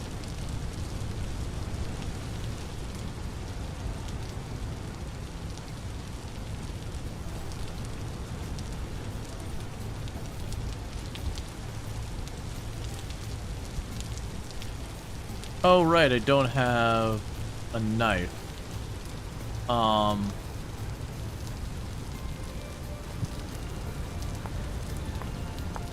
let's make ourselves a brand new knife. Go snag a couple more of these reeds.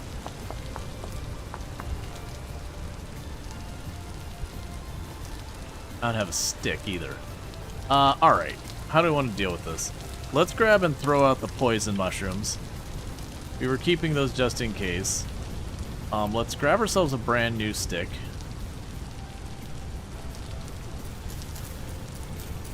Good night, Bassett. You take it easy. Alright, so we can grab the knife, put you here, put you there, move you there. There's a knife here, drop you there, grab you, chuck you on the ground. You can't buy me, hot dog man. So our body temperature is crashing hard. And part of that's because we're out in basically no real clothing. Another part of that is it is raining and we're just dealing with it. We are going to have to get someplace where we can get some shelter. My hope is to grab a couple more of these reeds real fast since we see them here.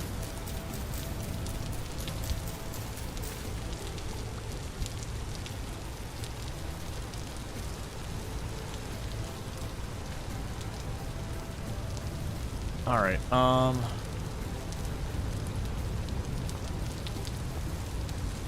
mark a spot of ruins there to check out later.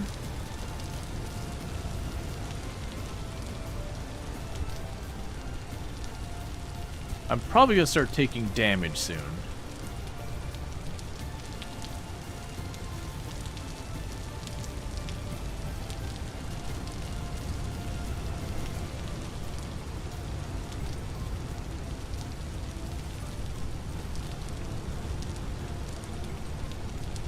It's kind of partly hoping I could find just like a little cave. Oh, hey, another trader.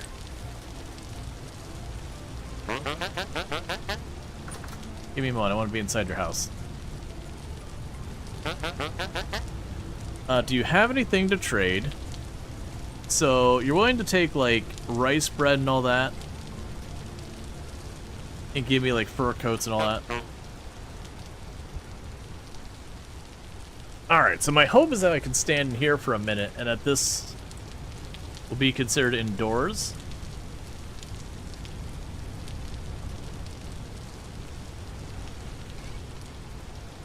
I'll be able to like warm up a bit. Outside temperature is 9 degrees Celsius. We're at minus 6 degrees Celsius. We're surprisingly not losing health yet.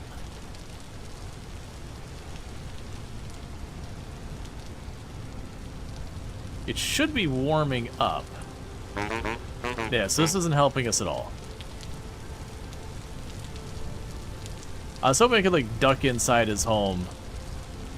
And then just, you know, cuddle up for a minute. Maybe we get a little bit warm.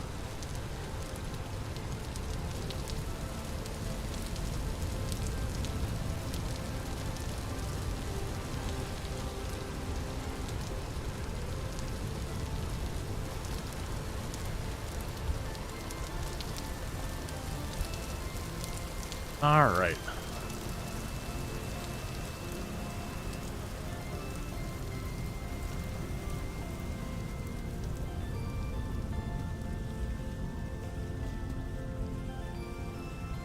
So let's go back home. and try and get ourselves some kind of shelter made.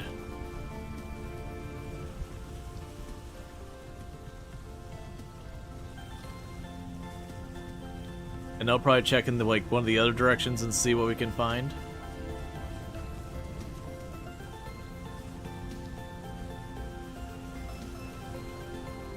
Okay.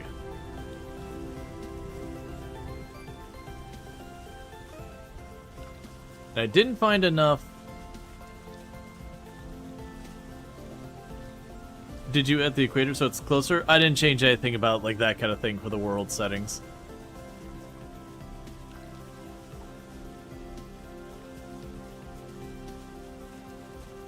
Alright. But yeah, so what we can do is we'll pop over here. If we start taking damage, I'm just gonna dig a hole in the wall and then close myself in with that. Maybe start a little fire to warm ourselves up.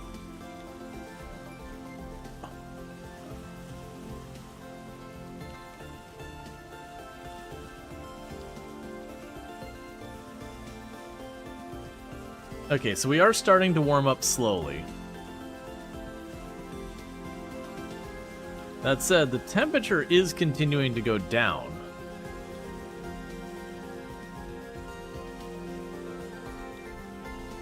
Okay, that's fine.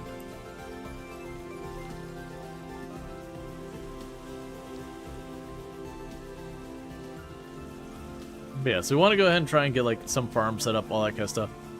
Yeah, so we need to go around here.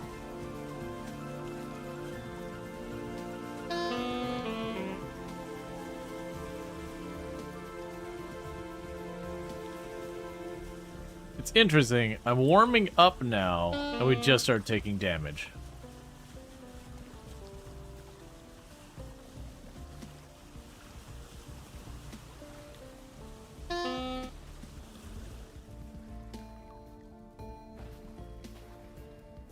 All right.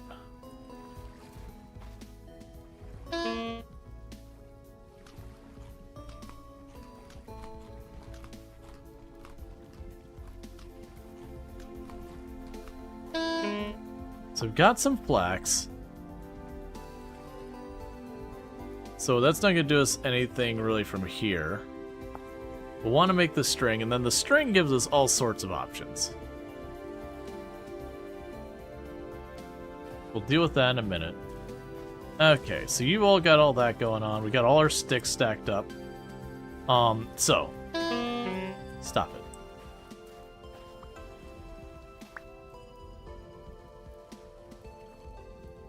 Pop over here. So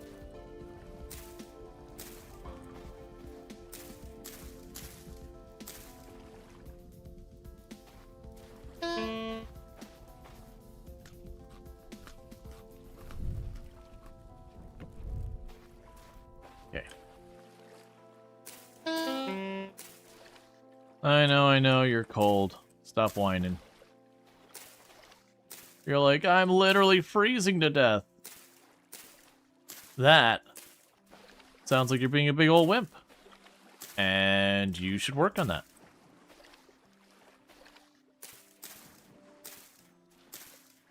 Imagine being here and being like, oh, I'm cold.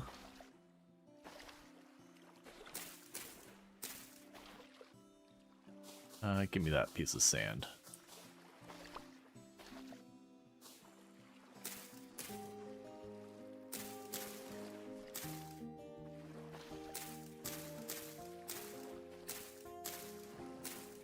Okay, so that'll give me a source of reeds for later.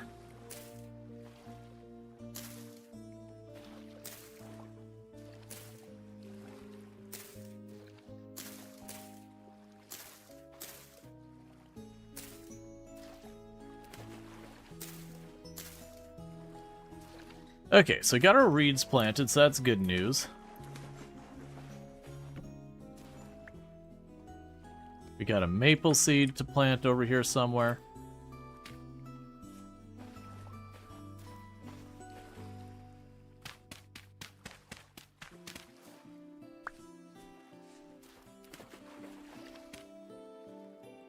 All right.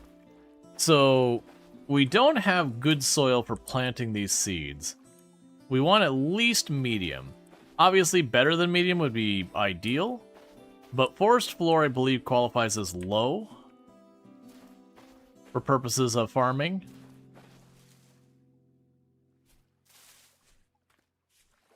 So we don't have that. Let's see here. We should also have a place to plant the bushes.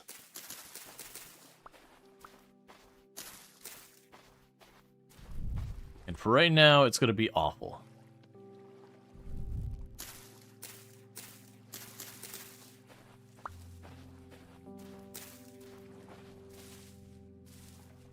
So you're like four wide there.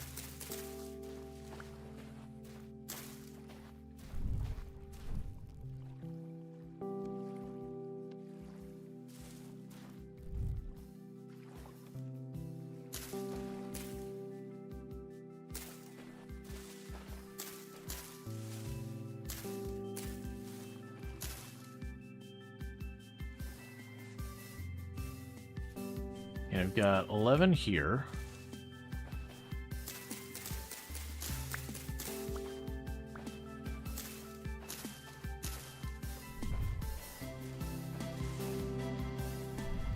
And grab you.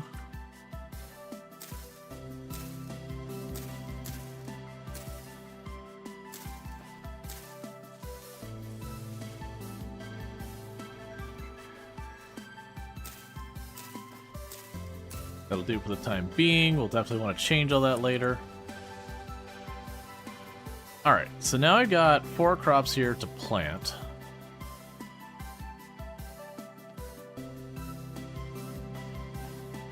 Which, like I said, I really don't want to plant that in forest floor. I'm pretty sure forest floor has very, very terrible fertilizer, that kind of thing.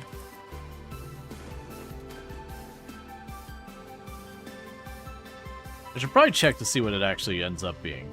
Let's go ahead and plunk you down, get this made. And we're gonna take a peek over at the forest floor and just... I'm pretty sure it's like between low and medium, or it's like at low fertility soil. That's forest floor. Or you just can't. Alright, well, never mind.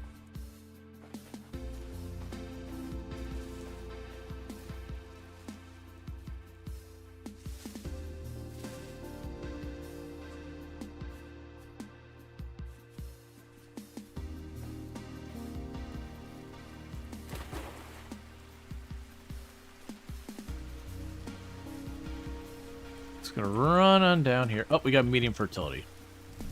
Cool. So right now, I'm going to grab what we can here.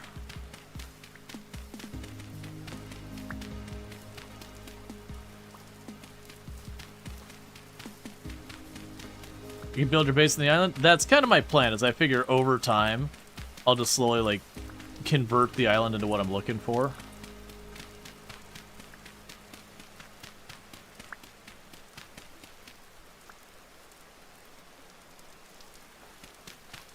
Yeah, so each one of the tiles I make is usually 8.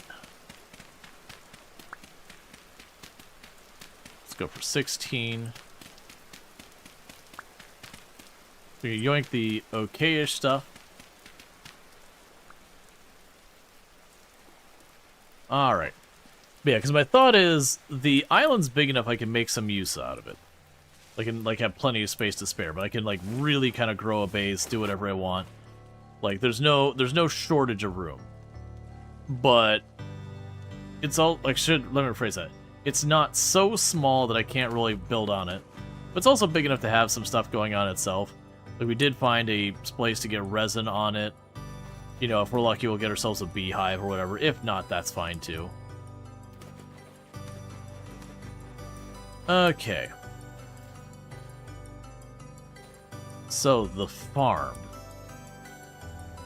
I think I'll plan for the farm to be over here, because that's probably enough reeds already there.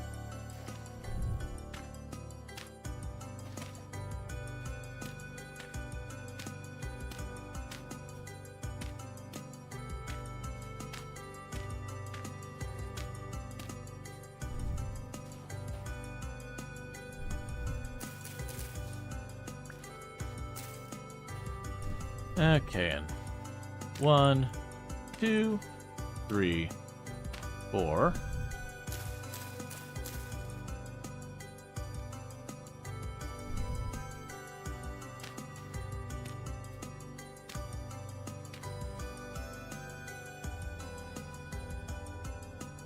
Moisture is at 0%.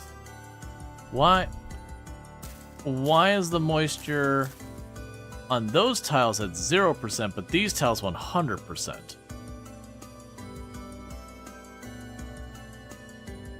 Huh.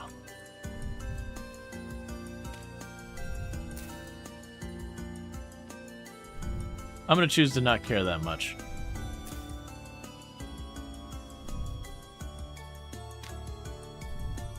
No, it's not sand, it's actual soil. Like you'd see it's medium fertility, dry farmland. Like it's being labeled as dry, but all of it was medium fertility. I don't imagine this does anything.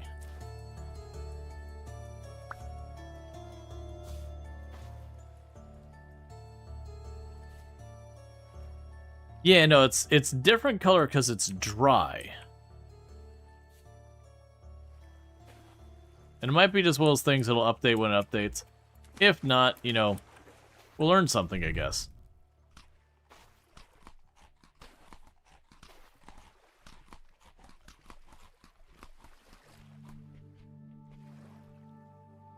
Yes, unfortunately, we're gonna just be eating these grains right now. I don't want to, but that's what we got. Alright, so with that, we can hop back on here. So where's the next place we've seen land? So we got that one sorted out. We can keep exploring that, but I kind of wanted to see what's in the immediate vicinity around us.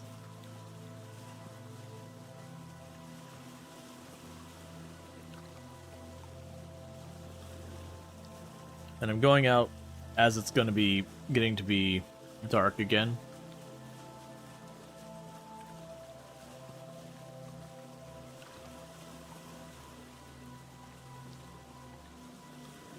So we got a thunderstorm way out in the distance up here. That's just like kelp. It'll also be interesting when we get like the actual boat.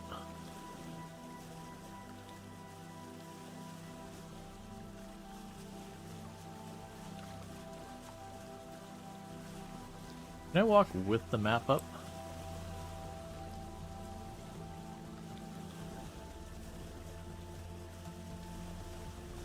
Yeah, because as you can see, we got the island.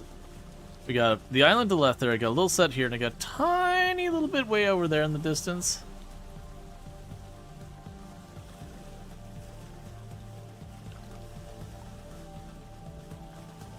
But we'll just keep cruising. Yeah, so it seems like this time I spawned in the middle of the ocean. Am I seeing something right over there? Or is that just the clouds being weird? I think it's just the clouds being weird. I keep seeing like artifacting like right along the horizon line. So I'm not sure if it's loading stuff in at the edge of the vision. I think it is. It could also be that's just how it renders the waves when they're really far and it doesn't know what to do. I'm definitely seeing something on the ground ahead of me. Or on the water surface or something, whatever.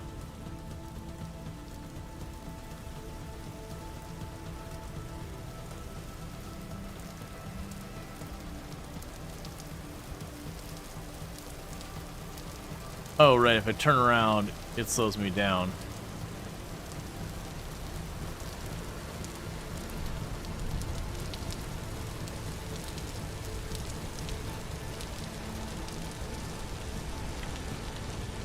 Well,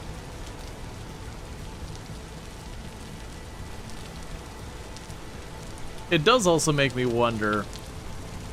I don't think there's any flying enemies. So, if it could be a viable strategy for surviving, when there's a temporal event, to just go in the water on your little boat and just sit in the water and wait for it. Watch the nightmare fuel out in the distance.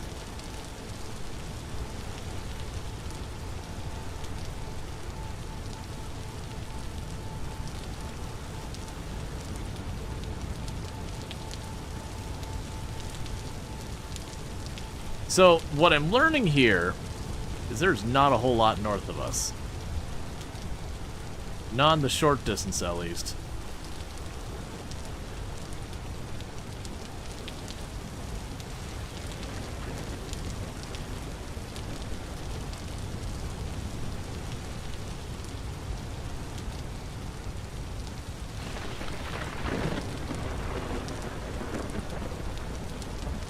Alright.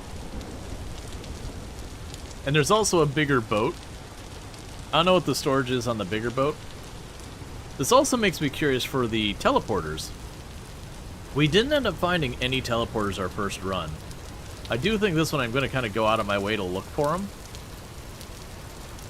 And the way you do that, mostly from what I've seen, is when you see ruins, you check to see what's at the ruins. But on top of that, when you see like random caves like going to the bottom, you take the time to like go down and explore and see what's down there. Because there's a chance you might find like a ruin or whatever. You just need a volleyball. Yep.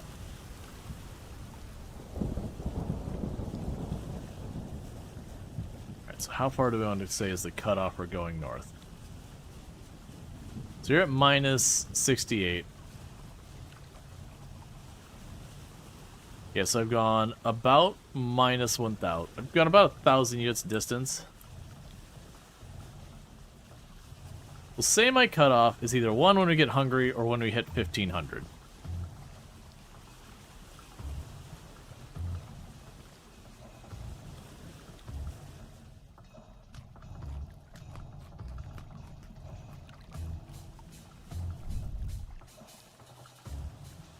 Okay.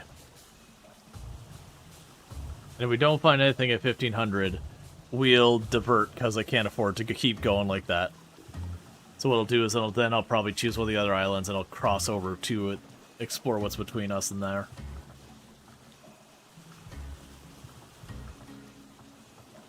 Yeah, so it's looking like the north route is gonna be a rough choice.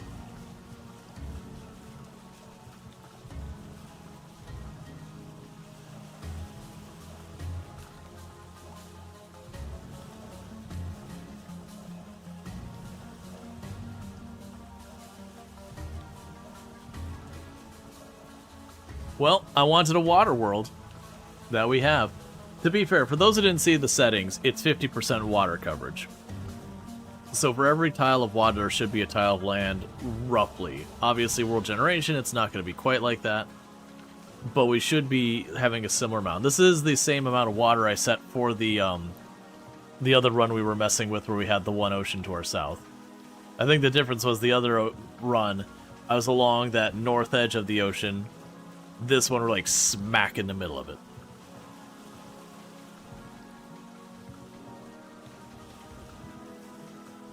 Alright, when we get over here, we'll pull up our map. Yeah, so like I said, so I'm going to go ahead and do is I'm going to turn here. Hey, Ginger Tap, thank you so much for the raid. I hope you had yourself a good stream and all that stuff. I do hope things are going good from the iceberg. If we can get a shout out for Ginger Tap, I'd really appreciate that. Welcome in, raiders. We are exploring the ocean. Not really finding what we're looking for. Because I see water. And I see water. I've concluded the list. But now, we started on an island and we're working our way up from there. Seeing what we can see, seeing what we can find. And so I'm trying to see what land masses are nearby. I found a lot of Ocean of the Ocean. You checked out the 1.0 launch of Flotsam. It was a chill vibes. Yeah, no, that's what I'm definitely gonna be checking out maybe tomorrow, but very soon. Looks really good. I got a key for it, I just haven't had a chance to redeem it and all that. Oh, you're saying an adventure on the big blue wet thing? Yep. Yeah, so we may have turned the water up a bit too much. That's fine.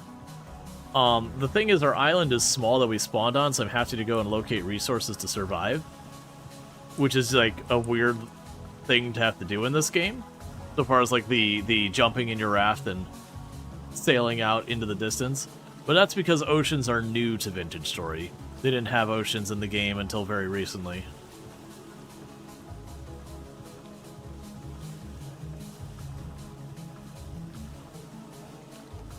Now, downside is it's going to keep getting dark soon. One nice thing is about paddling in the boat doesn't seem to burn nearly as much calories as it was to try and swim. Oh, keep going. But yeah, no, Flotsam also sounds good. So yeah, so if you're looking for some Flotsam, which is a fantastic indie game, sort of raft, but more city builder, from what I recall, you can find that over there with Ginger Tap. That's a game, so like 2 games I'm going to be probably checking out in the immediate future is one, I'm probably going to be checking out Flotsam's 1.0 release, and the other one is the Planet Coaster 2 update. Because I had a whole lot to the game, a whole bunch of new systems, all that kind of stuff.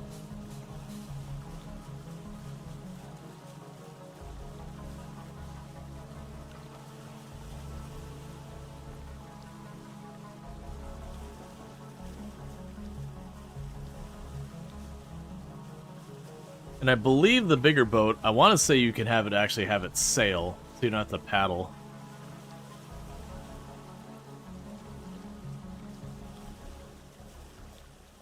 Yeah, so we're making our way east and also making our way south. I'm just kind of slowly going at a 45-degree angle. Then we can't check to see what other land masses are in the radius around us. But also be an interesting one because we have islands. I can go to like an island, kind of like properly search the island out till I'm satisfied I got everything. You know, obviously other than ore. But as I mentioned before, I do think it's going to be worth it for me to make it a priority to see about these teleports if we can't find them.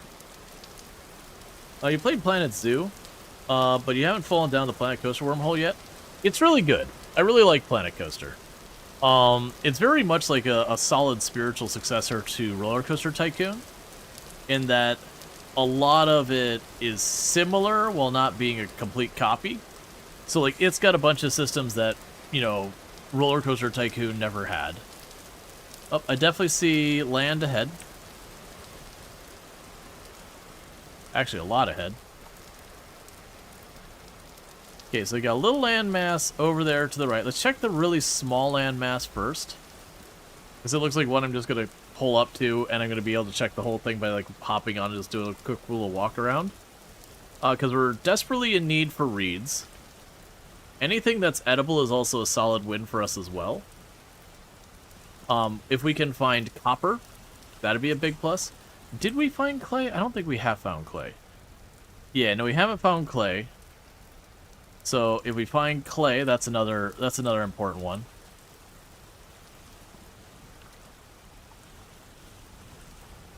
But right now the big thing is about finding things. We can worry about like actually collecting a whole bunch and bringing it back second, because I can at least locate the things we're looking for, at least in the basic basic amounts. We can get what I need to at least make progression. So it should be rolling up on this island here in a minute.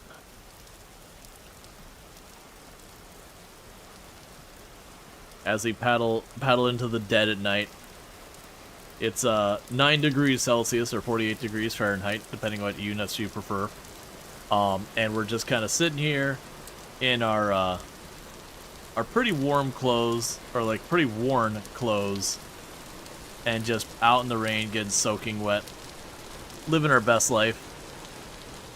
By that I mean being probably absolutely miserable. But you know, no one's keeping score.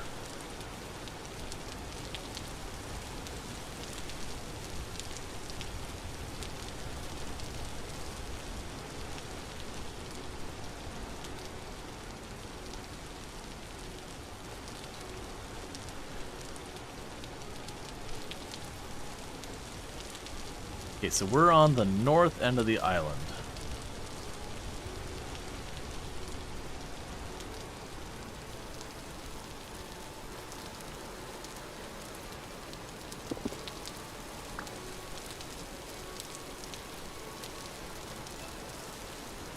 can't tell if I hear bees, but it's just the rain messing with me.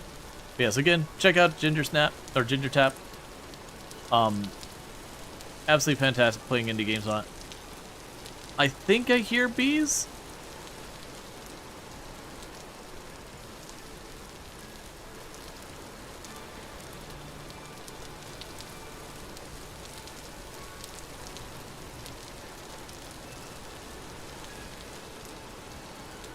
But I really can't tell over the rain.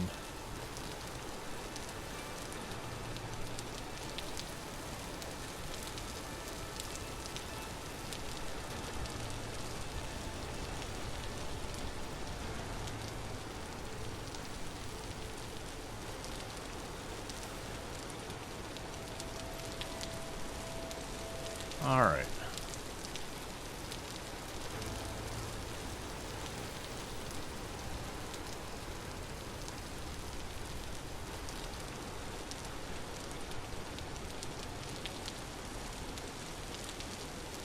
Yes, there was like...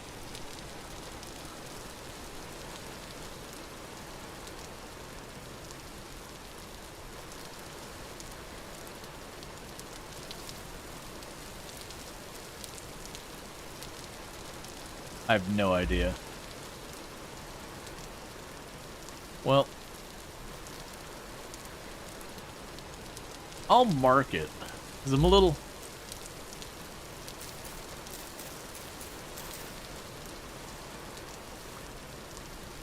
scared to go carving in there. I'll just do this. Bees, question mark.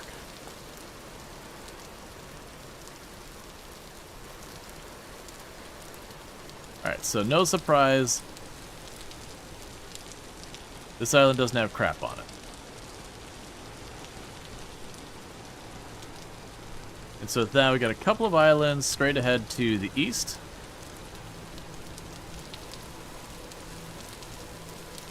And we'll check them. Alright, take that back. It did have lead. I don't really need lead, but it did have it. So there is a lead node underneath there somewhere. For when I go to make, like, nice stained glass style windows.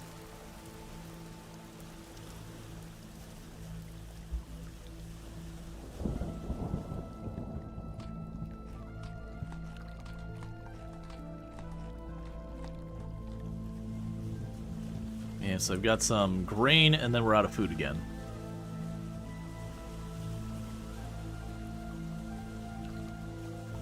Alright, so let's head over here. It'll be a little while till things start to lighten up.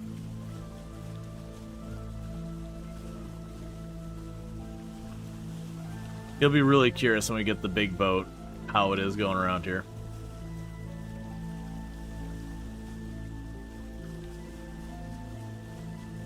It'll also be a thing, I imagine. I'll probably dig down underneath, like when we hit those islands, any of the islands. We'll probably take the time to just dig down and just scout out to see what ore is down there of any capacity. Because we're going to have limited areas to mine, so that'll be a whole thing. Alright, so you're almost in range of this coast.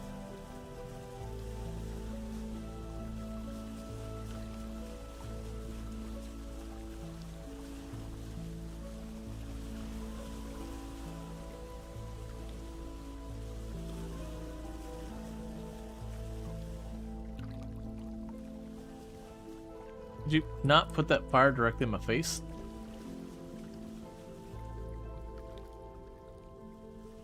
Okay, so what I'm going to do is I'm going to come around here. Got this little cubby here. I park the boat right in the little cubby.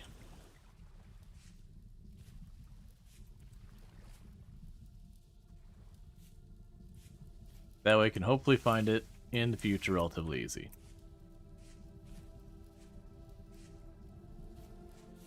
So got some more claystone. And I don't see it like obvious, you know, or just in the side of the mountain hill, whatever this is.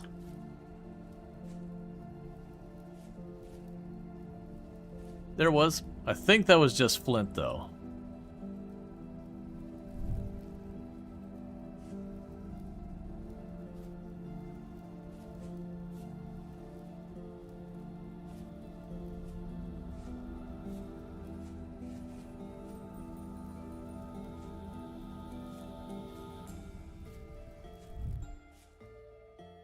Okay. And I deliberately put away my torch so I wouldn't get doused. So it looks like that side is a big...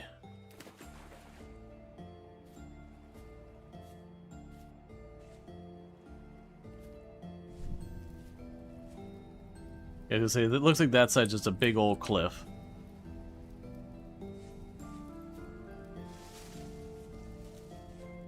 Start moving our way around to other parts of it. This is like another one that's probably not going to be very good for us.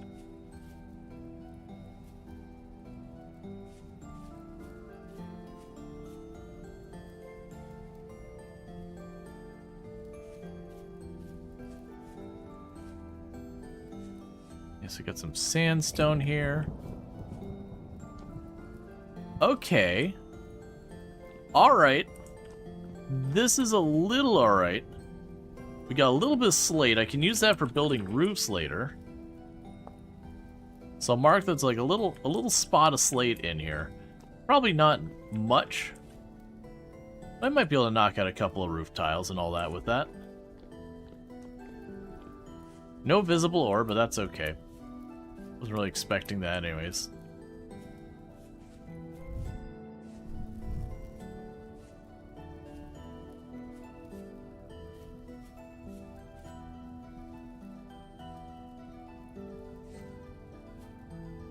Okay.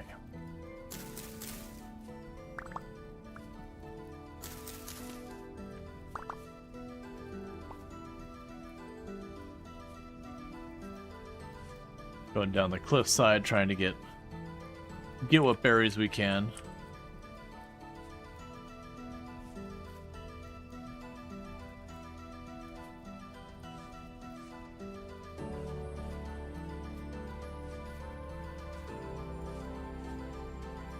Alright. Yep, and there's more slate up here.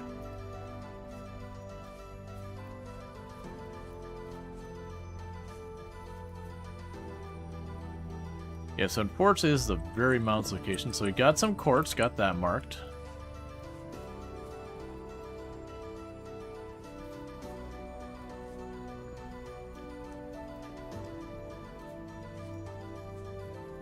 It's another tunnel that just cuts through.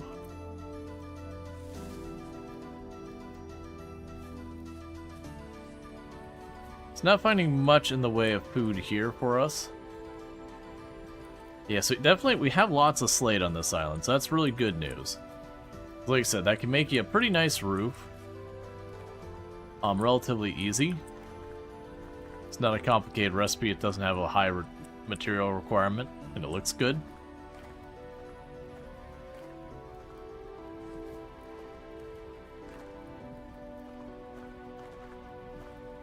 But the downside is, there is not jack crap that we're finding on here.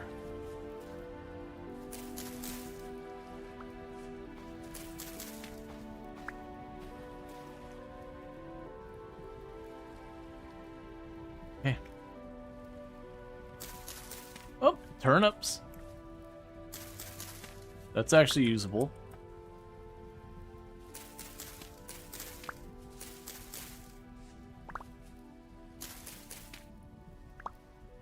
Because the turnips, I want to say, grow really fast. So you'd start trying to ramp them up. Yeah, so I can see myself coming back here with the intent to grab a whole lot of slate for building our house. Unfortunately, while there is 2 pools of water, neither of them seem to have reeds of any kind around. I'm trying to get better to look at this one.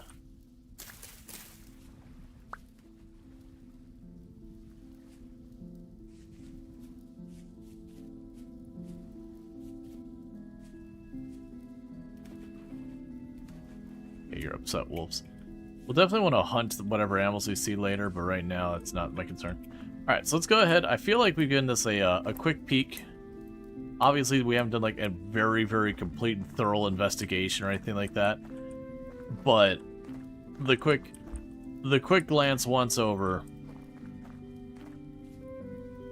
There's light down here.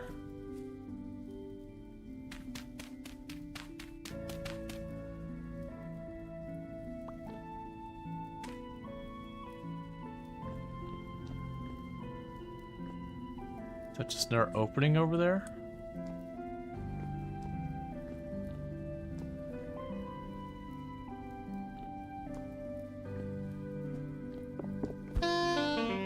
Oh, I'm stuck in the wall.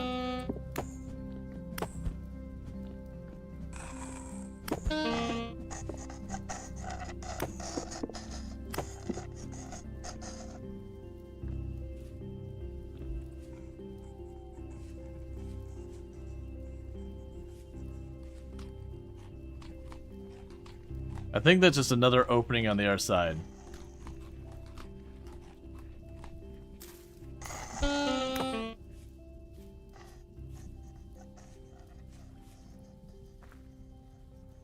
Alright, well it's time to go.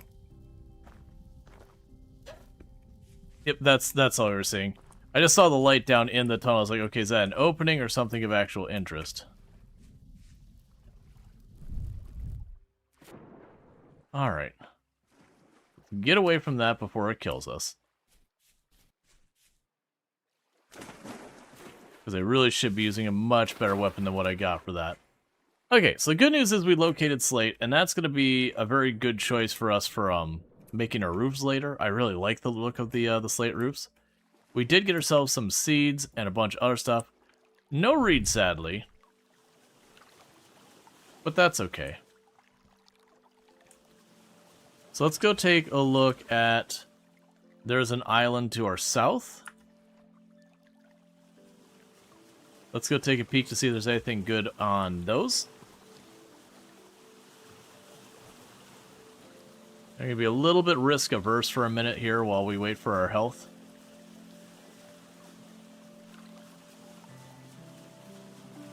Yeah, because these islands... You see pretty much what's on them from down here.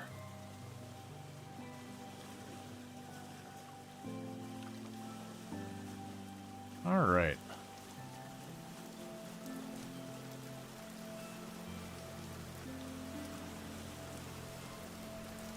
There's quartz. I'm not going to bother climbing up to check that out.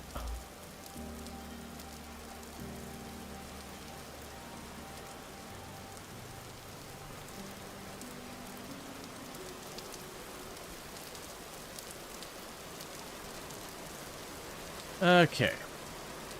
So this is the next island we saw. There's a couple little lakes in the middle here. So again, we're kind of hoping to find clay.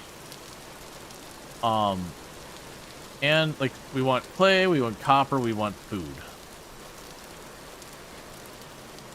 Kind of twist around here. This looks like a relatively okay place for me to climb up on.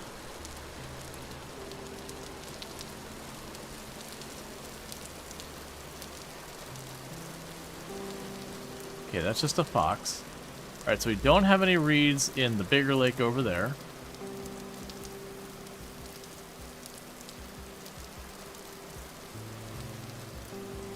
Nor the really small one.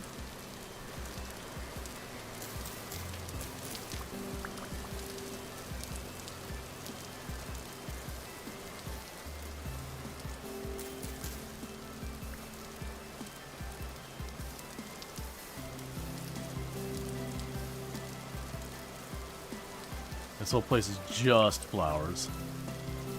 Just a big old hill of flowers.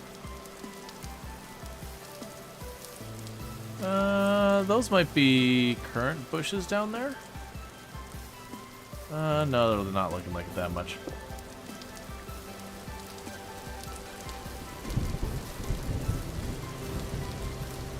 Alright, doing a quick run around the bottom. Oh, wait. Just in the off chance we find anything worthwhile. Such as getting ourselves a couple more seeds.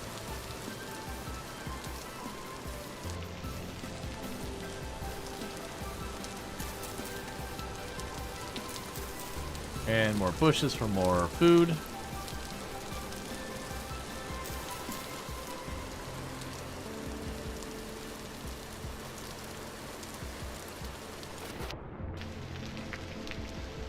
Alright.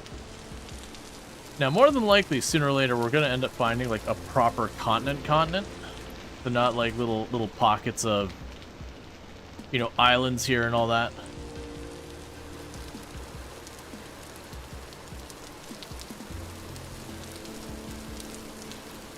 Okay, so with that one, we checked that island. So we don't have any other islands here. So for right now, let's turn back towards home. I got some stuff off. We can drop some more seeds off to get our inventory cleared off. And then we'll choose another direction to go seeking more land.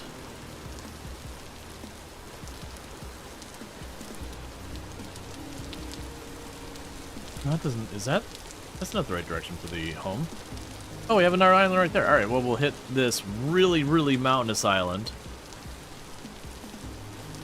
on our way back home. Really mountainous island.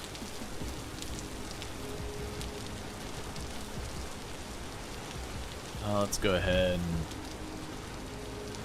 eat some of the berries we got.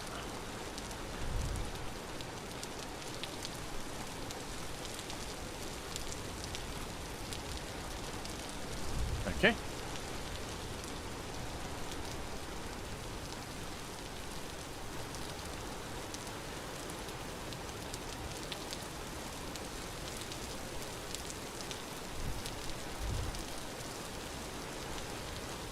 Cool.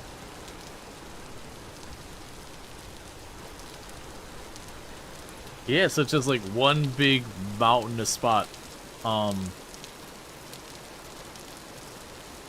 well, we'll just probably stay on the water level and do a go around. If we see something worthwhile, we can go up there. It's going to be a very difficult to traverse island. But like I said, I could see a lot of these later on showing up with, you know, a pickaxe. Kind of, you know, carving a little path through it. And then trying to make the call being like, okay, do we think there's ore here? Like, do the prospecting where we can see the area. Because we're probably going to just have to take our chances pulling up ore in any of these kind of locations. It might be another thing, too, if we find a good source of, like, gravel. I may have to just settle for panning for early on. Just because of how hard it is to locate a bunch of good stuff.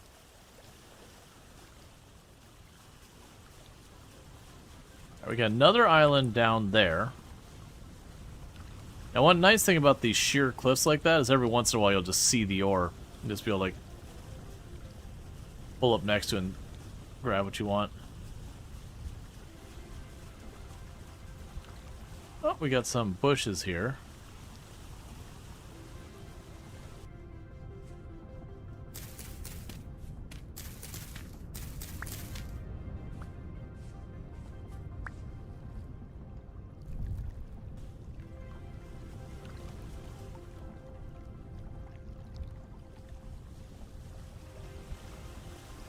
Okay.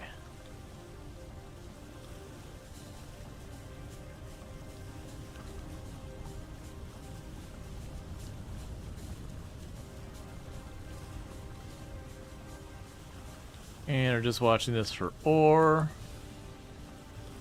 Other things of interest, clay, that kind of thing. There's some more quartz, we don't really care about that. Especially not in those quantities.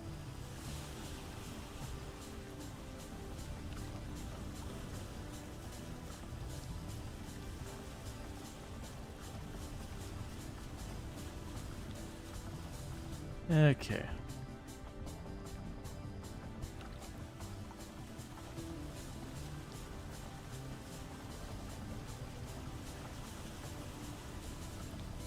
So nothing from there.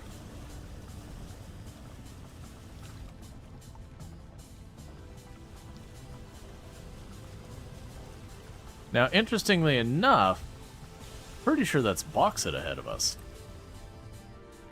On this island. We get another spot of quartz over there on the right. I think that might also be quartz here. Yeah, that's a stripe of quartz there. You know, it's definitely bauxite. Let's go ahead and mark you.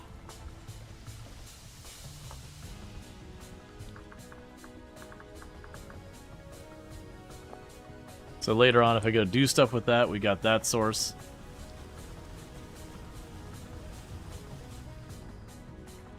It seems like if I look up too much, we stop paddling. Yeah, so we found slate, we found bauxite. We're not finding any actual ores, but as far as like later on, being able to, you know, build roofs and then do like upgrades for the various buildings and whatever. Got some sources for a lot of that. Okay, we got another big island set down here.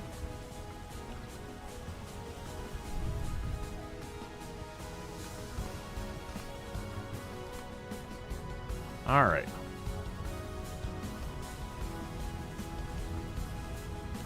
And again, very mountainous ones, unfortunately. I'm also curious with this, running around the map, for those ruins, if it could like bug out and put it in the water or whatever, and make it a whole big thing.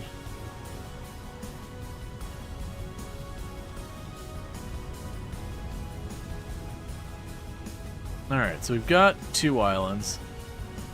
Let me do a quick paddle by this one, just see if we can't see any ore. It doesn't look like this is going to be a very traversable island. Versus that other island, there's an area a little bit farther south that might, or east, west, I don't know. There's part of it that looks like it's lower laying that we might be able to get at.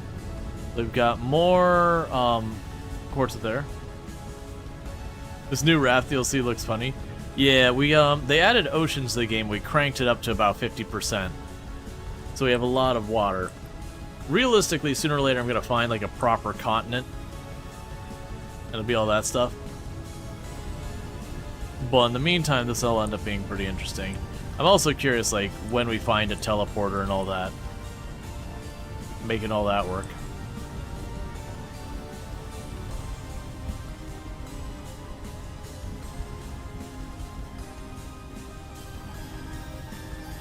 Plenty of sand here.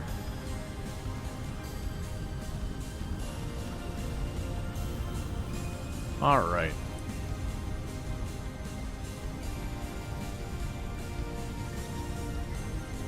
But yeah, I could see cleaning up a place from a bunch of its sand and all that. And just panning if necessary. Okay, that's fine. There's nothing in it.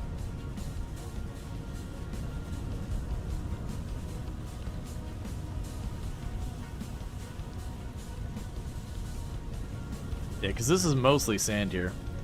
And like I said, I'm pretty sure... I mean, double check. I'm like 99% sure that's flint.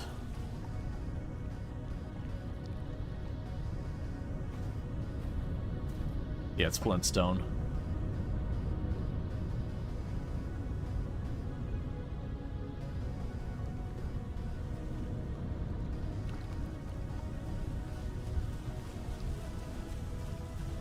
And it's also flintstone up there. Okay. Because we got lucky on our very first playthrough when it came early that I actually found copper relatively early. It took me a little while to actually figure it out because it's new to the game. But yeah.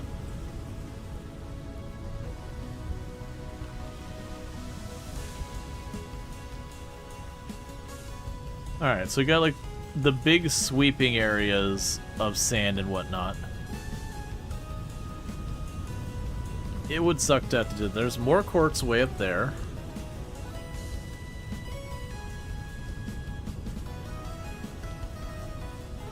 And you didn't gather, quartz is very common. You can find quartz almost anywhere.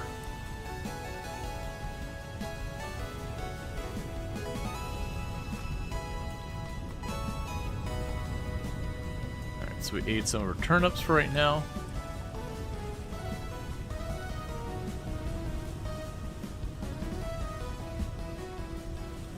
Unfortunately, it's all gravel. Not a whole lot of workable space here.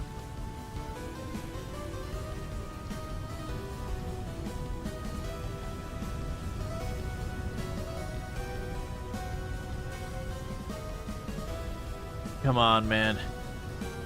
Give me an opportunity for clay or reeds or copper. Another one that's going to be interesting is we're probably not going to be getting hardly any animals or leather, not for a while. So we might want to be very careful about hunting stuff on the island we live on, so that later on we can hopefully domesticate them and like get lots of that happening.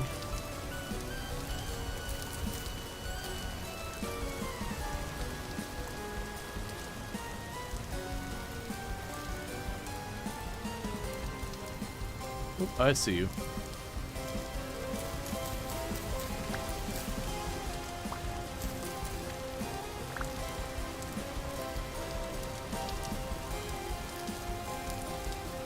All right.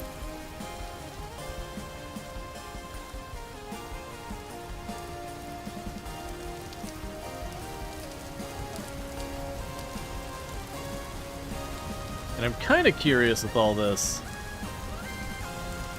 Like, once we start getting into winter and our food options start getting limited, that might prove to be a very tricky time in this run.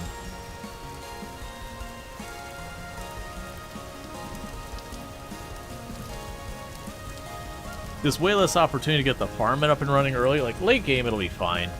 You can just keep planting more and keep getting more until you have a giant farm.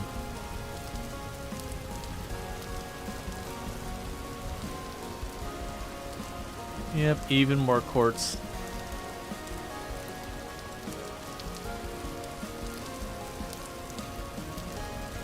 Okay. There's still some more reeds.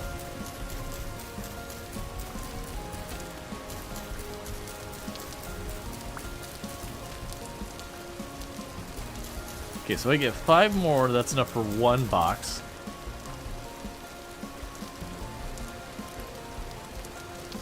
And that 1 box we can put on the raft.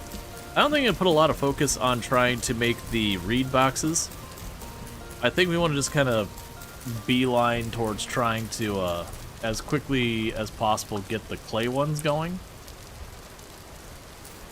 Both for the sake that things will last longer and, you know, not make a whole bunch of reed boxes that I'm going to obsolete and get rid of.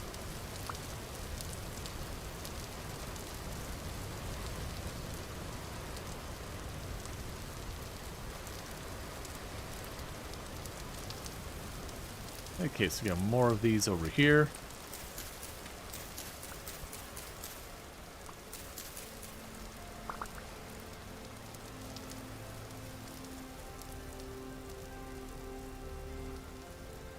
All right.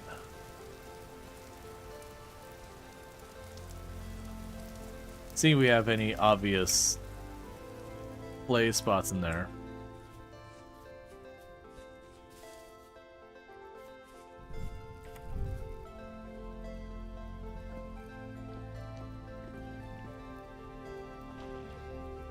All right.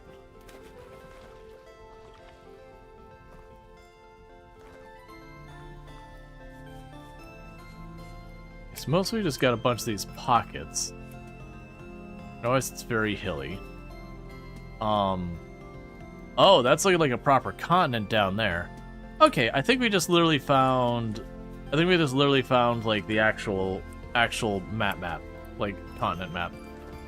Alright, so I think what we do from here is, one, I'm going to put that storage unit on the raft.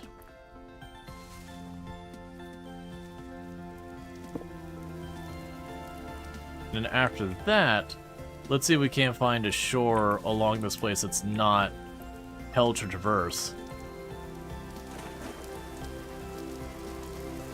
Start working our way through.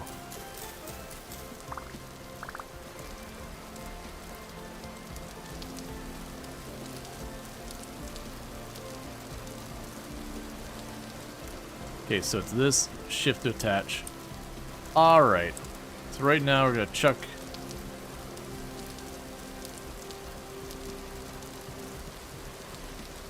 Some of this stuff in here that I'm probably not going to need with me.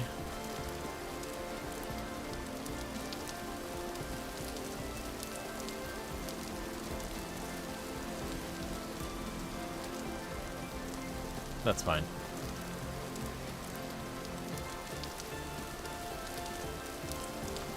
Let's see. By the way, if you've never noticed this, it might be worth mousing over the quartz bits you see in the ground, because sometimes they'll actually be silver or gold.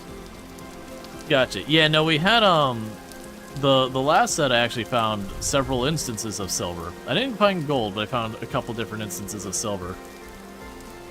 Yeah, so I'm thinking is we start working our way around here to go back towards the house in plans of doing a drop-off. But this does appear to be the actual continent. Hey, Night Dweller, how's it going? I have no concept of what time it is. Alright. That's fine.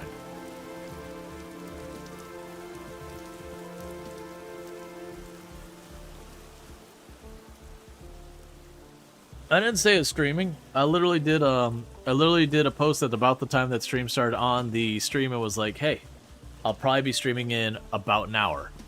And then I post a thing on Discord being like, hey, I'm probably gonna post. Yeah, no, yesterday I said I didn't know if I was gonna be streaming. I didn't say there was no gonna be streaming. I don't think there's a day this week that would be an absolute no chance or anything like that. Like tomorrow, me and Toom are probably going to be home. Well, actually, we're gonna like do a grocery run, which I'm expecting that to be an expensive grocery run because we are overdue.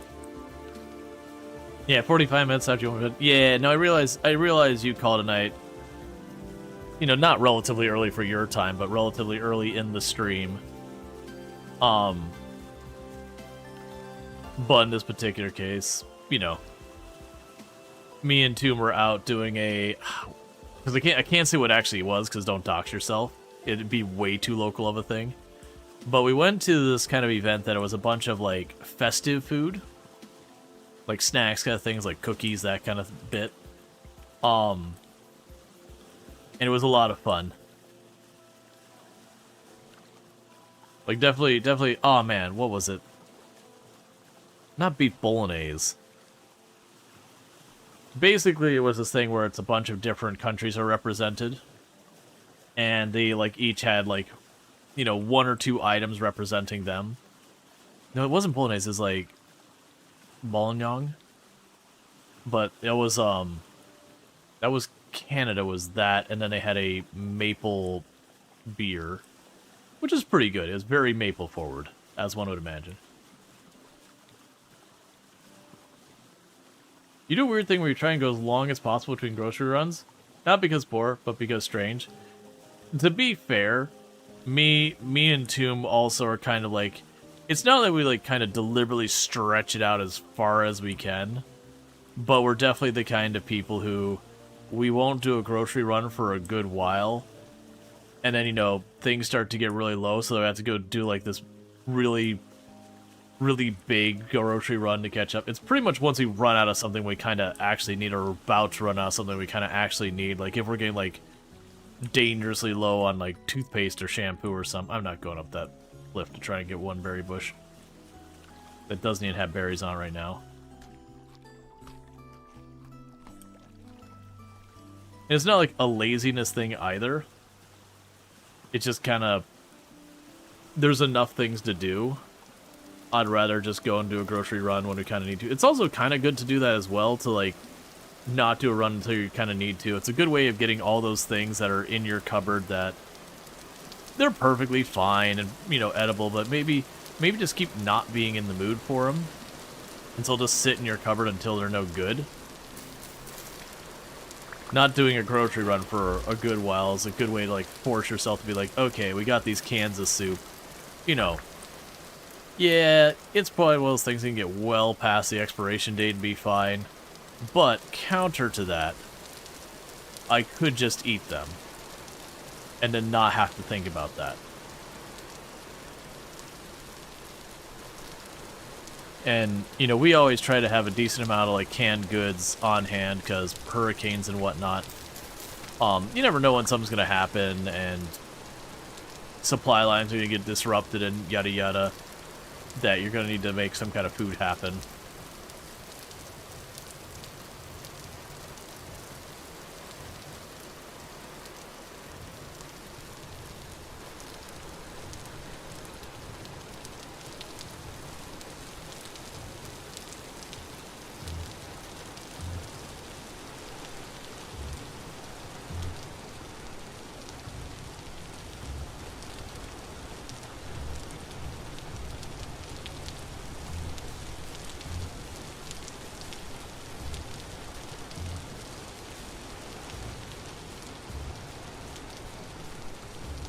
Maybe you could say you don't feel like leaving your house, good to have things on hand. Yeah, exactly. That's another, like, it's you know, disaster preparedness. Whether the disaster is just, you know, a very, very minor disaster, you just, your tummy is a little upset, you want something that's going to be not too harsh in your tummy.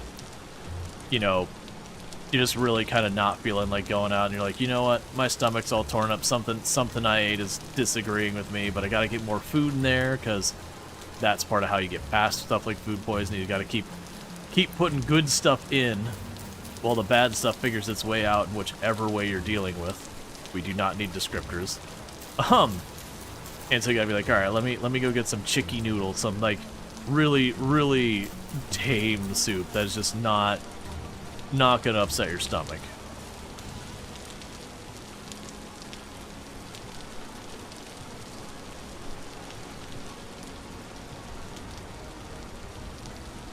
But yeah, no, it's a thing. Just the same thing as like having a fire extinguisher or having a first aid kit, or you know, all those things as prep. It's like having some non-perishable foods.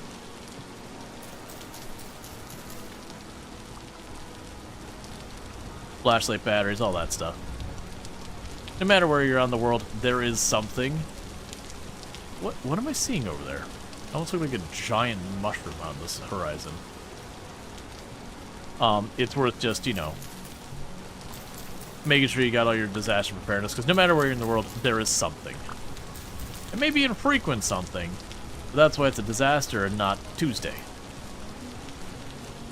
You know, whether it's like your area gets earthquakes, gets fires, which, hint, hint, if the area exists, it gets fires.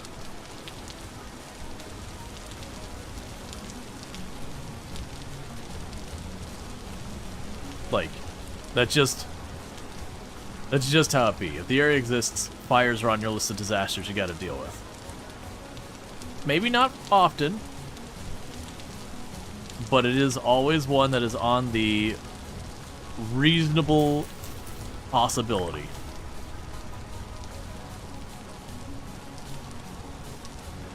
On the plausible threats, if you will.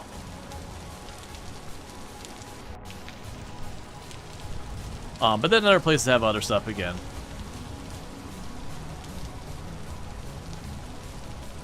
Nope, not gonna do it, animal.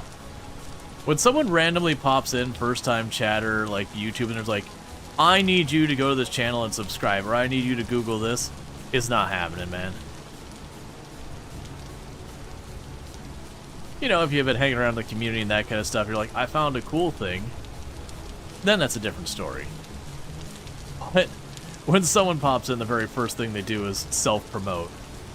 Or promote some other thing for someone else, whatever. You get the idea. They're there to market, not there to participate. There is a tree over there that looks like a freaking mushroom out in the distance, over there. That I am extremely curious about.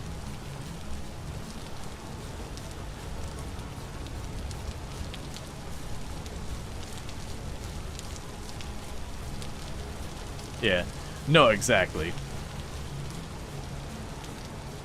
Like, pro tip, if you're actually trying to grow anything on any platform, jumping in and self-promoting is the fast way to make sure no one ever gives you any type of support or whatever.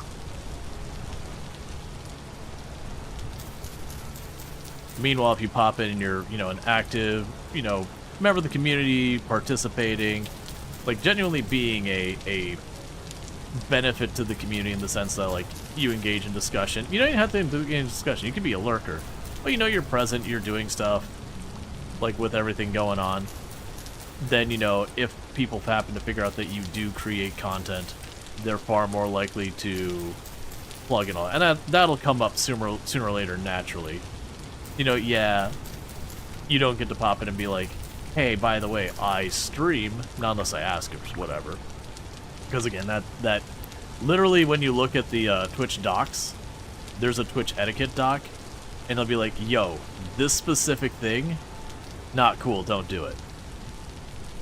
Like this specific thing you are doing right now, that's a big old don't do that. Yeah, that to me, if that's not the major landmass, that is certainly thing. I want to quickly see if I can't see what that mushroom looking thing was. I was eating some berries and I can't paddle my boat and eat berries at the same time. It's too complicated. I mean, to be fair, it actually would be really hard. Oh, okay. What are these trees?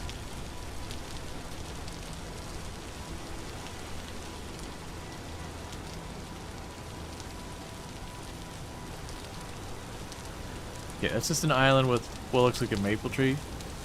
But what is this tree that looks like a big old mushroom? Oh, I think it's just literally a squat little, like, maple tree all the way up there. Just, like, growing out of the rock.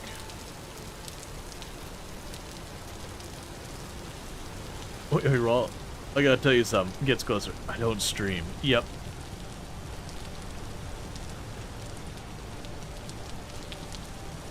I mean, also, just, like, raid. That's kind of one of the big ones. Because it lets you basically plug yourself and be like, hey, by the way, I stream. But, you know, at least you're doing something to support it. Now, that said, there are people who get weird who, you know, they raid and they just expect you to, like, plug them always. And usually we will shout out people who raids. Like, it's one thing if it's obviously, like, something's not on the up and up. We had, I'm not gonna say names, we had a creator that what she would do is she would raid into the channel during her stream, but not end her stream. And then keep streaming and, like, talk about that. She would also just, you know, pop into your stream while she was streaming and just chat and all that. And, you know, occasionally she would kind of maybe accidentally slip up and be like, oh yeah, you know, I'm just waiting in a lobby for my next whatever the game it was. I don't remember. It was like Fortnite or whatever. That was one I banned that person after a while. I was like, all right, hang on. It was just weird because, you know, this person would randomly pop in and it's like, yeah, you know, it's like, I love what you're doing here, you're valid, and all. It's like, oh, okay, that's, you know, genuinely a positive message. Thanks, man. And then you know, I had people DMing me, was like, yeah, she does this to everyone while she streams. She goes in the library and just, like, kind of goes down categories and starts randomly hopping into streams, wishing them well, you know, has the partner badge, so it kind of stands out that she does stream while she's live. It's like, okay, well, on one hand, that's kind of a positive thing that you're, like, you know, being generally, like, positive messaging, but also, that's pretty effed up. Like, it's one thing, obviously, if you know the person and, like, you have that rapport or whatever, but it was just, it's like, oh, I see what you're doing. You're just doing this while you're live so that, you know, someone might see the partner badge or whatever and be curious, pop in, see you live, and I guess you expect this to translate into more viewers, which, I don't know about other people. When I see that, I'm like, alright, come on, that's effed up, man. I'm gonna make sure to not tune into your stream ever because I don't wanna foster that. But it's like the weird being super positive and, you know, inclusive and all that stuff. That's called a fishing expedition, basically. There's a lot of people have these, like, growth hack ideas, and there's stuff like that. Most of them are just downright awful and don't ever work. Some of them, okay, when it's new and novel before people catch on to what you're doing. Sure, I could see it working, but you're also being a crappy person, so, like, maybe don't. Maybe grow honestly without trying to, like, make it a... Because at that point, you're making it a specific point to go to someone's community for an intent to try to grow off their community. That's no longer anything organic. Like, you're not meaningfully participating. You're just literally hoping to pop into their channel and convince someone to pop over. It's just like a subtler way of popping in to someone's stream and being like, hey, check out my channel, I'm streaming Fortnite. And it's like, don't do that. I'll literally ban you. Most channels will literally ban you. Alright, so we're on our way back. So the good news is, we found this big conduit to the bottom. What I would like to do is on our island, if we can manage to keep the food stocks up enough, I want to start clearing out more space, getting ourselves some kind of home built. We're probably going to dig up the forest ground a bunch. I believe I can turn forest ground into compressed dirt and all that, or packed dirt or whatever. So I could see working on that. Self-righteous inclusivity. Well, that's the thing. It's not even like the self-righteous inclusivity. It's, what's the word? When someone does something, but it's not, you don't actually care about whatever it is you're helping, like you're doing it for self-serving reasons. Oh, what's the word? I'm blanking off the top of my head right now. It's like when you go to basically any retail store and they'll be like, oh yeah, we have all these things, and then the moment it's not the popular thing, they immediately drop it. Leftists? No. We're not talking about like political alignment or anything like that. Because it could literally be the other side of the fence too, where they start stocking a whole bunch of camo stuff. And I mean, ulterior motives, that is what it is, so far as like the description. There's a specific term when you, because ulterior motive is the problem. Like, you are correct, but there's like a term for people, like when a person's doing that. Like, it's not fair weather. Man. Yeah, think gray matter. What do you even do? Narcissist? Well, narcissist is a totally different and unrelated thing. That's just feeling self-important. I'm talking specifically the phenomena where someone will be like, oh yeah, that, I believe in that and I support that. But like, they're literally, the only reason they're doing it is because they can like make money off of it, and the moment they stop, they get rid of it. It doesn't matter. The point being, it's that kind of thing. Well, I mean, grifting would be a flavor of it. Because grifting can be a whole lot of things that are not that as well. Astroturfing? Yeah, no, that's the thing. Astroturfing is similar. Bandwagging is a different thing. Bandwagging is when everyone... Self-aggrandizing? Virtue signaling. That's the one. They'll do like virtue signaling kind of... Well, I mean, that's even something else too. But they're all very, very related. And also, it's good to see you, Dev. But they're all like, we're dancing around it. We're opening the thesaurus and we're seeing all the words around the one I'm looking for. Yeah, all of them are not being a great person.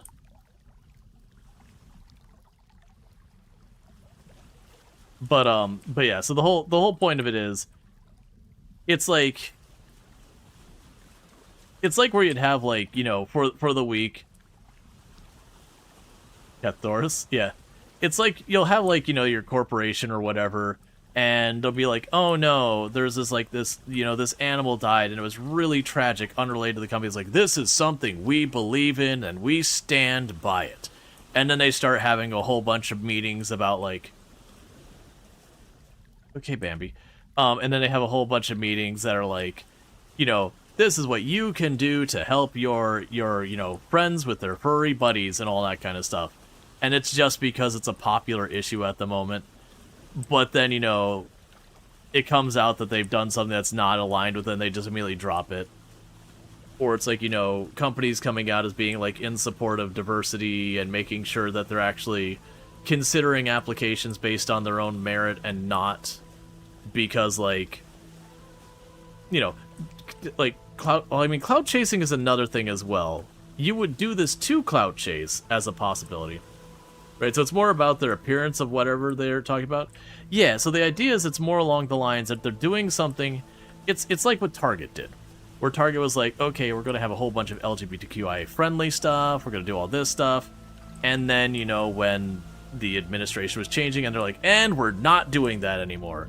Yep, we're going to go ahead and, just cave into all those values that we were saying that we were very much believing in all at once, just because it might give the new person, the new person might not like it and might make a stink over it. He hasn't threatened us, but we're just going to do it proactively, which means they clearly didn't give a crap about that. And this isn't to be about whether you individually give a crap about any individual cause. I'm just using that as an example. Because it can be a conservative thing as well. Lip service would be another word for it as well. Lip service is usually more, though, saying things to make people feel better, whatever. Performative. Yes. Yes, you're being performative about it. It's not something you necessarily care about one way or the other. You are doing it just because, you could see yourself getting more customers or avoiding consequences or whatever. But you're only acting like you believe in something because of it.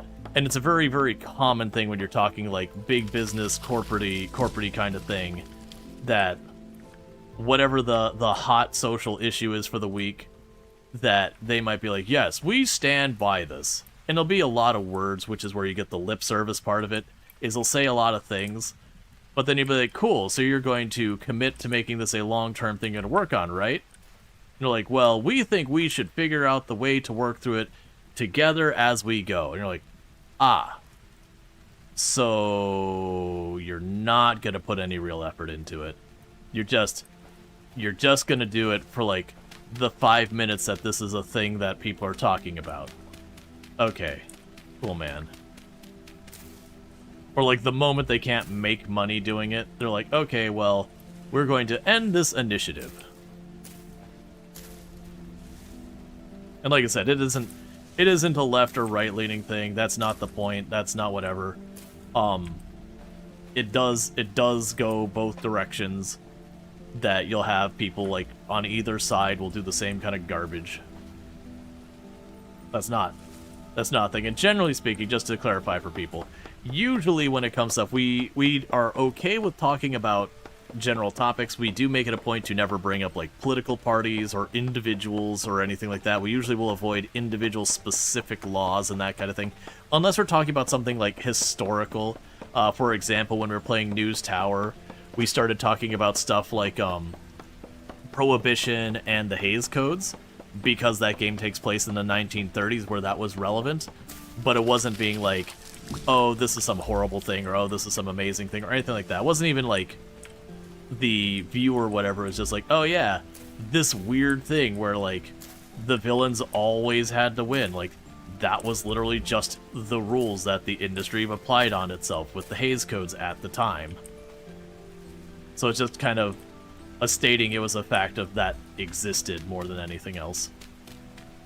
Or we've had discussions around company towns and what they are and how they came to be and what ultimately kind of happened with them and that kind of things.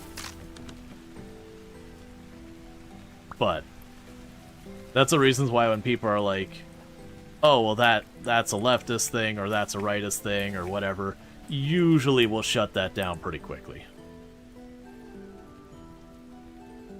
Because understandably, people just get upset. And then it's not productive. There's a great deal of difficulty for people to separate themselves out from a lot of that stuff. That due to kind of personal identity and yada yada. Okay, so we got more vine, which is good.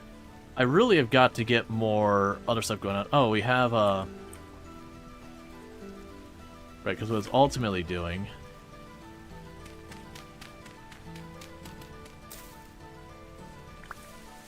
But to be clear, because it's one of those things, like, in reality, people say, like, no politics. And it's one of those things that's like, okay, but really it's very hard to genuinely say that. Because what might seem utterly benign to most people, to someone else is a hot political issue. So there's no fully avoiding it. And then plus on top of that, especially in content creation and everything, it's not often, but every once in a while you have someone pop off with whatever. And a lot of times you can just kind of move the topic away from it, but there's times you can't. Like, there's times that the person popped in, they came in with an intent to do harm, they did their harm because, like, automod or whatever didn't go into it, and you kind of just need to address it. You know, make it clear, it's like, hey, this thing that happened, we don't do that. Like, that kind of thing. Which, luckily, like I said, doesn't happen very often. Like, not here. There's definitely places it does happen just by the nature of, content, that there are people who get targeted that. Yep, no, that's the whole thing. It's probably one of those things that I need to go through and add that term. A lot of those terms are like political terms. I have a lot of those set up on AutoMod. Again, like the name of political parties, I have a lot of those just AutoMod. Because obviously you're saying the name of a party or whatever. You're very clearly talking politics, like big P politics.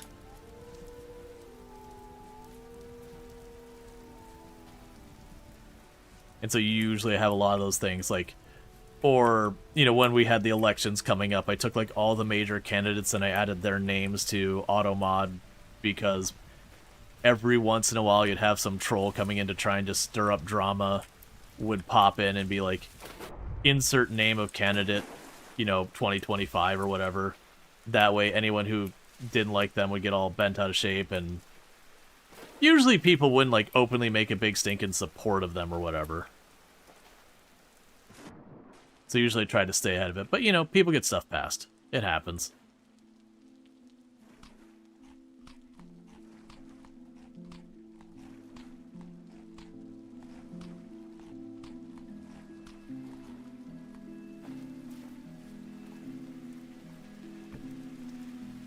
Okay, so we can relight that.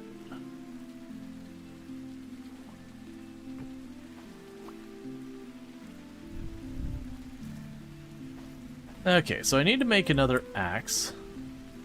And I needed to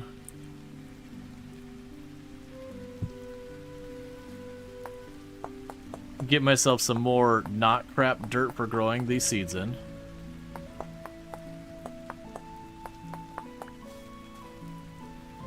Alright, so grab you, make my axe.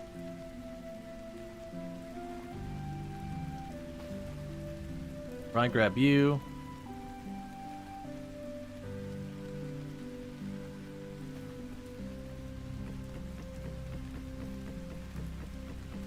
Alright. And right now I'm just stacking these here to stack them somewhere. I'm not stacking these here because I intend on using them there. It's just we're pulling those logs and that's where things are happening. I'm definitely going to need way more reeds. So we can grab you out of there.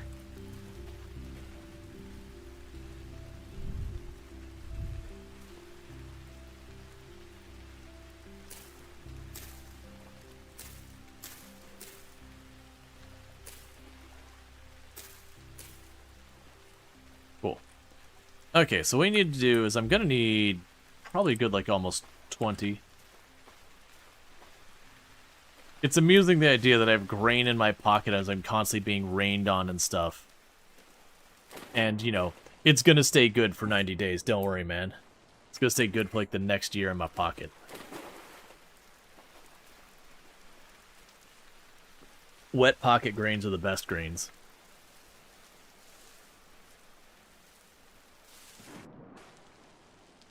And there's somewhere over here we had a bunch of medium quality soil.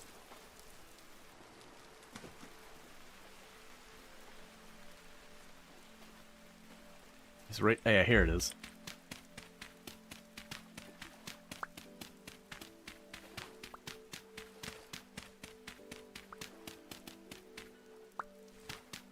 Rather than make charcoal? Yeah, we're gonna ultimately do that. That's why I'm cutting those down and just making them into firewood.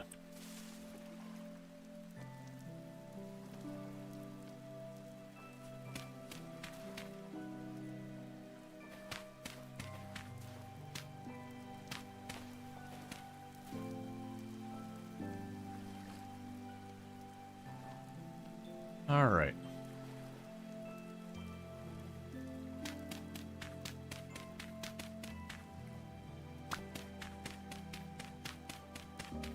Yeah, so I'm just going back and forth.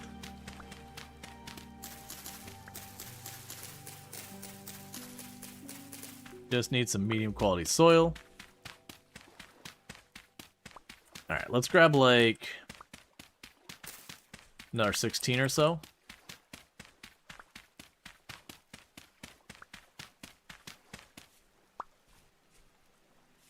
Okay, and that should be enough right now. Yeah, so what I want to do is I want to work on this side. I also want to go to the other side over here and start digging into that hill a little bit to open up some space and flatten it out a little bit. But yeah, the end goal here is to start trying to make this place an area I can traverse and work through.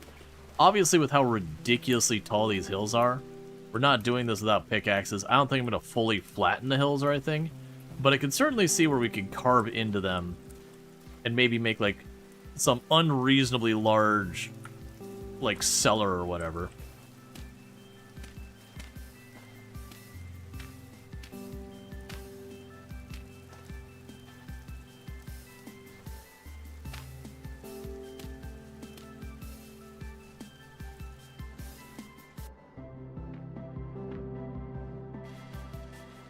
Okay. So I've got this.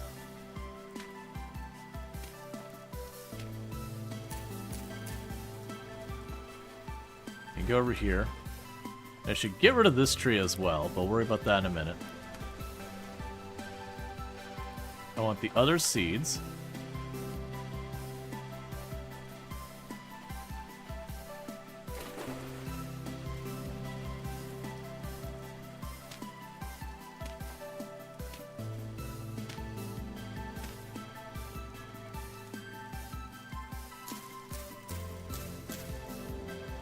Don't know why sometimes they mark them as dry farmland.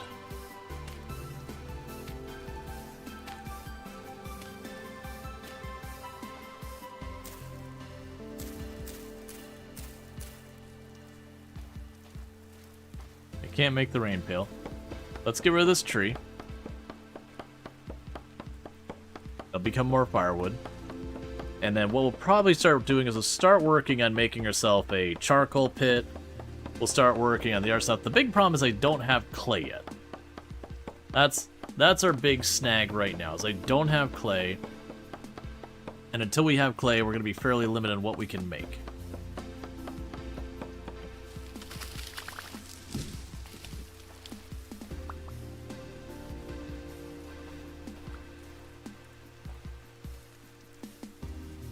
All right.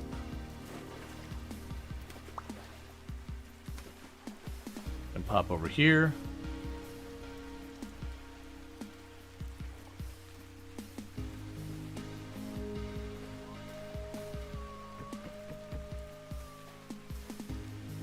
Cool. All right. So let's go and not just do this a lazy way. Let's make our shovel. We're gonna start digging up some of that forest stuff, and I'm gonna see if I can't compress that into packed sand, packed dirt. Because eventually we're gonna have a storm come in And then we need to be ready for when that happens.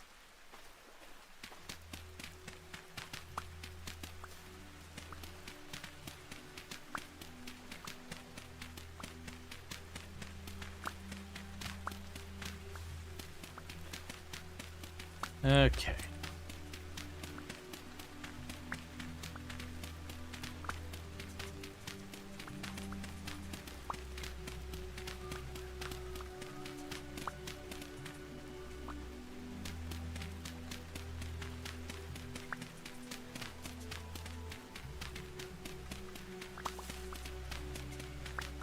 Alright, and there's the first of the stone. So realistically, we're not going deeper than that.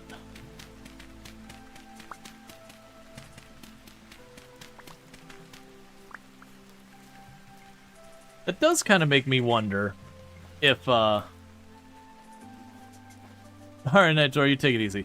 That does make me wonder if it'd actually be a pretty good idea to instead expand out this way too, like we've been doing with the farm, and make our enclosed...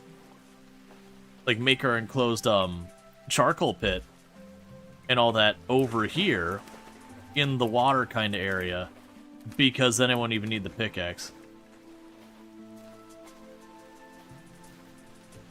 It says you can't use salt water for farming? Oh, I see. I mean, that's still saying 100% moisture. That could be just because of rain. Like, these ones here are mad, but it's only some of them. The good news, crop damaged by nearby salt water. Ah, I mean, that does make sense.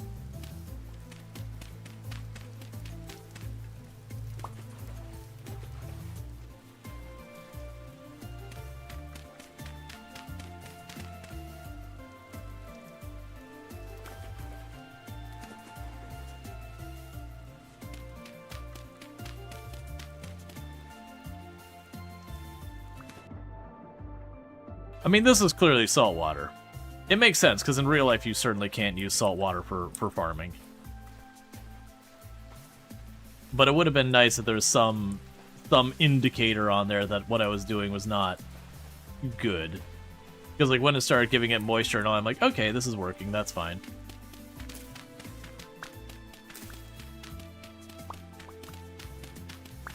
Yeah, so what I'm going to need to do is take those farms...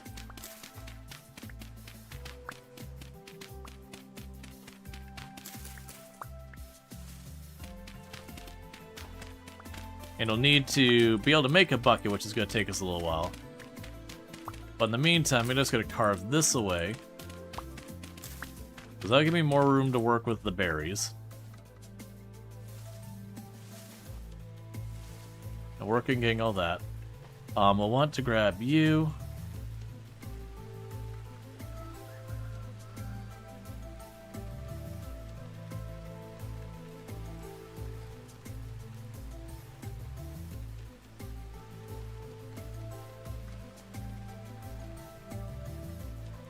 What am I missing for that?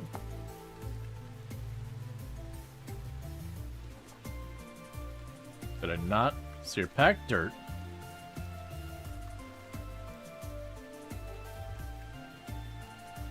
Okay.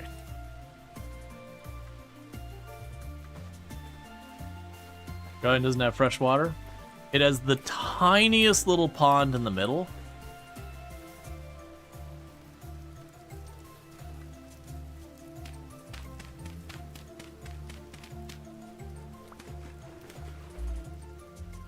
So make sure we got those spots there.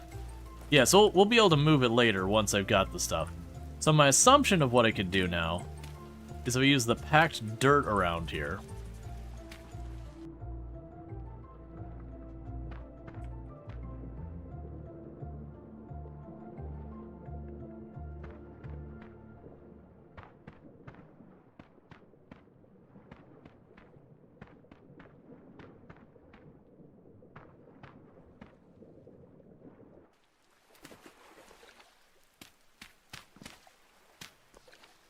We could frame this out, and I believe that'll prevent the salt water from getting through. I believe that prevent normal water from getting through. If not, that's going to really suck to deal with.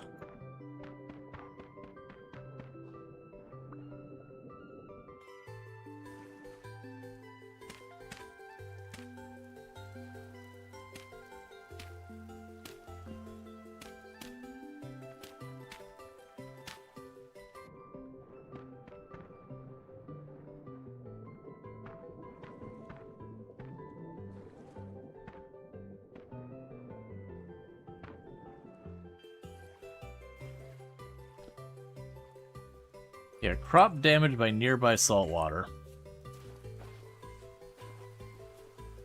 Not much I can do about that. If it's damaged, it's damaged. They're just gonna have to ride it out.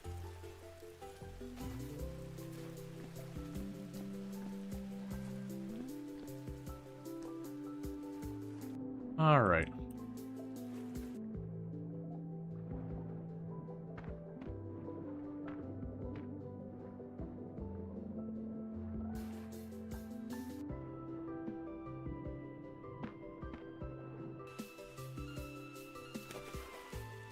Oh, hey, pop that in there.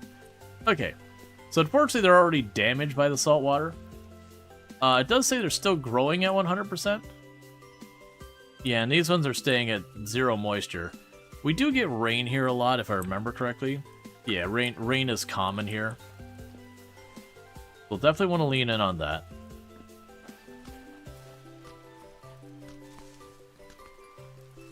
But now for the burn pit. Like I was mentioning before, I'm kind of leaning at the idea to avoid where we can't make it as deep as I want to. Just kind of keep expanding the base out. So that we expand the base out into what is the ocean. And just landfill the ocean to, you know, get what I need from it.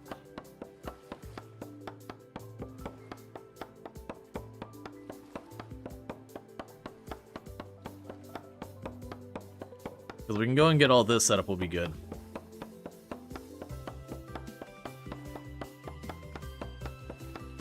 Because I believe we have to have our blocks in contact with the salt water for the salt water to keep coming through.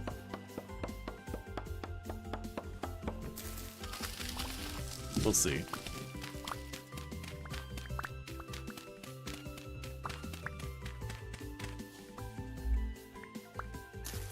Hey. Missed a blueberry bush right here and here.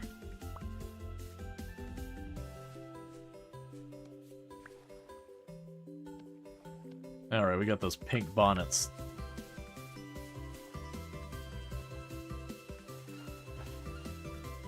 Okay, so we can grab you two.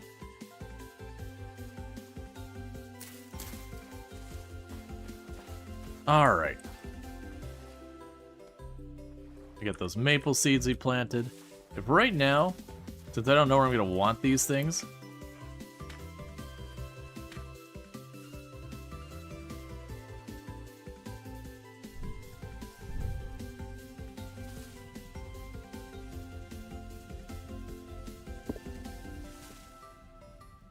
okay, so that's a gaping hole down into the abyss. We'll definitely want to go down there eventually, but what we'll probably do is just make a ladder to go down there. Also, just climb down the ladder. But the plan right now is to continue to split this wood as we get it. Continue to pull up dirt.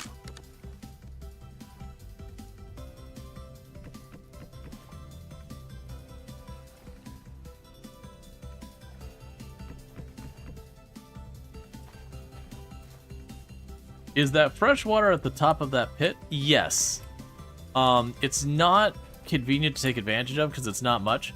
If I manage to get myself a bucket, I can move that over to where we've got that and start fixing that up. But right now I'd only be able to put like 1 or 2 farms around it. And these plants are already planted. So we'll just let them do whatever the heck they're gonna do now. For better or worse. Alright, so let's go here.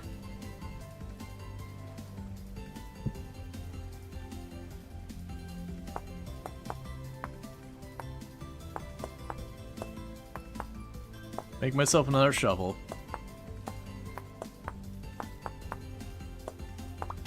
Before I get way too caught up in doing more of this.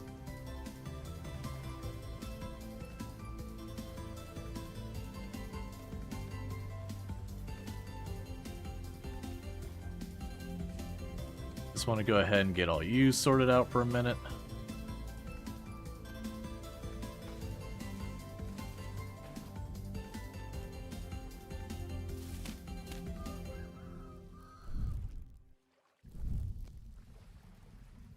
All right.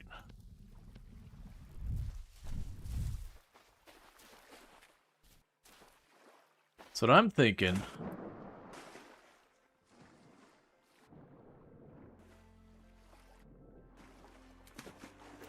is I'm ultimately going to want to put a cellar over here.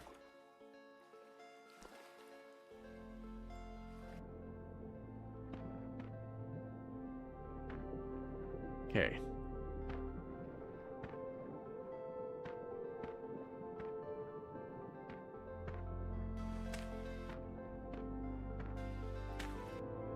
We have 1, 2, 3, 4, 5, 6, 7. Alright, and slowly but surely I'll go and get that all built out as we have to tear apart a bunch of stuff. You still have more junk in here, because of course you do. We'll dump you in there. That's fine. We can toss the vines in there. Put you here. The rest I could sit in my inventory for right now. Got more mushrooms there.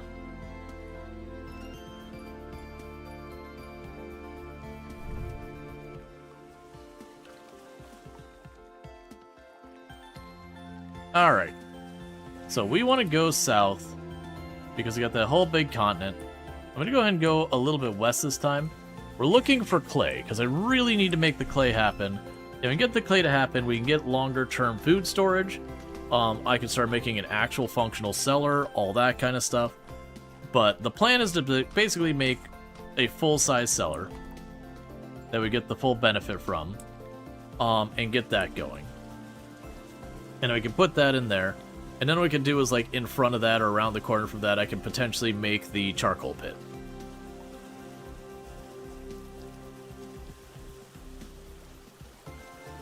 And that'll work out because I'll be tearing down a bunch of that dirt around there, leveling the area, give me more places to build my home, that kind of thing.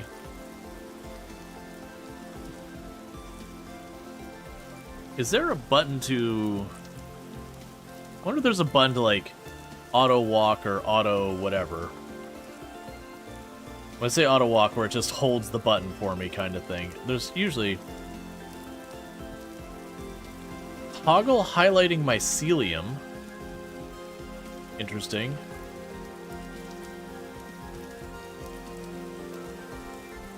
That's creative mode. Yeah, just walk, sprint, jump. That's fine. I was kind of hoping there'd be a button I could hit here to be like, just keep paddling. Yeah, so the island we're looking at is not those ones. It's one farther south. We'll cross by these ones, then we will work our way on the next one.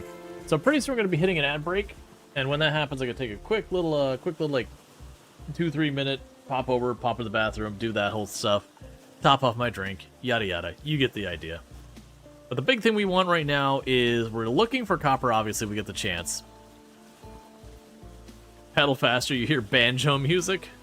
Oh no.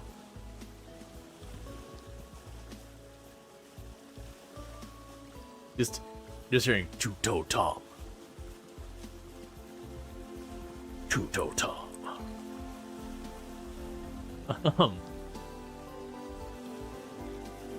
But yeah, so we want to get the clay, because with the clay I can make those like really big pots to start putting stuff in and have storage. We'll need that for the crucibles, we need it for the cooking pot, we'll need it for all that stuff. We can make the watering thing, which does make me assume if I were to take the watering pail and pull up salt water, it probably doesn't work well. But we do have that like little pond, And then my other hope is that we will be able to use the water from there to, you know, help out with the farming there. My hope is the damage by salt water isn't too severe and that they'll still grow. Ultimately, if they do just don't grow and die, I'll get my seeds back. That is one nice, merciful thing that the game does, is when the crops die, I want to say it's every single time you always get the seed back. Versus, like, if you harvest it prematurely, you don't always get your seed back. It depends on a bunch of things. You can lose seeds. Like, there's a lot of ways to lose seeds. But, in that particular one, they were merciful enough that if you get caught out by, like, you planted it, took too long to grow, and then the winter shows up and it kills it, or that kind of stuff. You don't just lose everything you've ground to collect.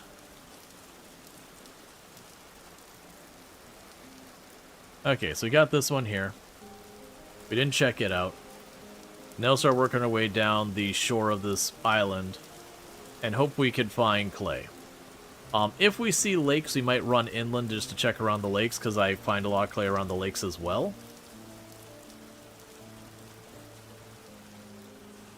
But you don't necessarily need to be a thing. You have a world where they died from heat? Yeah, no, especially if you have, like, the greenhouse. It could be a thing if you don't watch your greenhouse and it's going during the summer, you can fry your plants. You know, sometimes there's just not a whole lot you can do, but that's, there's all your different areas on the map. They have different biomes between, like, tropical, boreal, all that. And so, for example, you're taking boreal plants, and you're taking them into, like, a temperate or tropical area, there's a good chance you'll overheat them.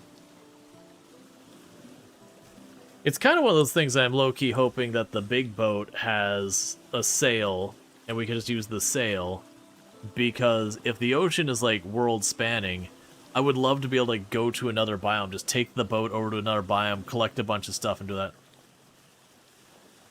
Summer Digis Prime? Gotcha. Yeah, you're probably somewhere near, like, one of the borders between the, different zones, so the plant can grow there, but during the summer it's, like, right on the edge of what it can handle. I can see something like that being a thing. Like, not that you, the player, did anything, just the plant, like, your spawn or whatever happened to dump you, like, kind of right in that fence.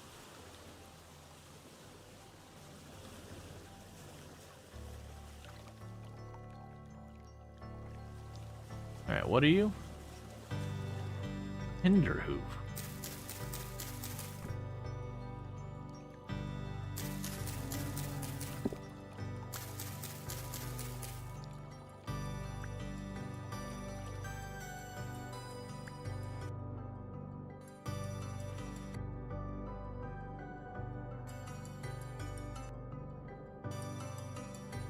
We can eat it. It goes on the list.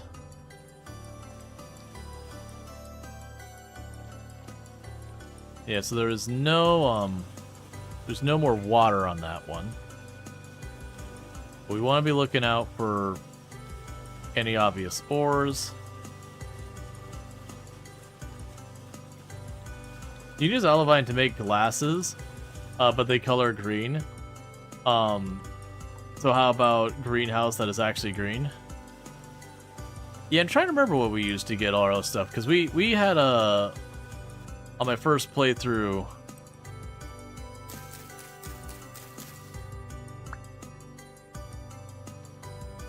It just took a while to find some of the stuff.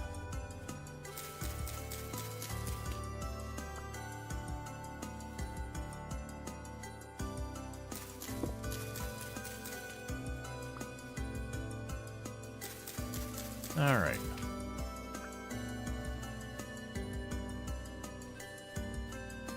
Yeah, so I'm not expecting to find much on this one. But it gave us more food, and that is something. So nothing here. There's quartz at the bottom of that.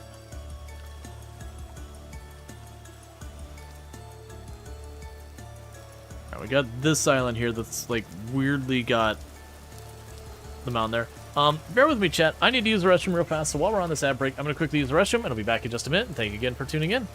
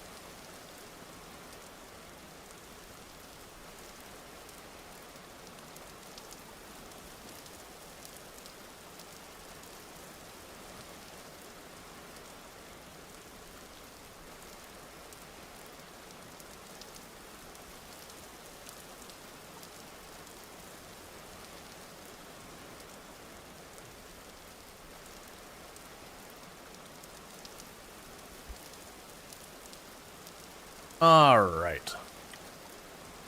Yep, Skydog. More powerful than all of us. The bestest boy.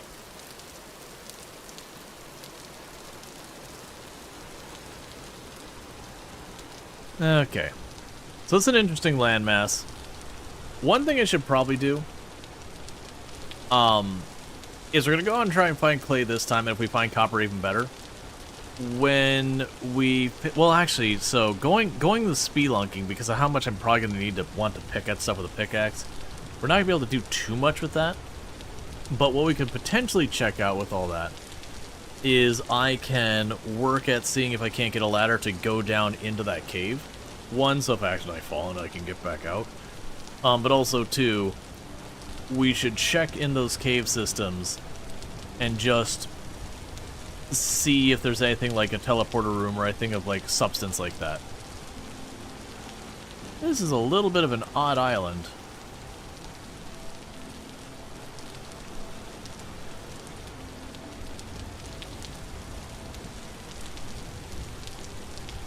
Why do I always leave when it's about to be dark?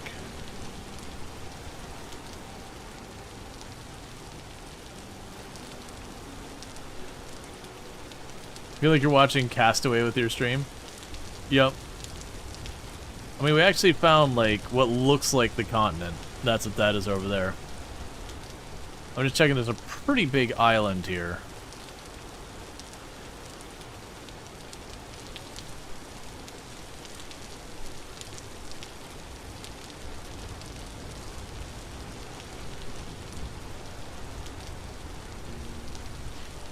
We had way earlier. If you missed earlier this stream, we did reset the run. Basically, I got rid of the thing where you spawn a bajillion miles away. Because I kept spawning on the opposite side of the ocean from where I actually was living. And literally, I had to find tons and tons of food, and a lot of times I wouldn't find enough food to try and cross the ocean to get home. And so I was getting kind of frustrated, because on top of that, we had it set to 5,000. And I was spawning at points that were over 14,000 away. Like, from each other. And it's like, alright, hang on. I don't know what your rules are, but they're busted. Okay, so not seeing ore up there, not seeing clay.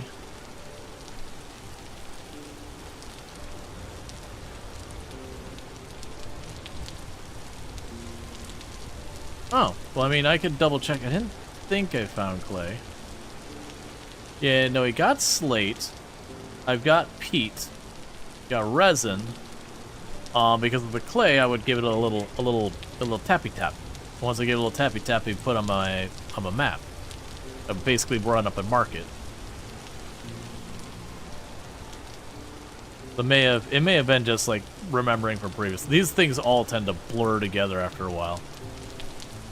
Okay, so we're gonna go ahead and run over to the mainland.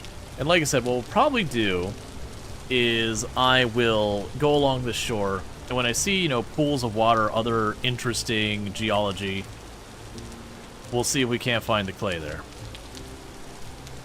Might be much of the streams again. Believe me, from my end, it happens all the time. All the time. Yeah, no, I'm not sure. So I think tomorrow, more than likely, we will end up streaming again. And I do think tomorrow we'll probably do either Planet Coaster 2 or we'll do Flotsam. Since Flotsam had its 1.0 release just in the last 24 hours, and then Planet Coaster 2 had a massive update in the last 24 hours. And we'll be back to this run. My expectation is either of those games I'll probably do a stream or two, unless it like ends up being like this extreme outlier. But both of those cases, those are the kind of games I figure we pop in. There'll be an interest because there'll be something new and different to do on the channel for a while. But then usually Tycoon games, it's kind of hard to get them to stick. It's got to be like your whole big thing that you're doing for it to like really stick around for a while. I like doing all that news tower. I very much enjoyed that, doing that on stream.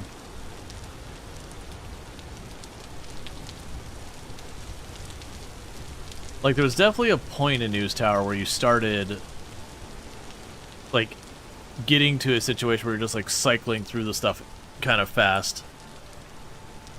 Which isn't a bad thing for playing on your own, but for stream, you know, then you're like, oh, well, I've already read this thing, like, 30 times. I kind of don't want to read it again. But at the same time, you know, there's going to be that many people that's the first time tuning in. So if you don't read it, they don't hear it at all. There's always a tricky balance in there of, like, how you want to approach that.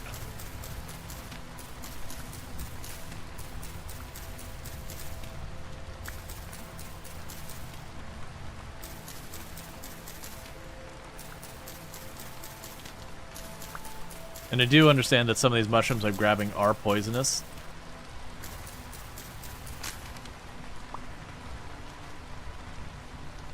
My intent here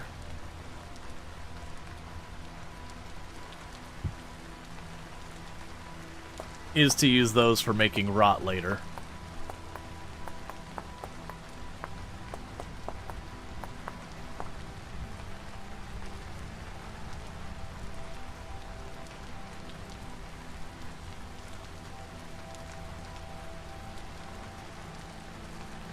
Okay.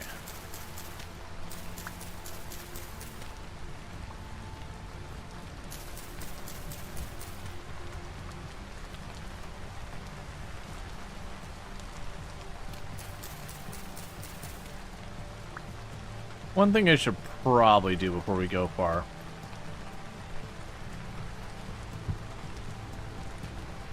Make a stone spear. To at least have a little bit of fighting ability. I've also noticed since I've been playing this update with our settings, we didn't do anything to massively change the drifters or any of that. Beyond no temporal portals. And I do not feel like I'm being constantly assaulted like I did the last couple times I played this. Like, usually when I play this and you have you have the drifters on, they're just kind of perpetually just bothering you.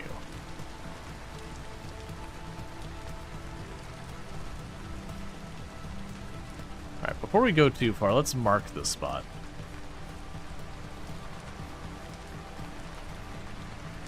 Okay, our boat is over here somewhere.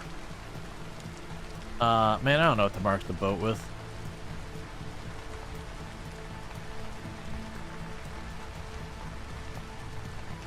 Okay, so boat's over there somewhere. Oh, that's a wolf. I don't have what I need to cure leather or anything like that, so fighting a wolf. Yeah, I'll get a little fat and that'll be useful. But the rest will mostly go to waste.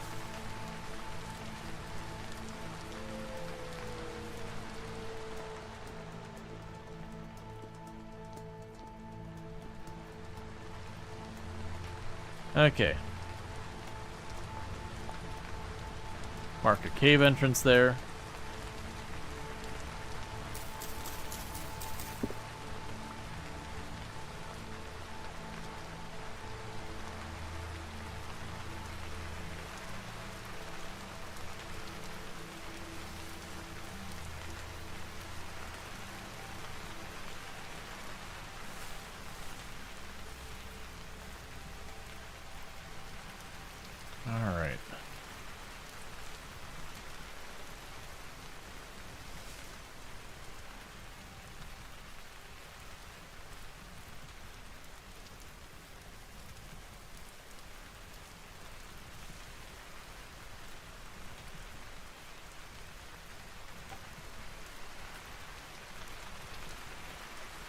Just trying to walk around a little bit, see if we find any ore or anything like that.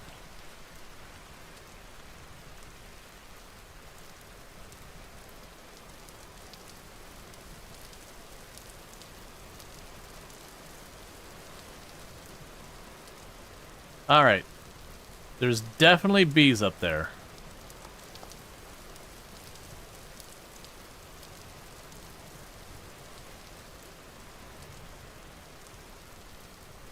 I don't know where. Oh, shit. Sorry. Didn't mean to swear. I heard stabby arrow friend.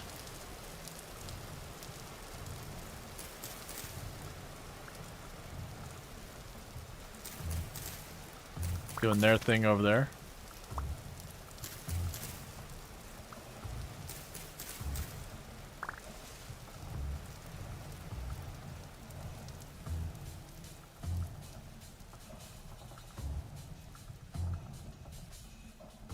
Now, what type of stone is that? Peridotite. That's fine.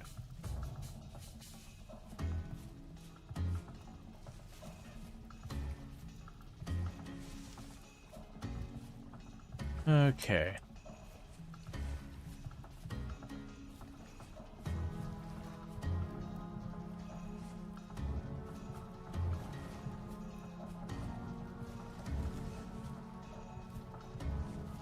There's so many areas of water around here.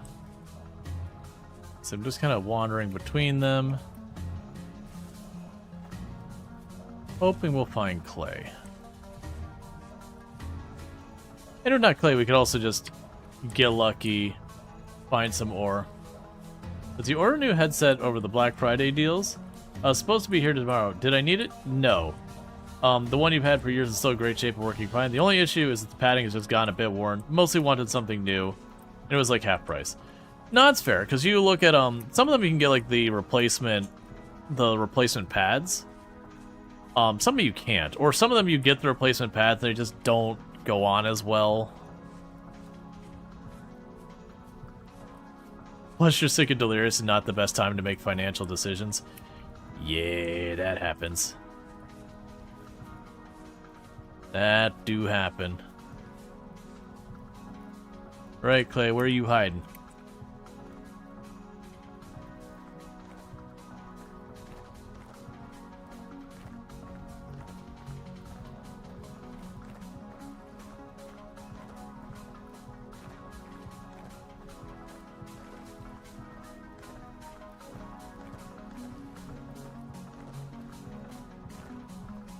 Let's move over here.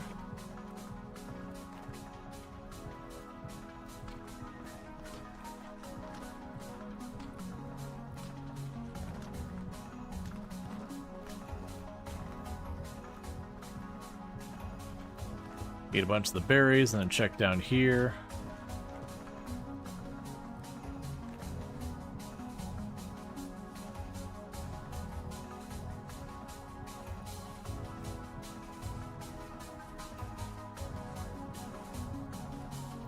All right.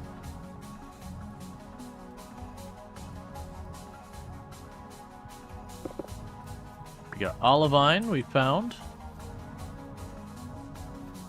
At least something. Not something I need anytime soon, but it is something that will have use eventually.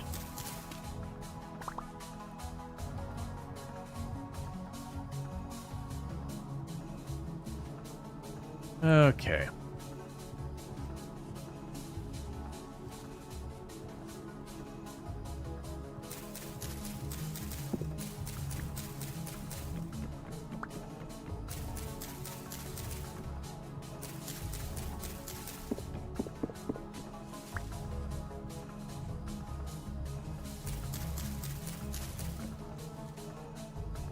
Alright, so inventory-wise, take a little gamble, we're gonna check our thing for making fire on the ground.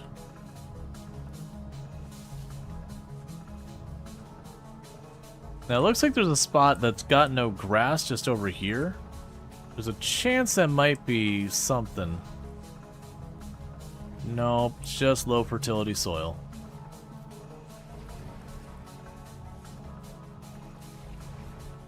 I do remember when you play the game and you turn to show, like, the actual, like, color of the ground or whatever.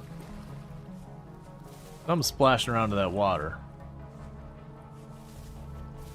But when you show it to, like, have it the actual color of the ground, you can spot stuff like clay way easier, because you see, like, the ground will be, like, mildly blue, and you'll be like, oh, okay, so there's blue clay over there. There's a big area that's open down there, too.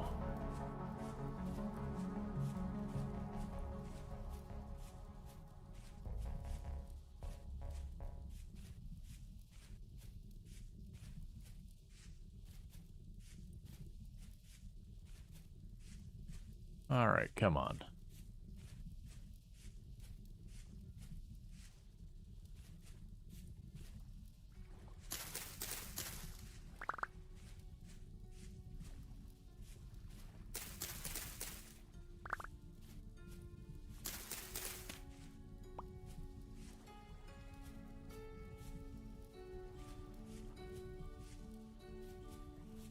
Another big open area of just grass.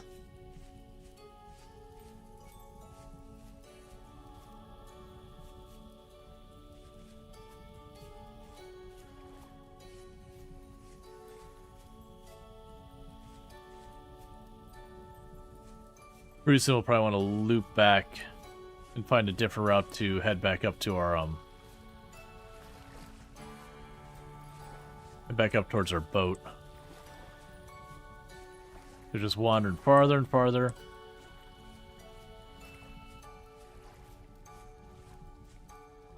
One good news, once you find a clay area, usually it's enough clay to go for a good while.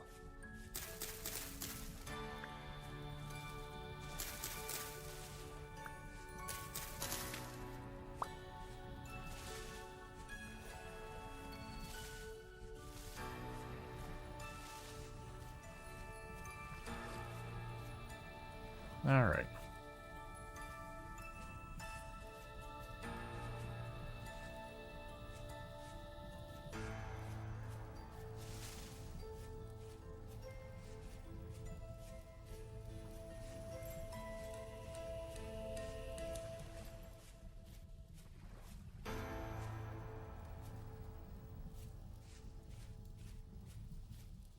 Fortunately, I haven't gotten mauled by something yet. Just strolling around in the dark where I can't see.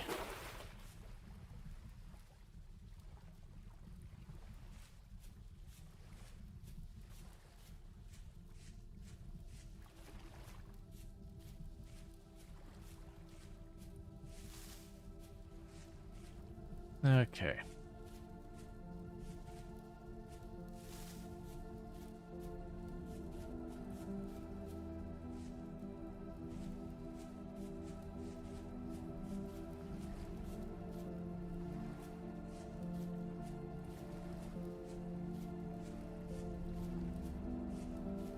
Yeah, we're not seeing much like forested areas of that for the most part. I haven't been seeing hardly anything we can snag so far as, you know, flax or spelt or anything like that. All right.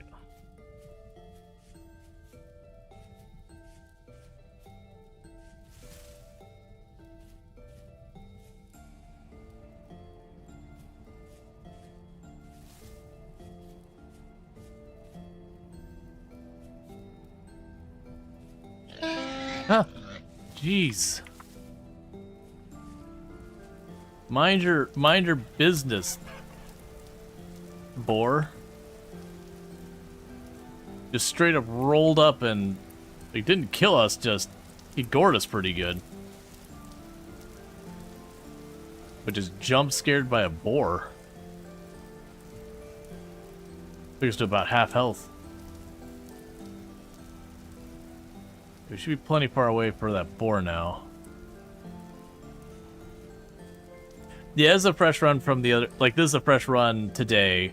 And the reason for it was basically we were dealing with... I had the, like, respawn radius really wide. And I was having problems getting back to where I had been. because they kept spawning on the other side of the ocean, like thousands and thousands and thousands and thousands of tiles later. So I took one death and I was just having, like, probably spent an hour or so trying to just get back to where I wanted to be. And then finally I was like, you know what? Let's just go back and fix these settings. So we reduced the spawn radius area. And then we didn't wander quite as away. Like, we literally, the island I'm set up is the spawn island. So that if we do take a death, we should at least show up relatively close to where we got our base. We also turned the drifters back on, just because, unfortunately, the temporal gear, the thing that lets you respawn, kind of like the only reliable source from that is the drifters.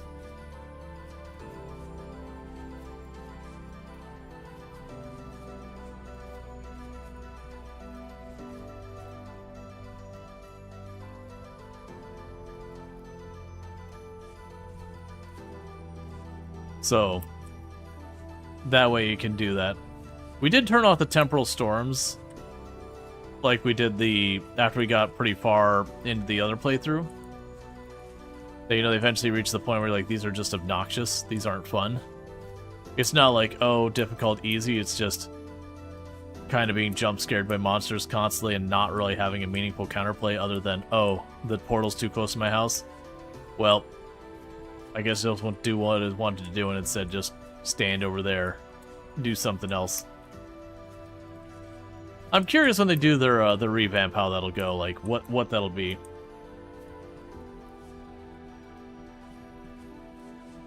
Yeah, no, the storms, even like where they will spawn inside, like they'll spawn enemies inside your house. Like, you get enough warning ahead of time, you're like, oh, okay, like we're about to hit with temporal storm. If you want, you can just shut yourself in the closet and wait till it's done. You can go and work around inside, and then maybe you'll have an enemy or two pop in here and there that you'll have to deal with. It's more the rifts that are the really obnoxious one, because they just randomly spawn with no rhyme or reason. There's not really a counterplay you can do, and if they spawn near your house, they utterly ignore all the rules around, like, do you have, like, lights or enclosed areas or whatever, so they could just spawn even there, like on there. And there's tricks that people have used, like chiseling the floor such that makes individual tiles ineligible for them and all that. I don't know if that still works. I know that worked for a while, but it was just kind of one of those things like, all right, hang on, I should at least be able to make the interior of my space that the monsters don't appear there. I'm totally down if the monster shows up and smashes my door in and breaks their way in. Like, that's fine. Or, like, digs through the wall or whatever. I can actually get behind that. But spawning within a couple of tiles of me to then smash me in the face inside my home, then it's like, alright, come on. That's some BS. Let's talk.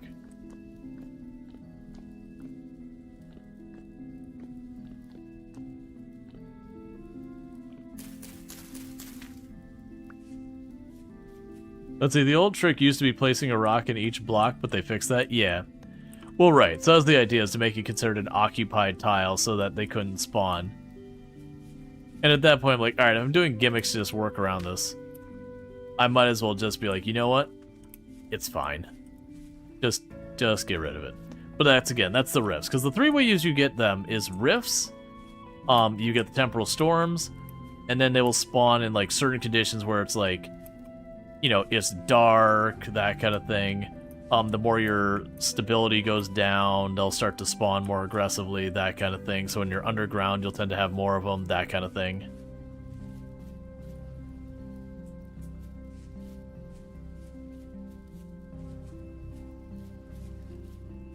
Well, we have not seen clay nor copper of any capacity.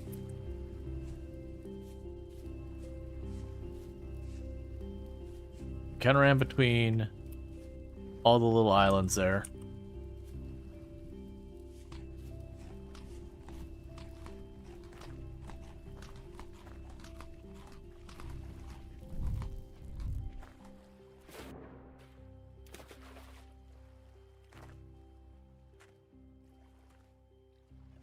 And there you go.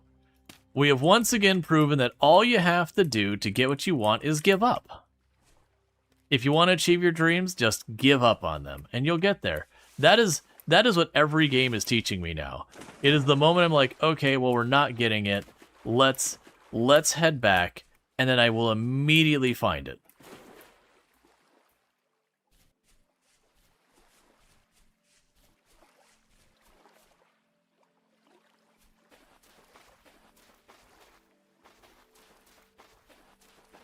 That is 1000% how Vintage Story works. The best way to find something is to not be looking for it. Well, that was we've had a number of times where people are like, "Oh, well, how did you find insert thing?" Like whatever it was. And the vast majority of the time it's like, "Oh yeah, no, I was just generally exploring." Like I wasn't seeking out whatever it was. I was just generally exploring. Maybe if I happen to know what kind of exploring I was doing at the time, I'll be like, "Oh yeah, I was exploring for, you know, insert answer." And, you know, I came across it kind of thing. So, like, a lot of the stuff, like copper and all that stuff.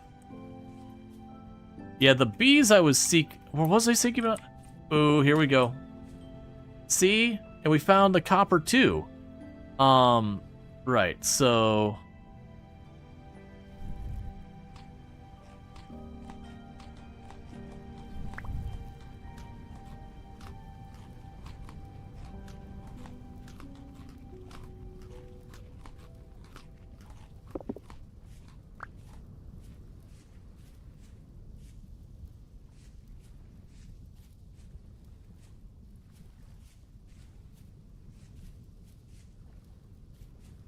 That's fine. Okay. The important bit is we did find copper. I won't be able to mine it yet. But for like the... Oh. I have so many sticks at home. We'll just chuck those in the ground.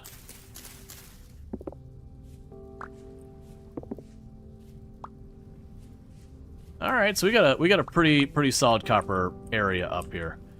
Why are you not taking those? So we can go ahead and chuck the poisonous mushrooms on the ground.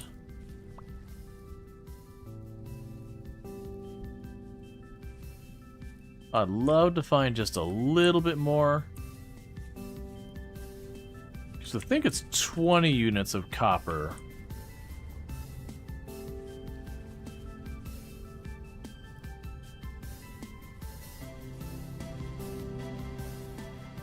It's fine. We still found it. So that when I do get my first pickaxe, we can roll in there and start looking for it.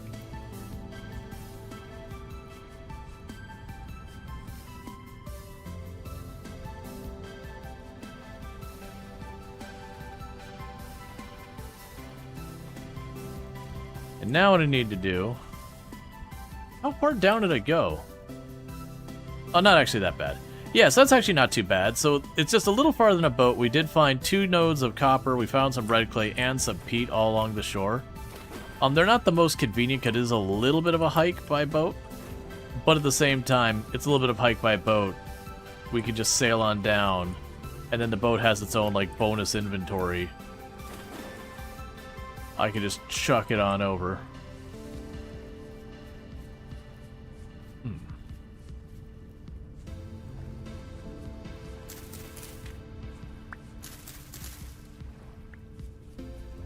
Now we got a bunch more of the bushes.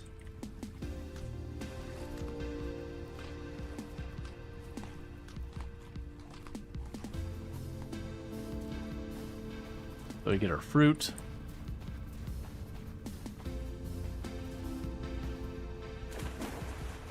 All right.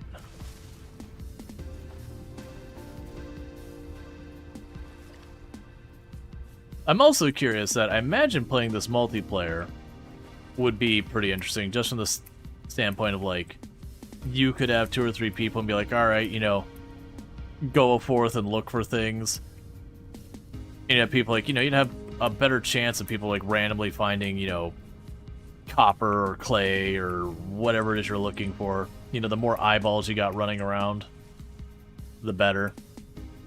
I also imagine when it comes to, like, oh, let's go hunt bear or whatever, it makes it a lot easier to just be able to stand back and plunk stuff at it. You know, whoever the bear's chasing can just run. And just take the person landing a hit or two to slow it down. So what we're going to want to do is we're going to drop all this stuff back home as best we can.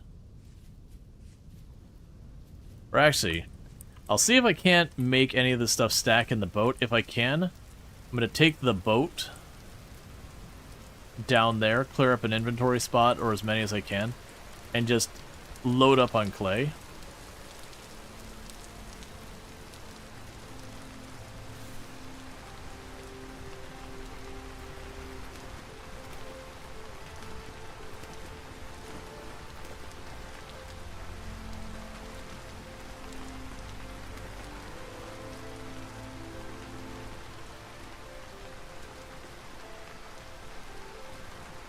Alright.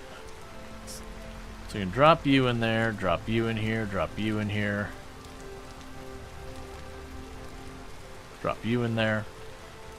Okay, so we actually have a good couple of inventory slots we can open up.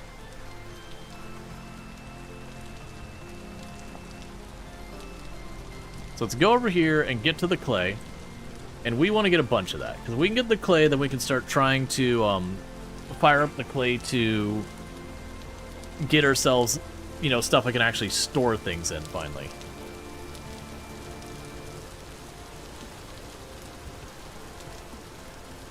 And then with that, we can also put them in the cellar.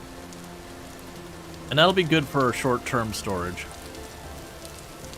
Yeah, so your spot is kind of more over there.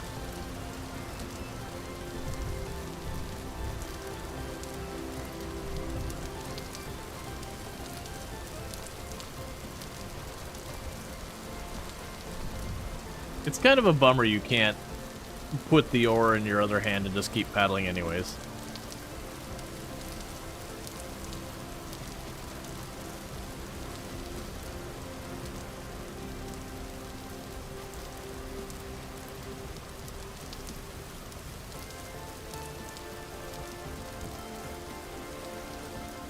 Okay, so I chucked out some poison mushrooms. We'll put the copper in there. Puts 3 tiles available. Got you.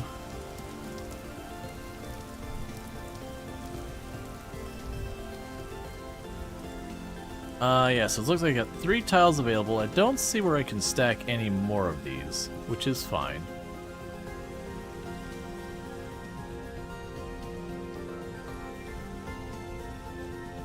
Honestly, 1 reed, chuck that out of there. 4 tiles available. 1 vine.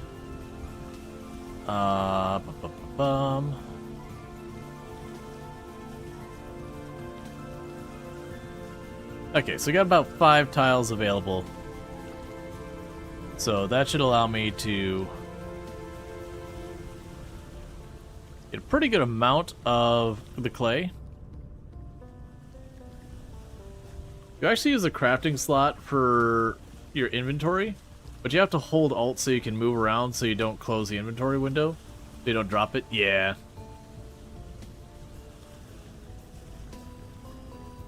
Alright, so it's right around this next bend. And we're going to dig up a whole lot of clay. We're just basically going to get pretty close to max out what we can carry on the clay. And that should give me enough to make a bunch of the things we need the molds for. Then we'll get the kilns going and all that, and that should buy me some time. I've got a pretty good amount of mushrooms, so I got food for a couple of days here. Yeah, there's the clay.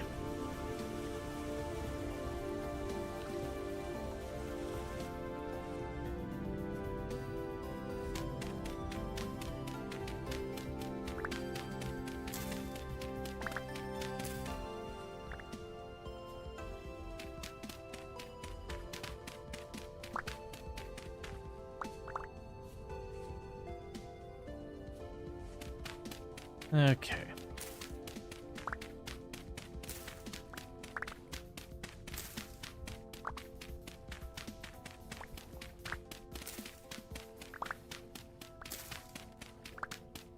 Just gonna pull up all the clay we can.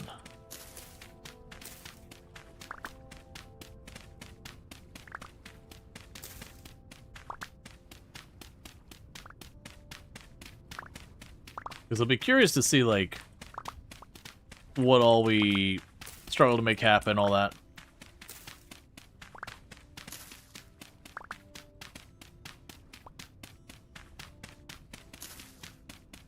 Alright.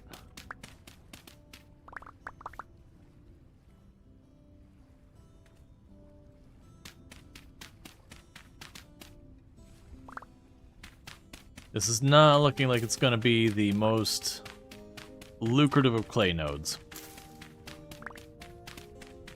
I think it'll be fine for now, but it does mean we'll end up looking for another one. But that's fine, that's not unusual.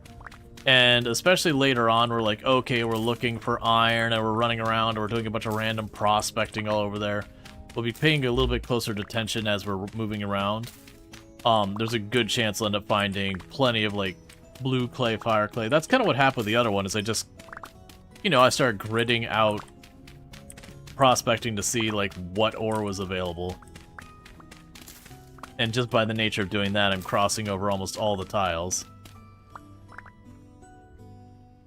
Alright, so that part of our inventory is full, so I got just the stack I'm currently working on and one more stack. Maybe one more after that if I keep going after the shovel breaks.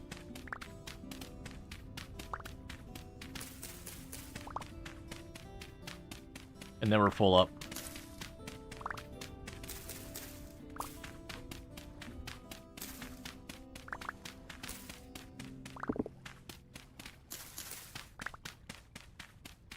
Okay. It's actually not as bad as I was thinking.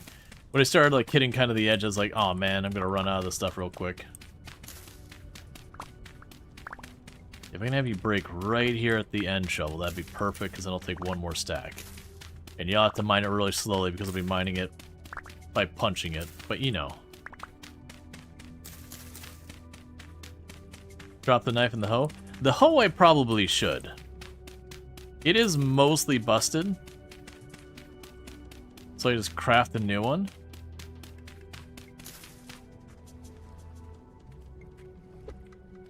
There we go.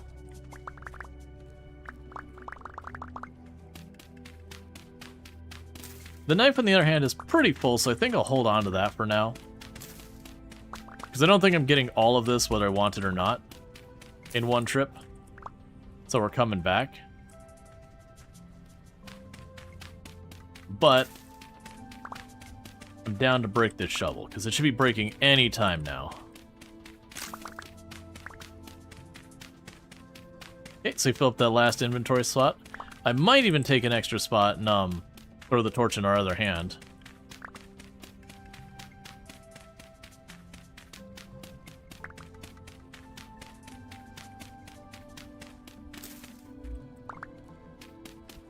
Okay. Yeah, so whereas thinking this wasn't gonna be too big, this is a good one. I just got the impression on the other one that's gonna be like only a couple tiles deep, and that's just gonna be dirt, and I was like, well, crap. It still would have been like good even then, but it wouldn't have been nearly as good if that was the case. Okay, so we got this height done.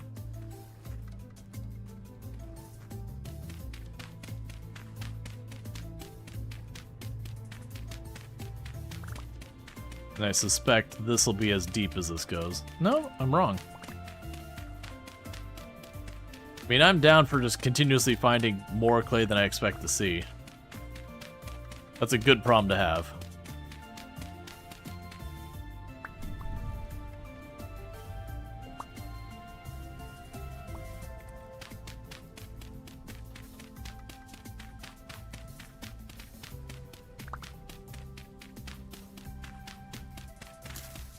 Okay.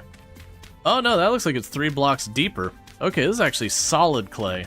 Like, just a really nice node. But this will be good, because I'll have, like, almost, like, what is it? 7 stacks? 8 stacks? 8 stacks when we're done?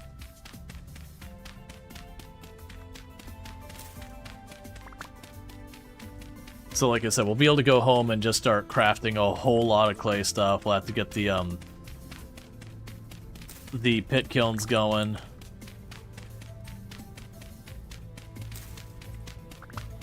That'll be tricky because it'll be a juggle between like getting the pit kilns going, getting the dirt to build, getting our stuff knocked out. Yeah, I was thinking that one too, as I can eat the berries. Yep.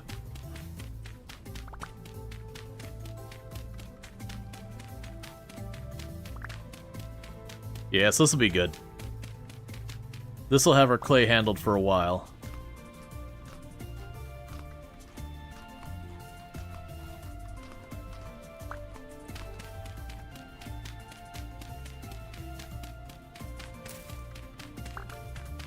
Alright, and that's probably the limit of what I can get out of here and have it meaningful. I could waste mushrooms and all that, but I need to be careful how much food we're wasting. We're not going to find much food on the island I'm on at any point.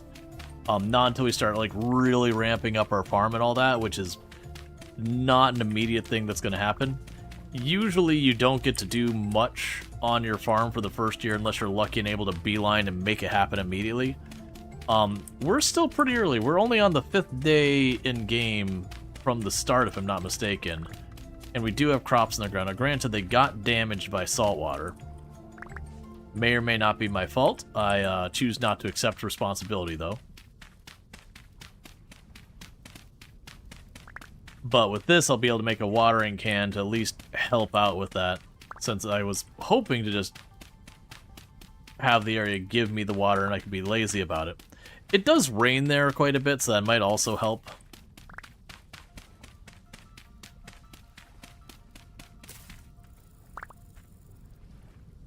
Okay. We got one block you couldn't fit.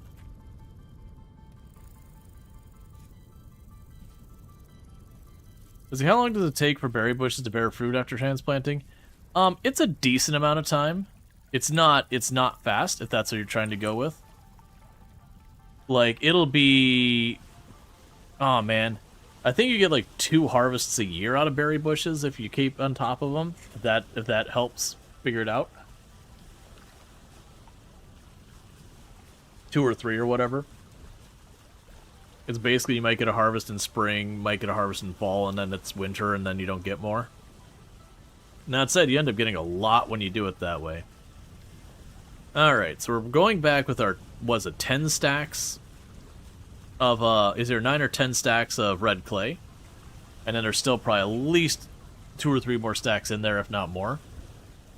So that means we're ready to start making, you know, making our crucibles, making our cooking pots, all that.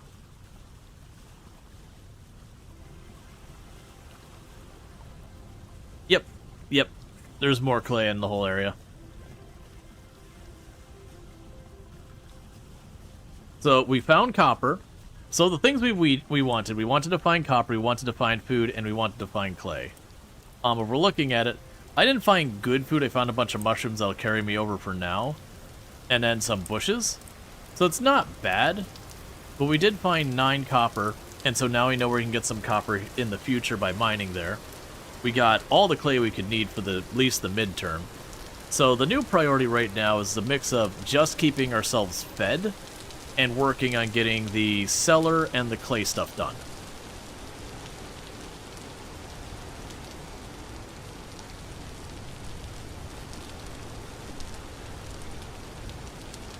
It's probably also something I should do, is I should likely make a second raft to leave at base.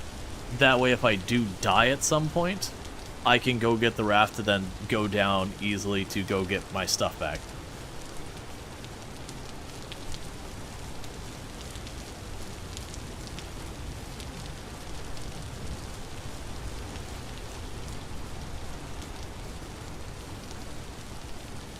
Okay.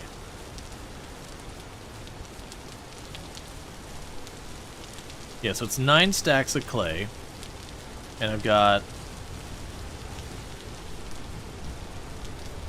about 30 mushrooms. Yeah, there's a much better boat. There's a later boat, I believe, that has an actual sail on it. that you can then not have to paddle. I want to say it's around bronze you can get it. Oh, it might be iron. I believe it was bronze, though. I could be wrong. It requires a lot of flax, though, because you got to make the sail.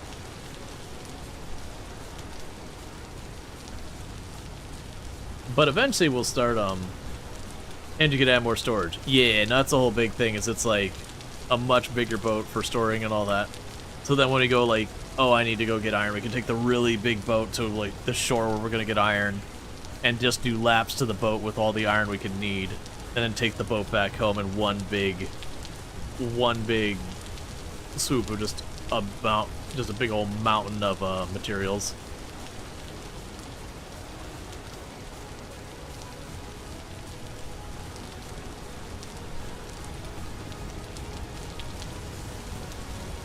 Okay.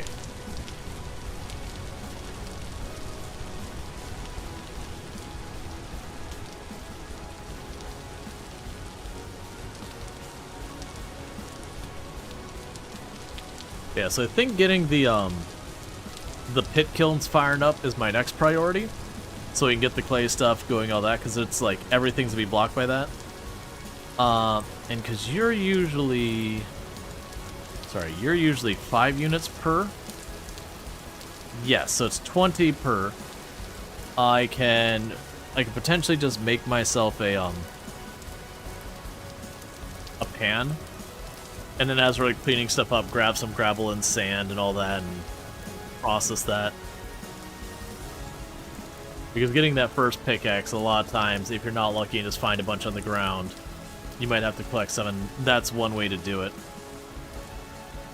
We also have the chance of getting a temporal gear, doing it that way, all that kind of things.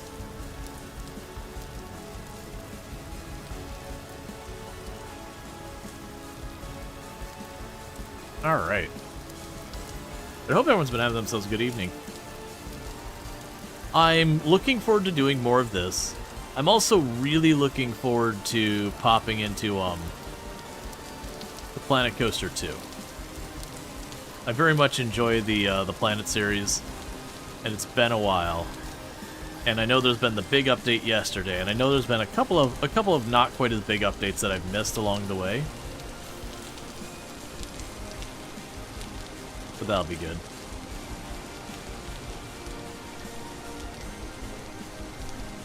Okay, that's my actual island, right?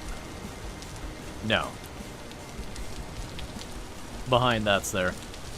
That's the other thing we need to do is, once we get our pickaxe and prospecting stuff, we're going to start spelunking. So, not only will I go through and I'll start gridding the area out, I'm going to make it a point to go to the caves that we can get into. And just see if we got there. Because that's those things I found I didn't do much in the last playthrough. Like, early on I was checking out the caves, like, right at the beginning when it's brand new to Vintage Story. And it was kind of one of those things that I wasn't finding much of while down there with any reliability, so I stopped popping down there. And lo and behold, come to find that that's like really how you find ruins and do all that kind of stuff.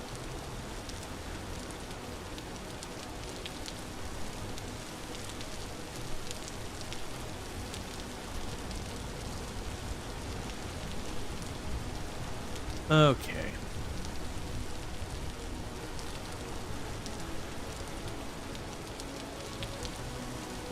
I've also been looking at potentially playing Vintage Story with some of my friends. I'm not going to say any names or anything like that, you know, because I don't want them to feel pressured or obligated. You know, I don't want to be like, oh yeah, we're totally doing this, until, you know, any decisions are made. But there's been a couple people I've talked to at different points about maybe collabing this. The only challenge I think there's going to be with collabing this game is, you know, things take time. Very genuinely. It's not that you couldn't have fun doing, like, a one session. You certainly could. But it feels like if you want to really, like, accomplish a bunch of goals, you know, it just takes time. It's not a fast game.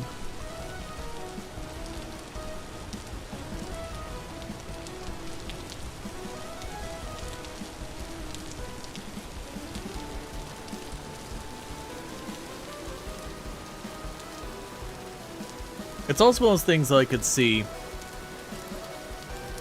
I could definitely see having a server for this game. Yeah, exactly. I've got beers now. You can set up a server, but that comes with its own challenge if you aren't all playing at the same time every time. Yeah. Yeah, so like I could definitely see setting up a server. Because I don't, like, since I've played through everything before, I wouldn't mind having other people where it's like, oh yeah, you know, while you were away, I worked on getting this part of the farm done, and you know, the game advanced a couple of days or whatever. Like, I definitely want a server that pauses when no one's on. Like, that kind of thing. Or you'd slow down time so it's not as dire if you miss that. Because I'm trying to think of how long... I know... So it's 9 days a month, or... Yeah, 9 days a month by default. And I'm trying to remember how long a default day is. Yeah, that's how Vintage Story works. If no one's there, nothing happens. Awesome. That's good to know. Because a lot of games usually have to get mods or whatever. Log big in a few days. Well, that's always the dangerous, because a lot of these people I'm talking to, they'll be brand new to the game. And it is just one of those rites of passage, where you accidentally burn down a forest or your home. Or, like, the one I hear about the most that even catches people playing for a while is the peat bog, or whatever you want to call it. That they won't realize there's one that close to their house because they're just not at the point of using peat on a meaningful amount. And there'll be like that one tile of peat that just gets a little closer than they realized. And then the moment that thing lights up, it's done. The whole peat bog is burning. Like, you could potentially go to the other side of it and start digging it up and running off with it, so you could spare some.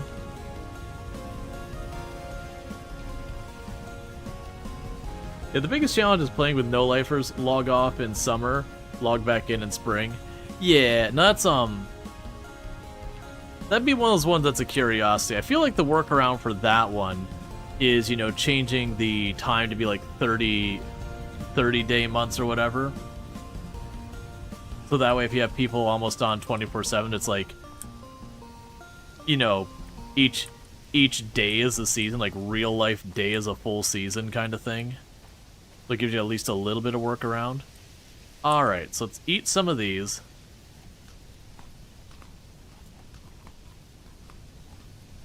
But yeah, no, that's a very regular problem in a lot of these kind of games. Yeah, that's how you manage it. 30 days, slower spoil timer.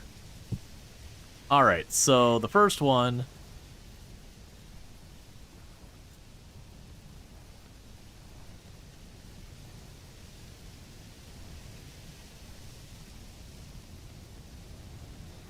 And this is where I ultimately would end up using Napster.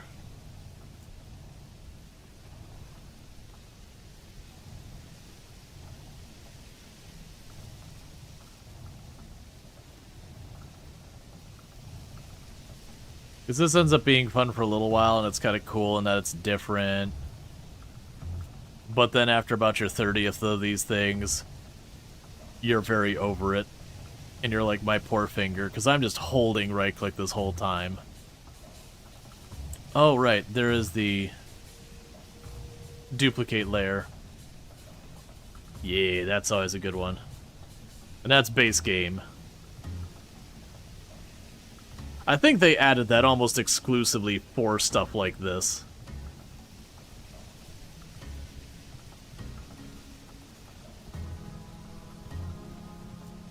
Yeah, no, agreed. This is absolutely one of Vintage Story's like neatest features, but also very much gets old real fast. Not old. I would still say it's like fun to nap once in a while, but when you're sitting there going, okay, I need to like go and make a whole stack of like equipment out of my stuff at the blacksmith. You know, you're after like however many of them, and you're just like, you know what? I'm over it. I don't want to do anymore. I just want my end product.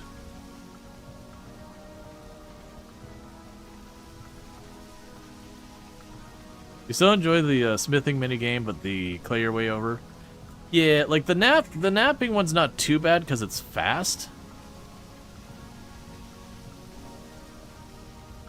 But yeah, no, the clay one, like, you see, this just takes time. Alright, so we are going to need our bowls.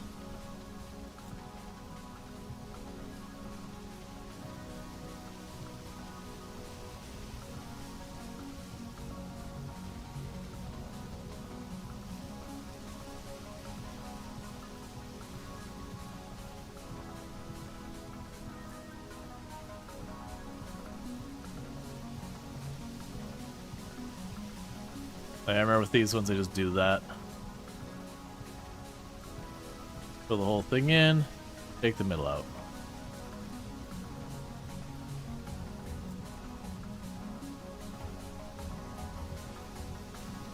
Okay, and then we need the cooking pots.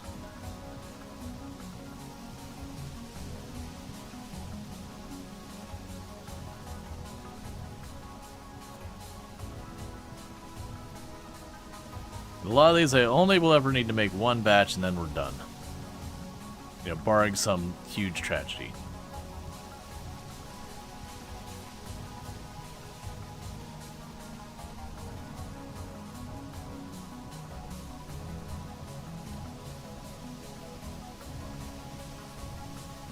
Okay, we can get all you sorted.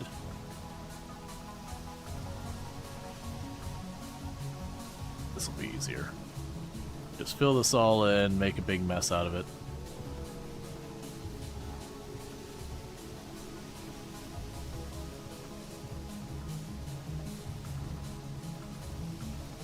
Okay, so we can fill that all in.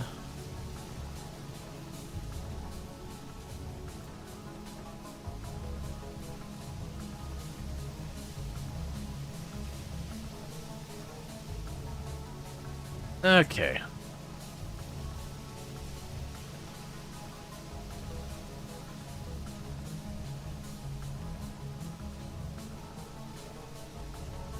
Yeah, that's definitely one of those things that we did this for a long time on my first playthrough, and then eventually I did get Napster because like I can't take it anymore.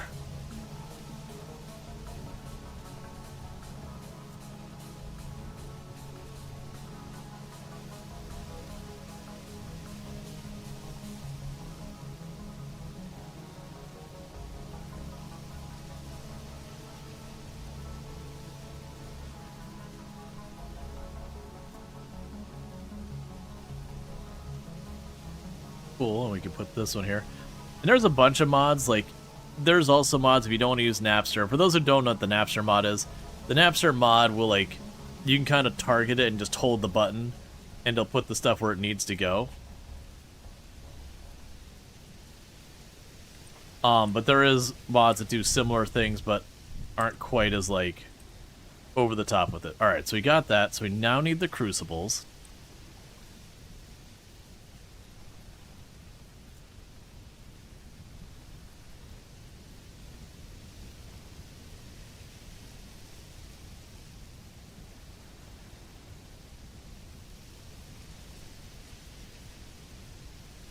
And part of the reason I'm doing all this now is I want to get them firing.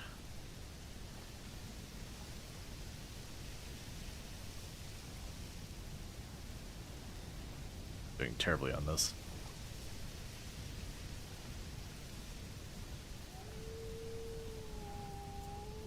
So we get them firing real quick.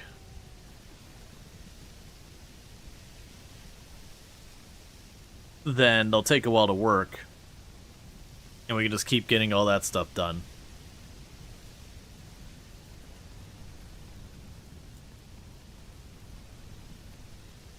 Oh, that's not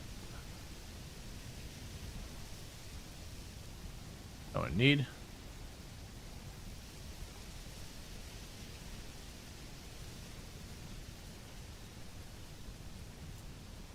That's right, it's not a lid here, it's like that. Another rough one is if you go to make your, go to give yourself a clay shingle roof, you just make so many shingles. Alright, we'll need a pickaxe.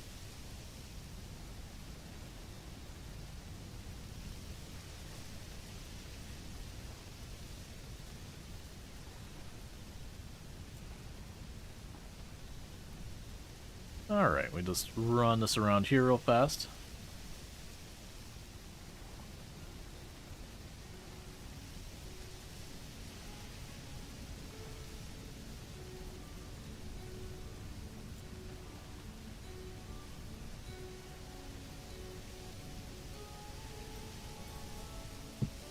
Okay, then we will want a prospector's pick.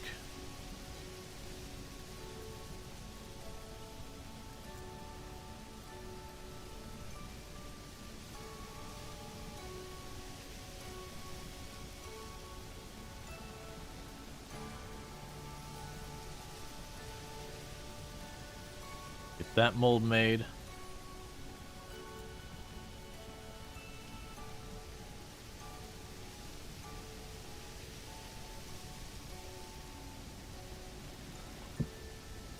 We'll have the anvil will be another one that needs to be made. This is another one that's a bit of a chore. The good news about this one is you only have to do this like once or twice to make this ridiculously large mold.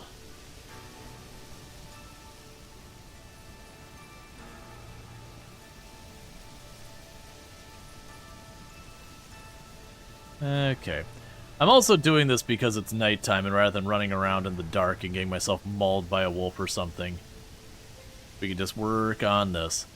It's a good thing to give yourself as a habit.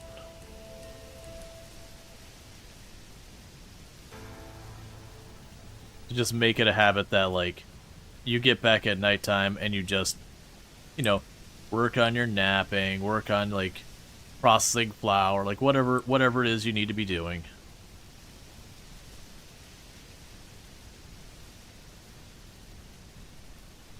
Oh.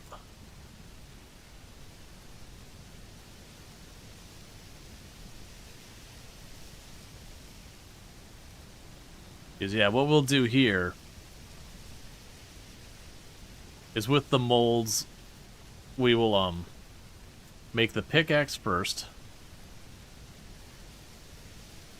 So far as, like, when we have metal. Because with the pickaxe, I can get more copper easier. Then we'll probably do the prospector's pick, because same reason. Prospector's pick makes it way easier to get ore.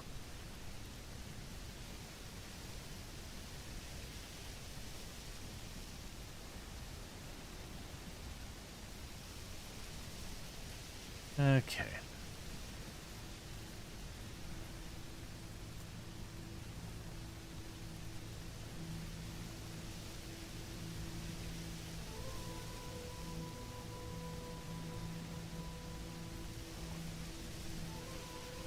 Oh. There we go. Switch to the larger brush.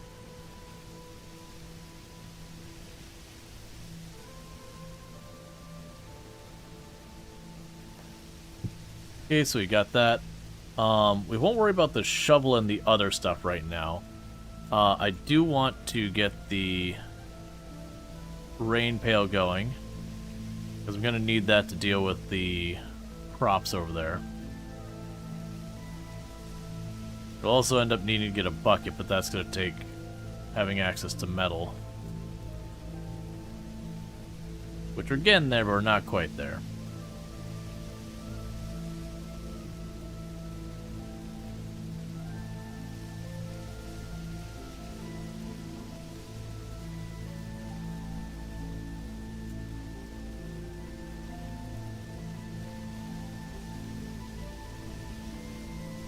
Okay.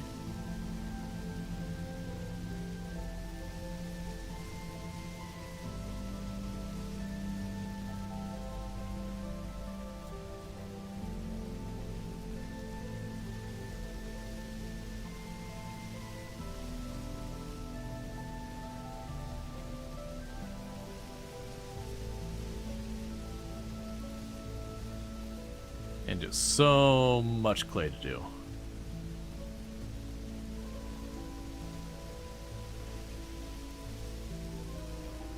Is there anything else I feel like I really need to make right now? We'll end up making a bunch of those. We'll want the ingot things eventually. I'll want a lot of the clay storage vessels. Alright, I can't use those yet. Alright, so let's see if we can't get ourselves someplace to start doing our pit kilns. For right now, I would like to put them over here, but I don't have what I need for that. For right now, I think what I'm going to ultimately do... Can I go 2 tiles deep here?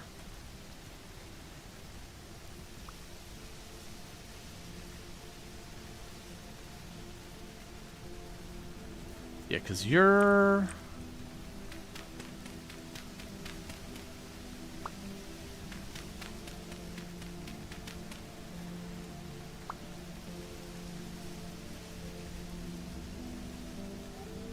So if I'm going to do it there, I'm going to have to spread this out more. So what we're going to need to do is first eat a bunch of berries so I don't get all sad and start starving to death. Now I could certainly make a lot more of the storage things as a way of just burning up a bunch of materials. There's certainly something to say about that.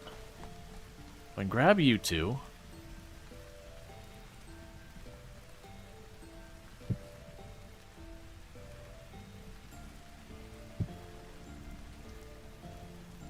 Okay, so we've got that. We will toss the rest of the clay in here for right now.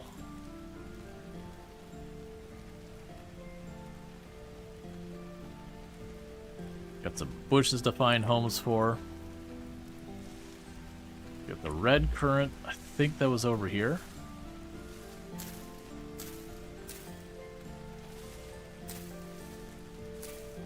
And he's going to be like super scuffed the first season. But after that we should be good. These are cranberry bushes.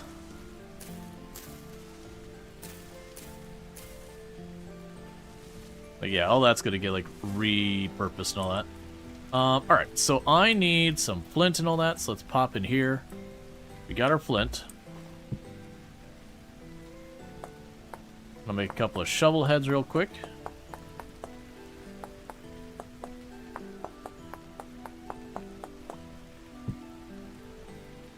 Because now I'm going to need the pit kilns. I'm also going to need to make sure they're covered so that they can burn and do their thing without setting up a fire. But on top of that, I'm going to need to take it a step farther. I'm going to need to make sure they're covered so that they don't just go back out right away because it's raining.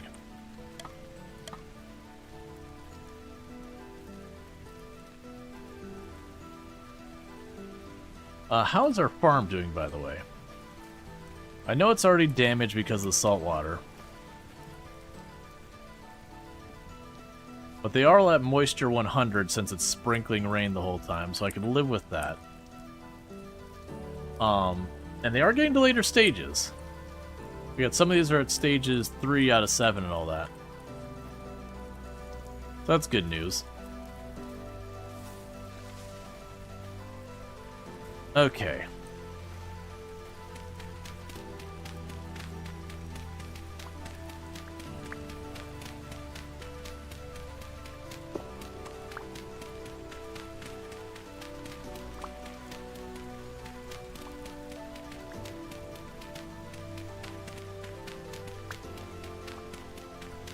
I actually need to be working on the other side where the cranberries are. But that's fine. I want to snag this dirt as well. Okay, so cranberries are over here. So basically we want to go and grab all the dirt we can. I'm going to compress that to make it for the area for surrounding the pit kilns. And then also by doing this, it gives me room to work with the cranberries and all that.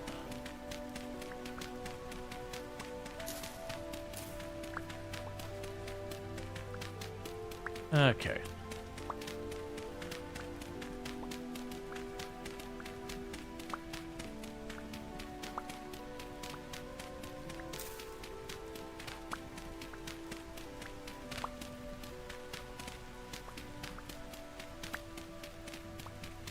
It's going to take me a hot minute to get this where it needs to be to fit all these.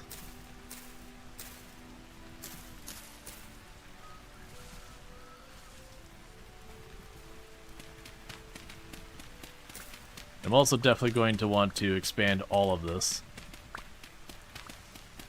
But yeah, so what I'll probably do is I'll make my dedicated pit kilns. We're gonna expand it out into the water, into the ocean. That is gonna be my plan for the time being, is just keep expanding that way. We can just make that work.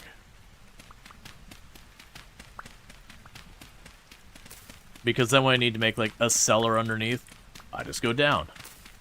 I don't have to do anything fancy. It's the ocean, we just fill it in.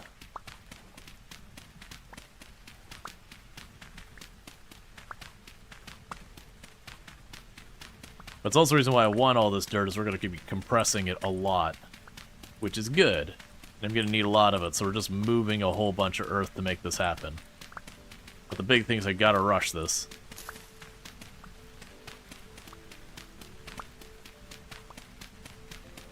Because I need to get these pit kilns in, I need all this stuff going, because I got to be ramping up my food production and all that, or it's going to be a really rough winter. You know what? Yeah, you're 3 wide, and you're 4... No, you're both 3 wide. Shouldn't.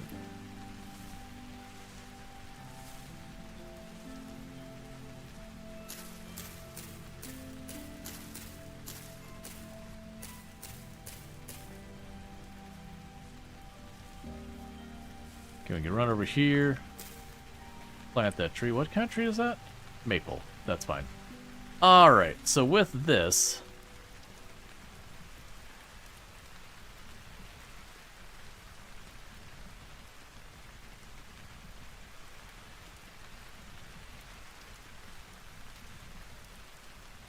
We've got all you.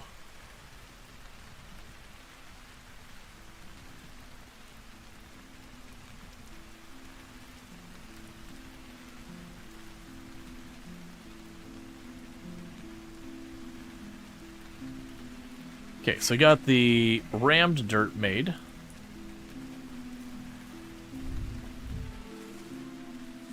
Alright, so the question is, where am I putting half this stuff? So we started building this for the beginnings of our cellar. If I'm not mistaken, we have 1, 2, 3, 4, 5, 6, 7. Alright, so if I wall this off,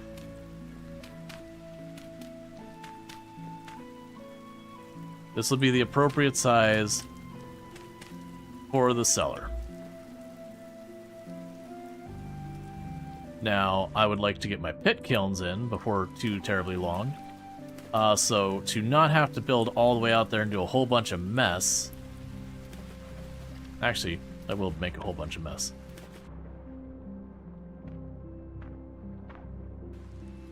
Okay, so that's your side. So plan for this to be off the side of the cellar.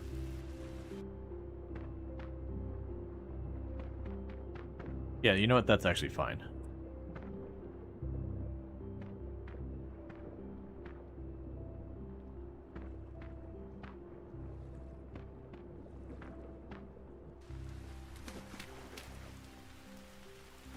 Okay. So with this will be... one of them.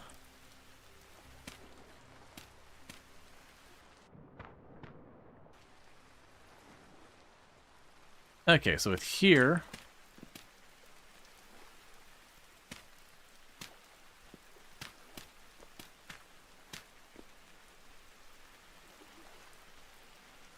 Alright, so with that, let's take our first of our things off of here. This could be the storage. So I grab you. And now I'll need the grass.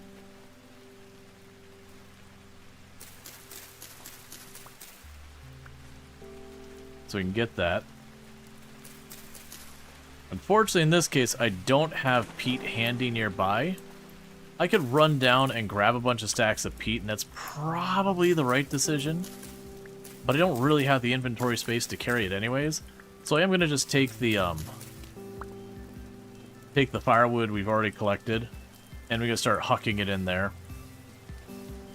We'll definitely want to switch over to peat when we get a chance.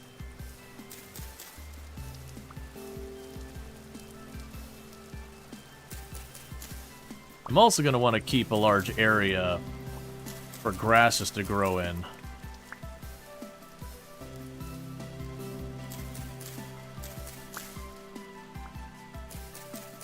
Make this part faster too.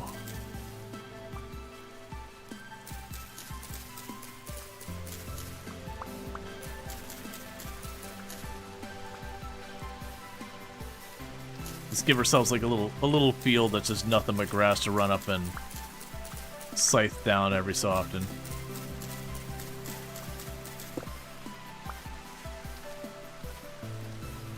Okay, so let's see if that's enough. And I have the sticks I need, luckily. The sticks and firewoods were good.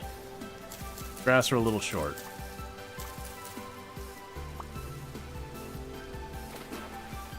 Okay, so you can go over here to where we put that.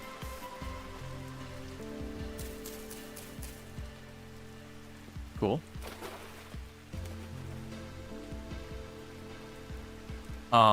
Inventory sucks.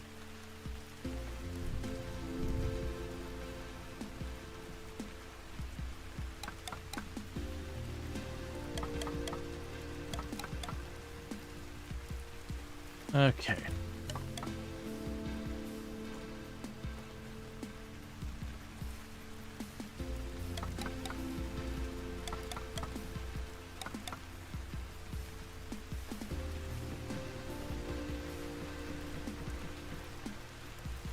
Cool.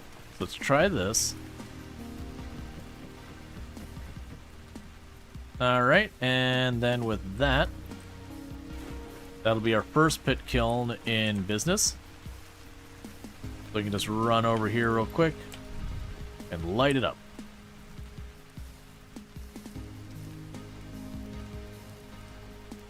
Cool. So that'll be our first storage thing being built. In the meantime, we need to eat something.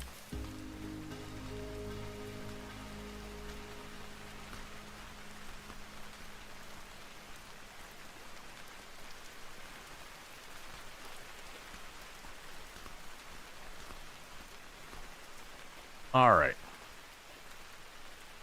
So let's get the next one going. Exact same plan.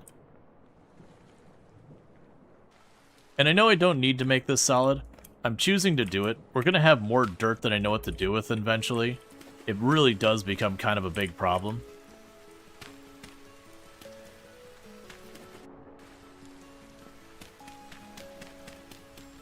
Okay, so we grab you out of here. That was the smartest thing I've ever done. Okay. And just like that, I got another one ready. Then pop over here. And let's get the cooking pots next.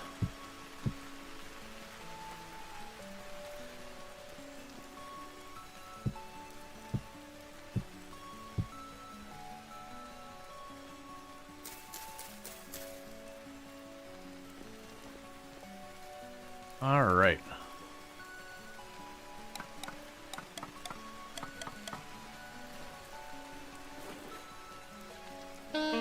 Ow. Sometimes you just light your ankles on fire to remind yourself that you're alive.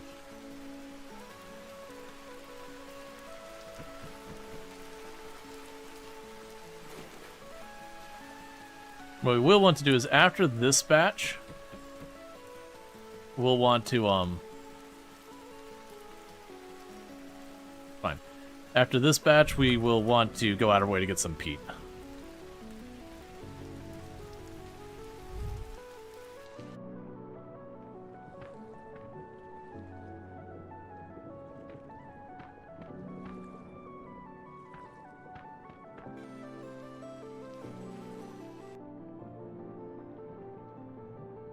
And I do understand eventually I won't really want to build that low, but it's fine.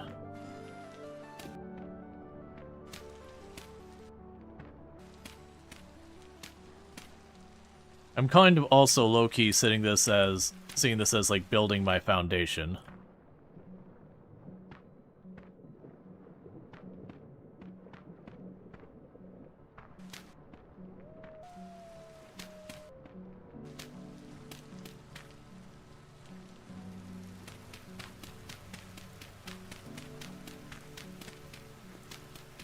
Need to go get in there. Okay.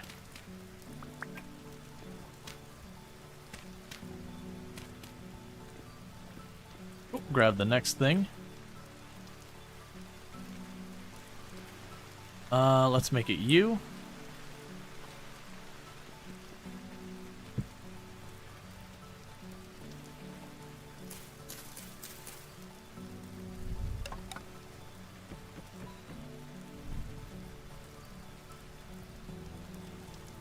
There we go.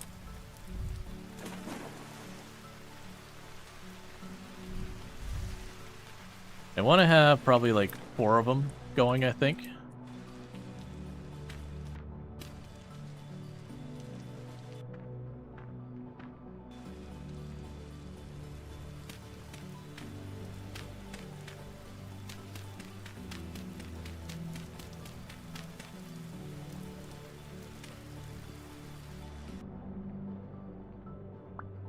Okay, we'll start getting this filled in as well.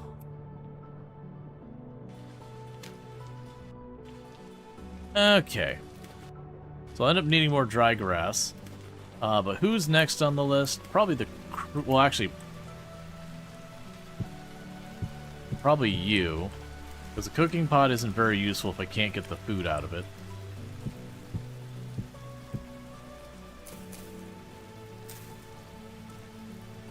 So I need more dry grass. Ow. It's fine. I'll just keep burning my ankles until we die from it. And that's how we'll go.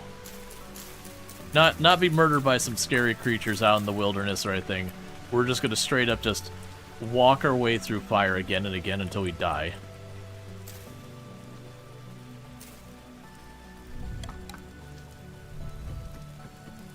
And with this, I have red clay bowls going.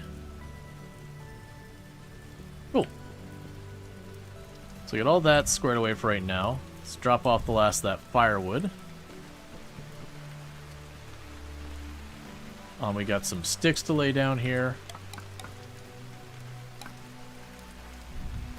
Drop the piece of grass. Okay.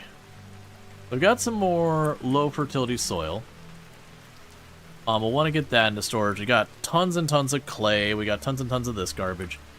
We can shovel a bunch more mushrooms into our mouth. We're going to be running ourselves out of food very rapidly, because the mushrooms, if we don't put them in something, don't give us a whole lot of mileage.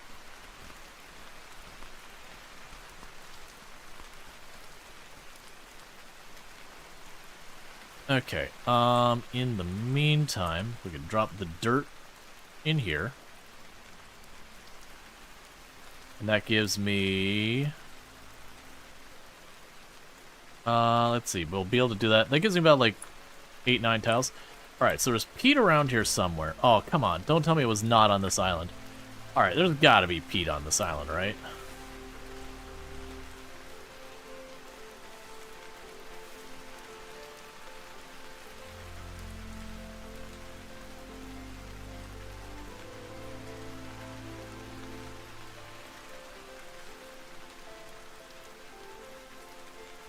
Let's not be stubborn.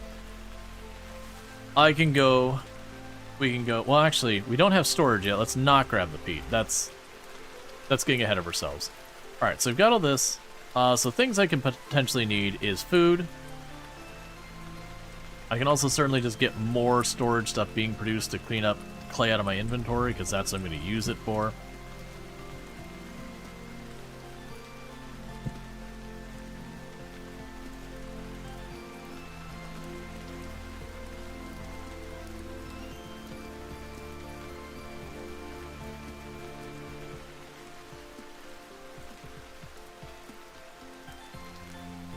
Okay, we can go over here.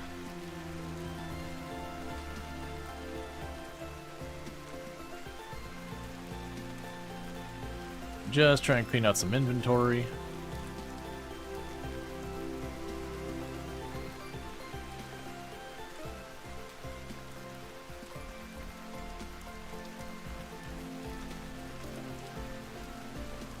All right.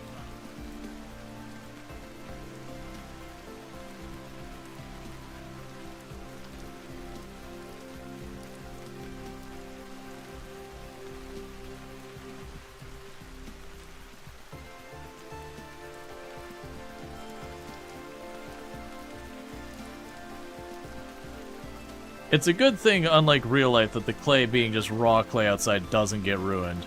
In real life, just having this getting sprinkled on constantly would just utterly ruin it.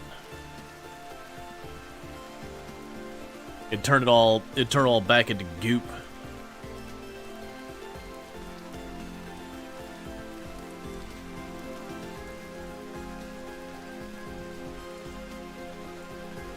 Alright, so we've got all of you. Yeah, so things I can work on here is getting peat, getting a bunch of dirt so we can continue to build our actual, like, area over there.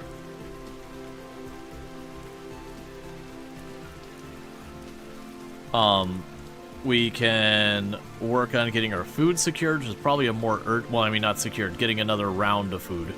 Securing our food is not going to be a fast thing. A good chance for the food situation, that's going to be going back down to the continent and just running around. Aren't you using the auto mod for those? I disabled it like when we went to start just because. I'll probably turn it on by the time we play next time.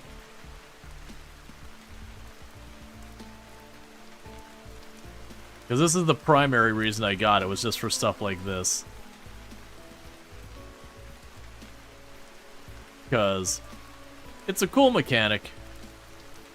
There's definitely a point where you're like, you know what? I just want it done.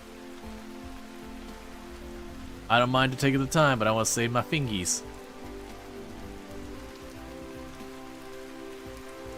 Alright, grab the next stack.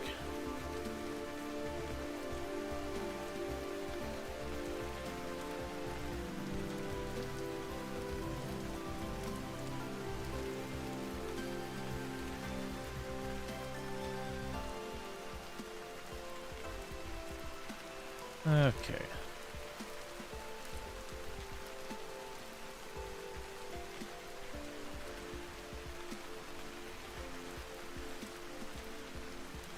Now give me 2 more of those.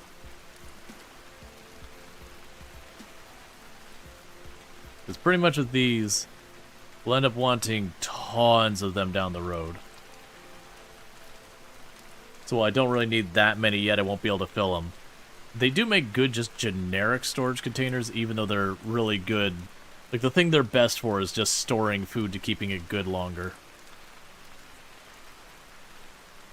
Alright, so we got that. So let's grab our next mushroom.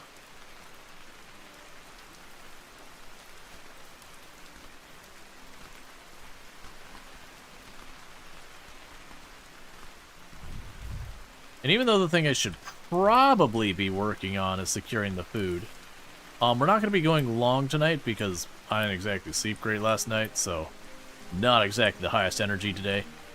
So what I'm thinking about doing is we're just going to go ahead and work on getting our charcoal pit going. I actually need an axe as well. So let's go ahead and give myself that stack.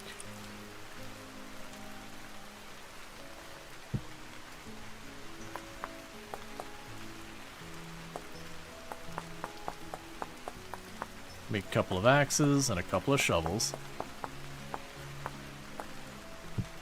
Basically continuing to knock down the forest around me and carve in with all the dirt.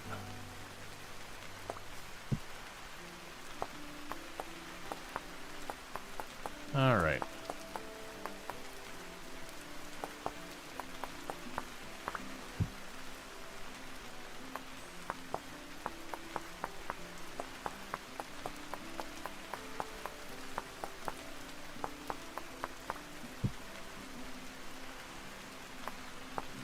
So get all that going.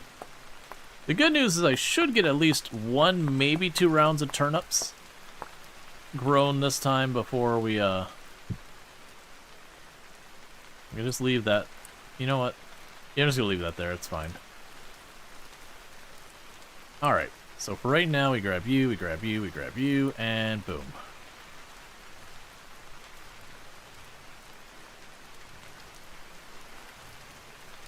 I wasn't gonna make the shelves because they stack better this way, but I also don't feel like dealing with it in the middle. Alright. So we're gonna start cutting some of these trees down immediately around the area. Then we'll start digging the dirt up, make more firewood, yada yada.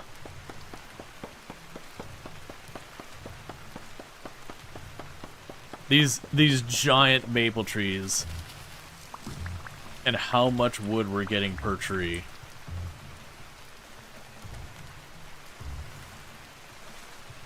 Just takes a while. And grab you. There's your firewood. There's your firewood.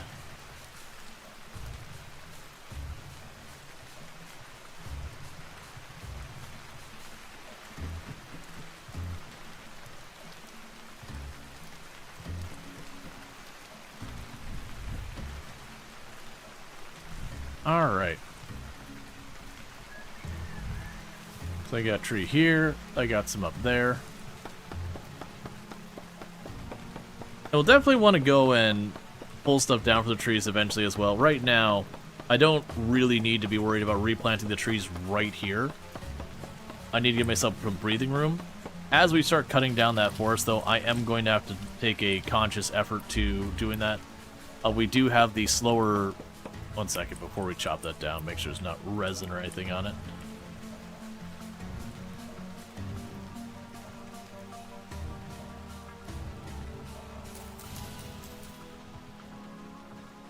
If there is, it's nowhere near here. Okay.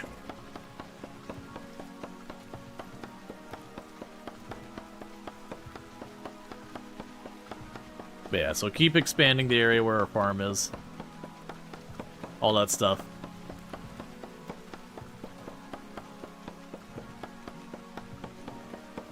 Be a lot of work, but I think that'll be good.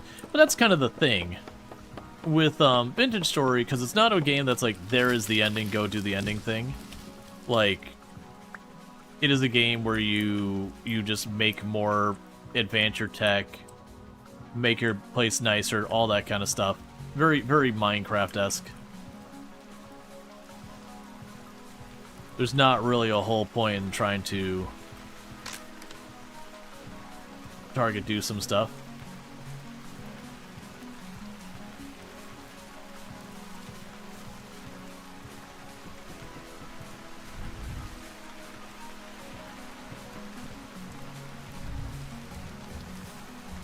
All right.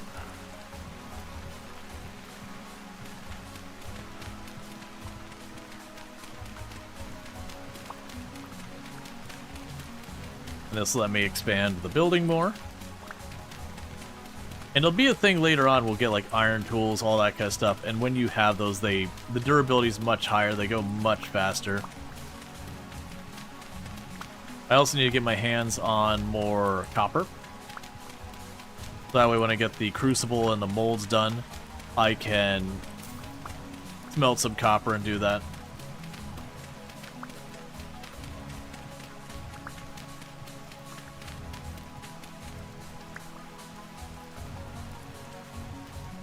Okay, we can go another tile without a problem.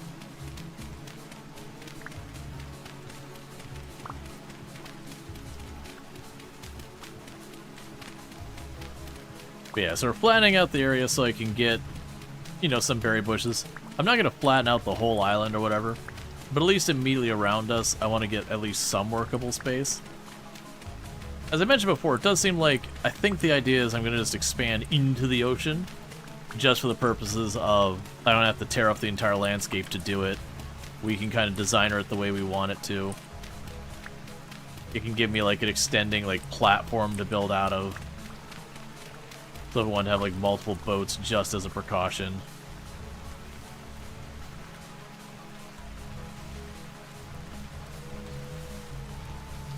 so with this, grab those back.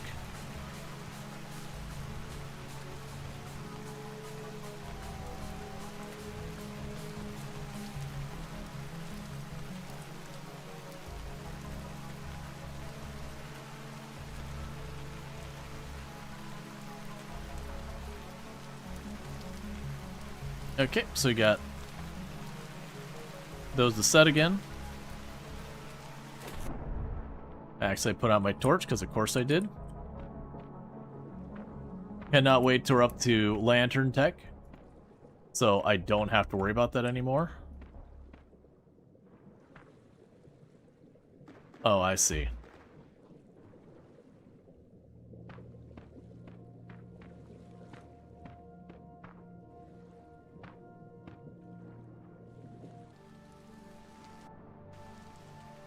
Actually, I clicked on the seaweed, so I misplaced. Alright, Luxray, you take it easy. Thank you for tuning in, all good stuff. Always good to have you.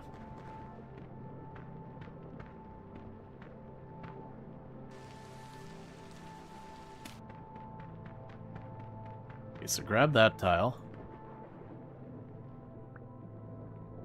Okay. So let's see. 1, 2, 3, 4, 5, 6, 7, 8. That's perfect, because that means...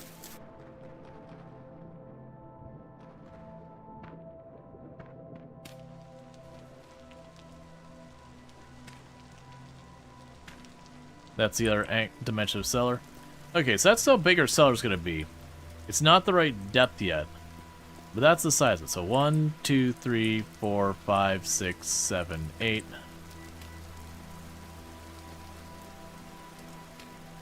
Let's go ahead and get this framed out.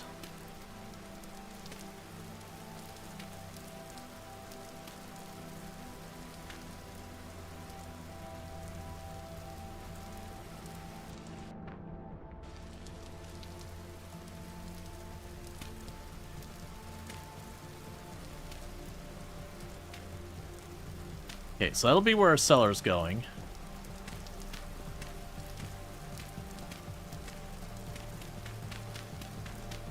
Actually, let's not do it this way.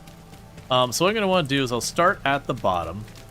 We'll fill in the whole walls and all that. And then we can start worrying about deleting the water from the top.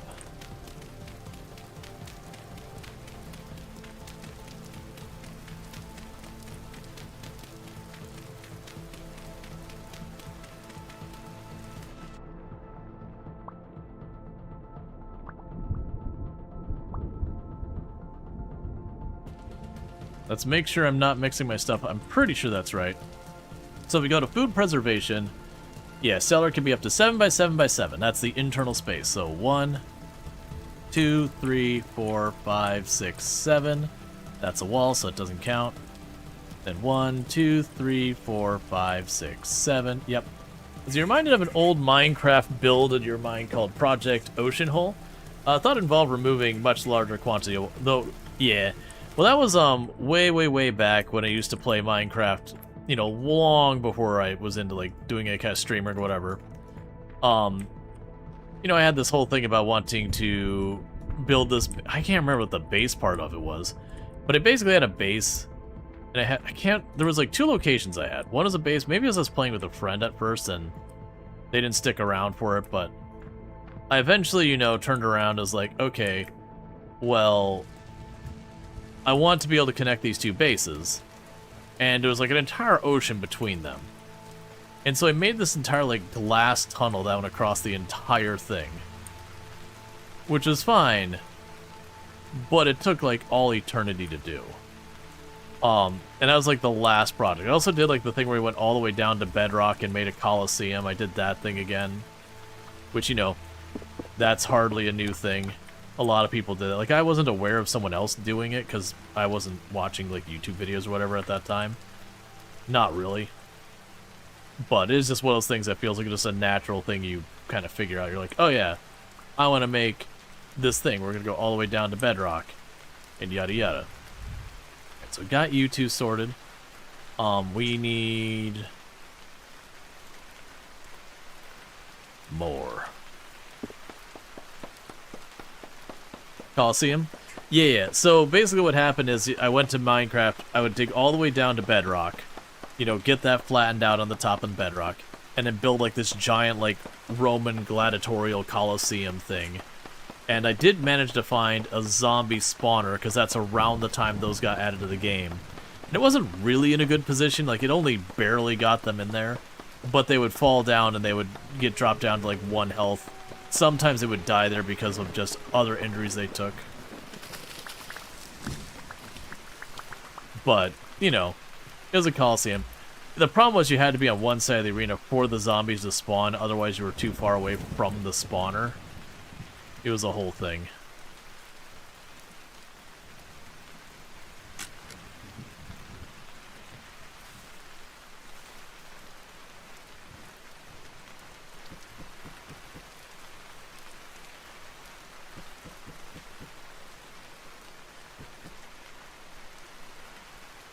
Okay, so if I want more axes, I gotta get myself some stone.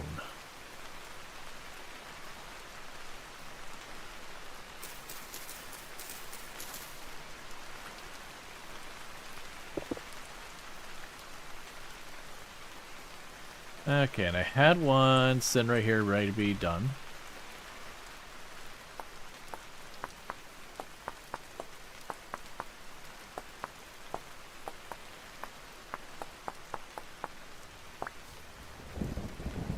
Okay, we can do this. Grab you, drop the axe, do that. Make that into firewood.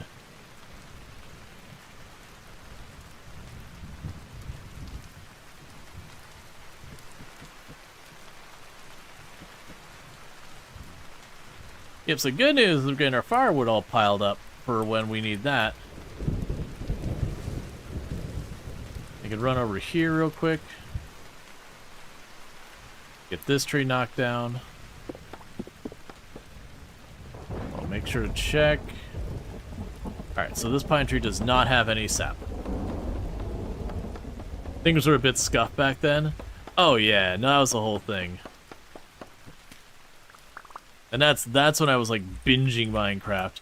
Like I did the Coliseum first, and I did that glass tunnel next. And that glass tunnel is the thing that kind of burned me out in the game, because that was just day after day after day going in there. You know, plunking that stuff down again. It's just like basically like hours and hours and hours of, you know, whatever I was doing at the time. I think it was EVE Online. Like hours and hours of like EVE Online going, you know, mining or whatever. Or maybe, I don't remember. It doesn't matter what the other thing was. I had something else going, and I would just sit there and like, you know, put all the blocks in one spot at a time to make all the water blocks disappear. You know, make your glass tunnel, move one tile forward, repeat the process. There's just like no really fast way to do it. Because it was survival mode too, so I'd have to go back and collect a ton of sand to make a bunch of glass again, which I didn't mind doing. There was like this whole desert that we didn't care about. It was kind of like leveling out the dunes and making it into kind of a flat desert as opposed to the type of desert I'd been before.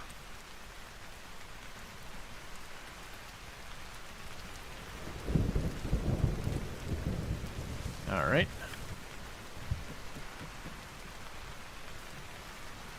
Well, if I destroy this game, kicked you behind.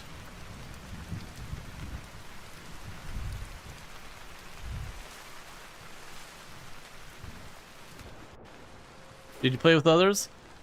Mostly by myself. There was a couple of times I played with others.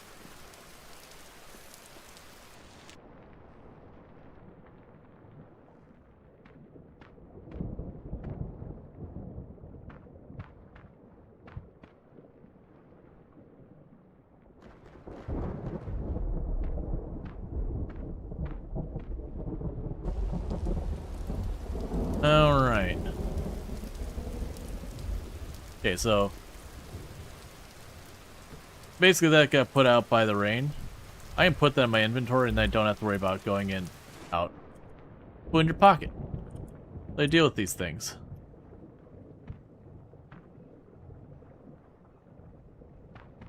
I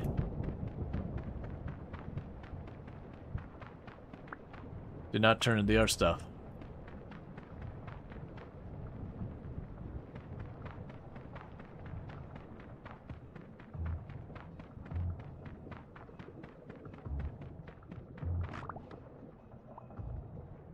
The reason I'm pulling that back up is it's still packed dirt, not rammed earth.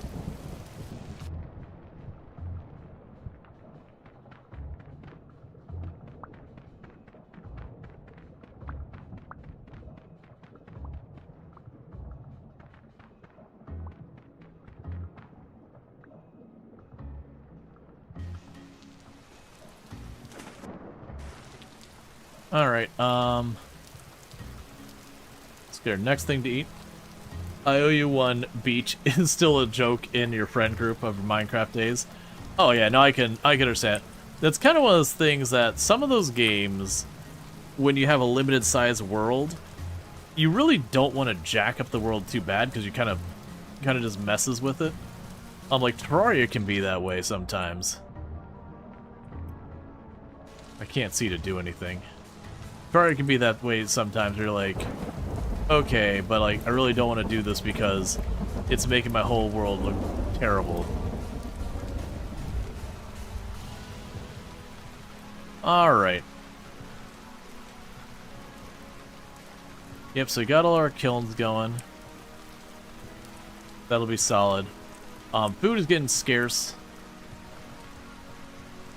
So you don't understand what you're building, and why we need rammed earth.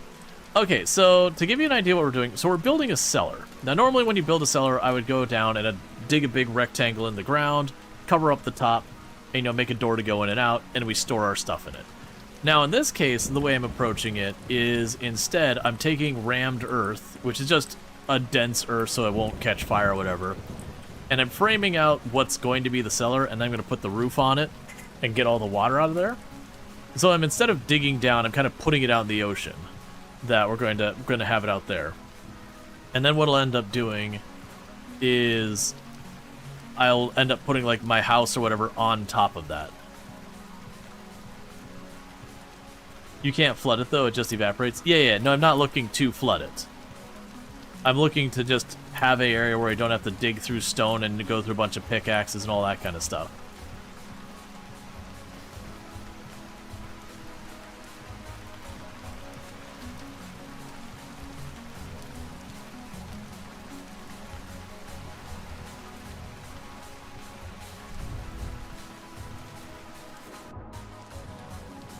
Now, problem is, it's too dark for me to keep doing it right now. Yep, no, you're all good. Now, with that said, chat, it is getting to be about that time, so I'm going to quickly save and leave before I forget.